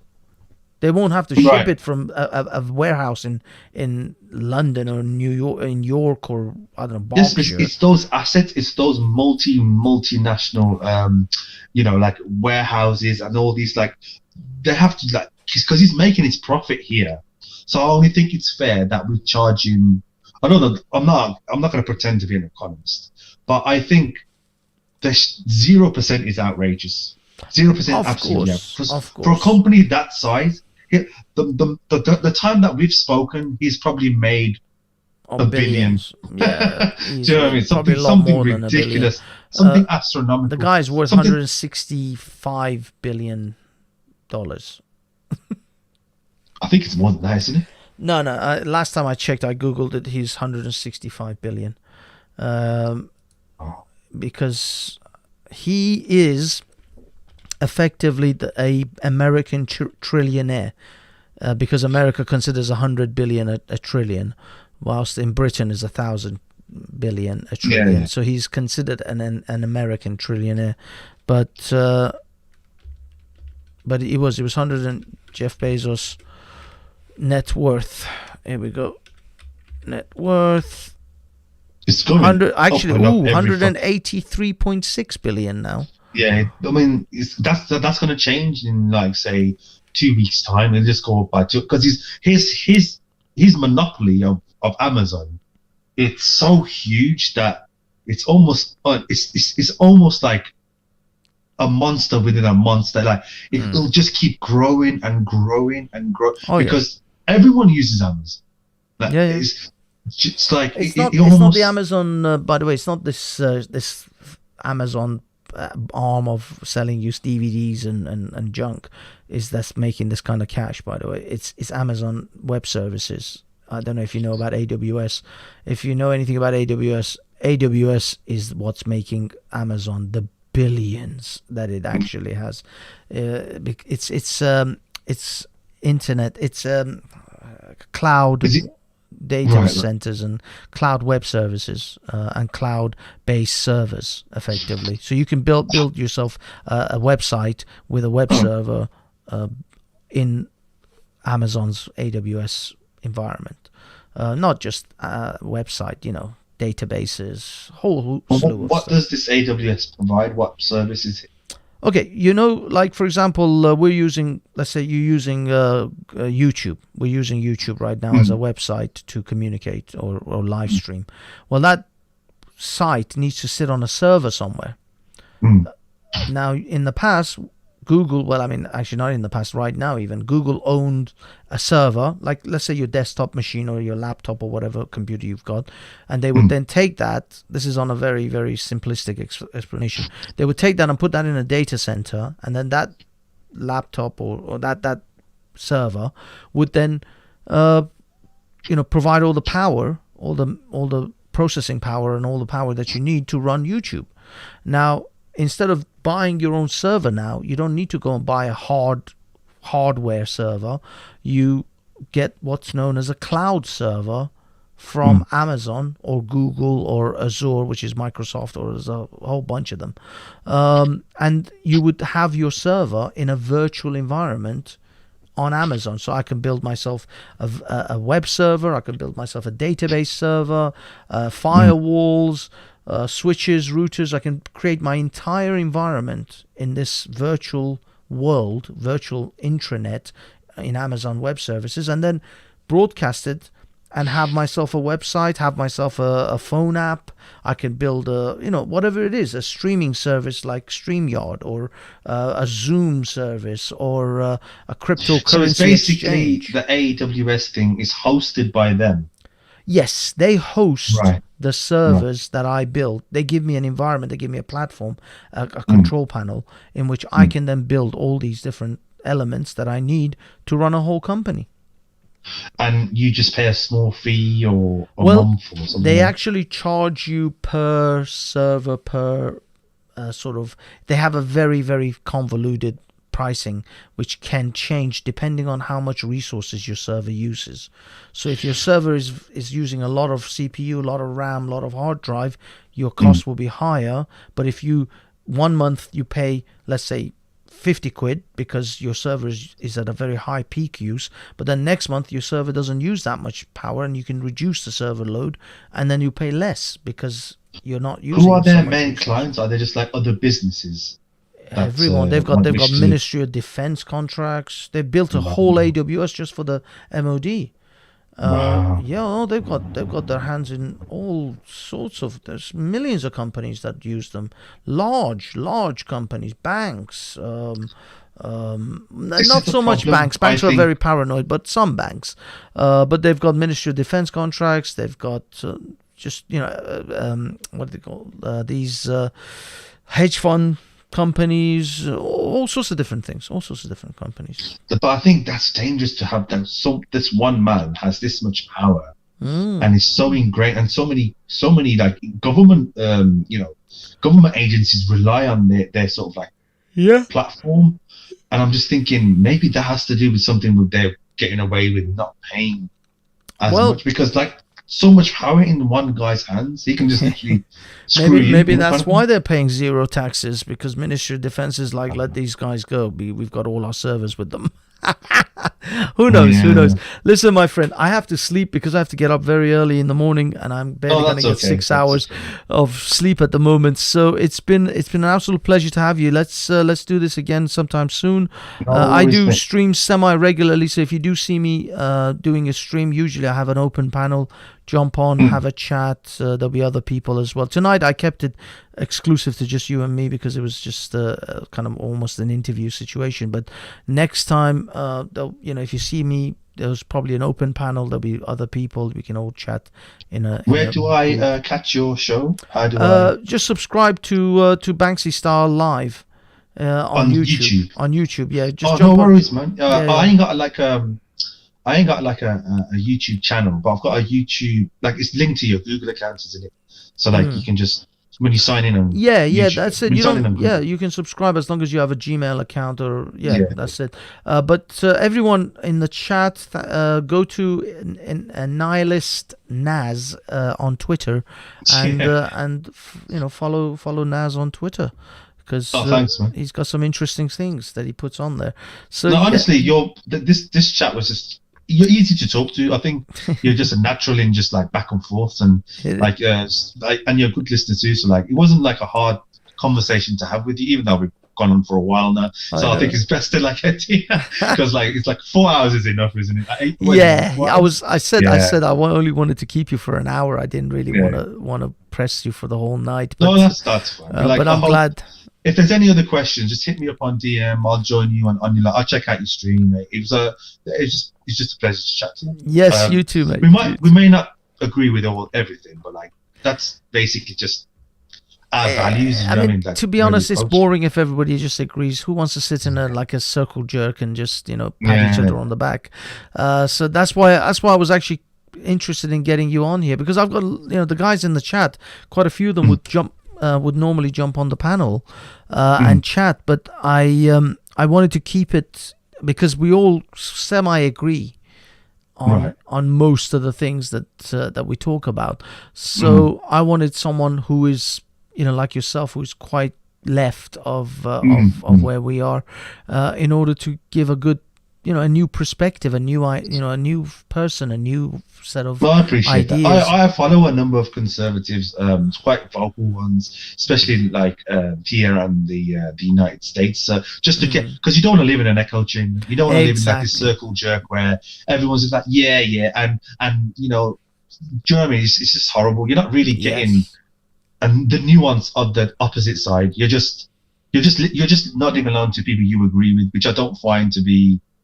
Because they're all saying the same thing. So what are you learning? Exactly. They're already telling you what you already believe. So yeah, it was. I think you're one of the cool conservatives I've come across. So, yeah, I'm glad. Cheers, I'm glad. man. Take care, my friend. Have a good night, and I'll talk Thank to you you soon. Have a good one. Bye bye. Cheers, Andrew. Bye.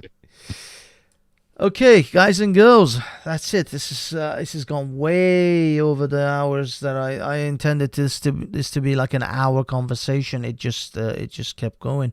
But thank you for everyone to come that has come, that is still here. If you're still here, thank you for being here.